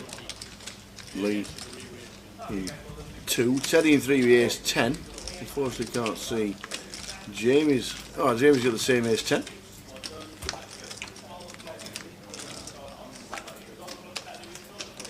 I've got the Jamie, better flop. Yeah, Jamie flops the flush draw here. Queen 4 8 2 clubs. So I imagine Jamie's just going to bet here. And we don't know Lee's hand. But Jamie does decide to take a card here.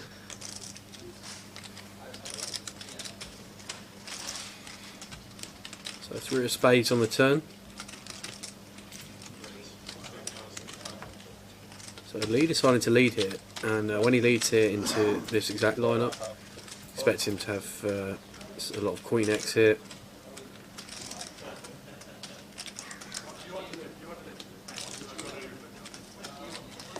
Maybe some, on a very low occasion, some small 2 pairs, but definitely looks like it should be some Queen X, and that is probably a good river. Nixon. Yeah, Lee checks. Jamie's going to feel like he's almost certainly got the best hand now, especially with the speed at which Lee checks it. I think Jamie's definitely going to come in for some value here. Likely he's never checking a flush. Yeah, 4K.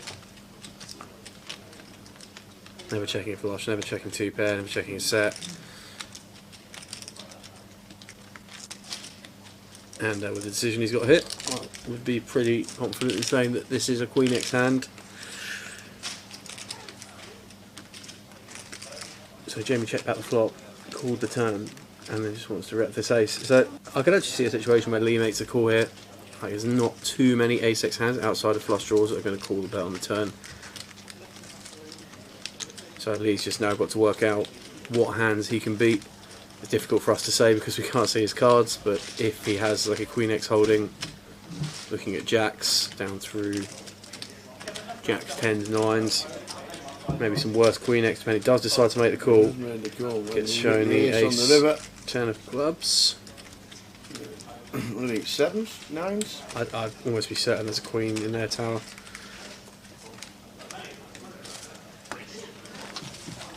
Unfortunately, we'll never know. We will never know. Sometimes those hands are the fun ones, though. Last time probably there. So the last hand for the day. The final hand, ladies and gentlemen. The final hand. The last hand of day 1A here in Reading. If you're coming down to play day 1B or day 1C, best of luck to you.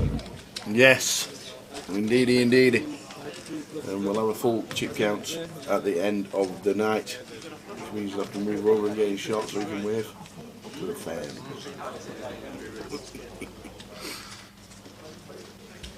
Thanks everybody for tuning in. Final hand of the night, full chip count on its way. Yeah, thanks to everyone who's stuck it out throughout the day. The guys will be back tomorrow from 12:30, ready to rock and roll for day 1B. Indeedy. Turbo at 9 PM as well for day 1C. Day 2 Vines. We've got the Bounty, the Mystery Bounty on Saturday. So Craig raising it up. Swivel line gives it up. He can't just give it up. The last hand of the day, he's got to be involved. He was the 9-5 off. Flop time. Stack is definitely going to Jack 7 deuce. A big hard whiff here for Vadim. Most of the time this just goes check, bet, fold.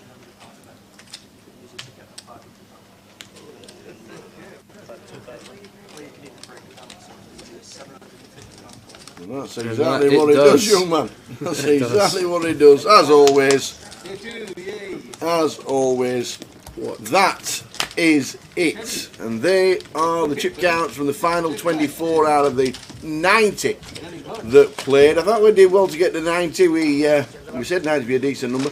As you can see, the bags are coming out on the table. Pete Wigglesworth, who final tabled in 2018, the last time we were here, on 102. Rafa Navas on 110,000. Always got chips.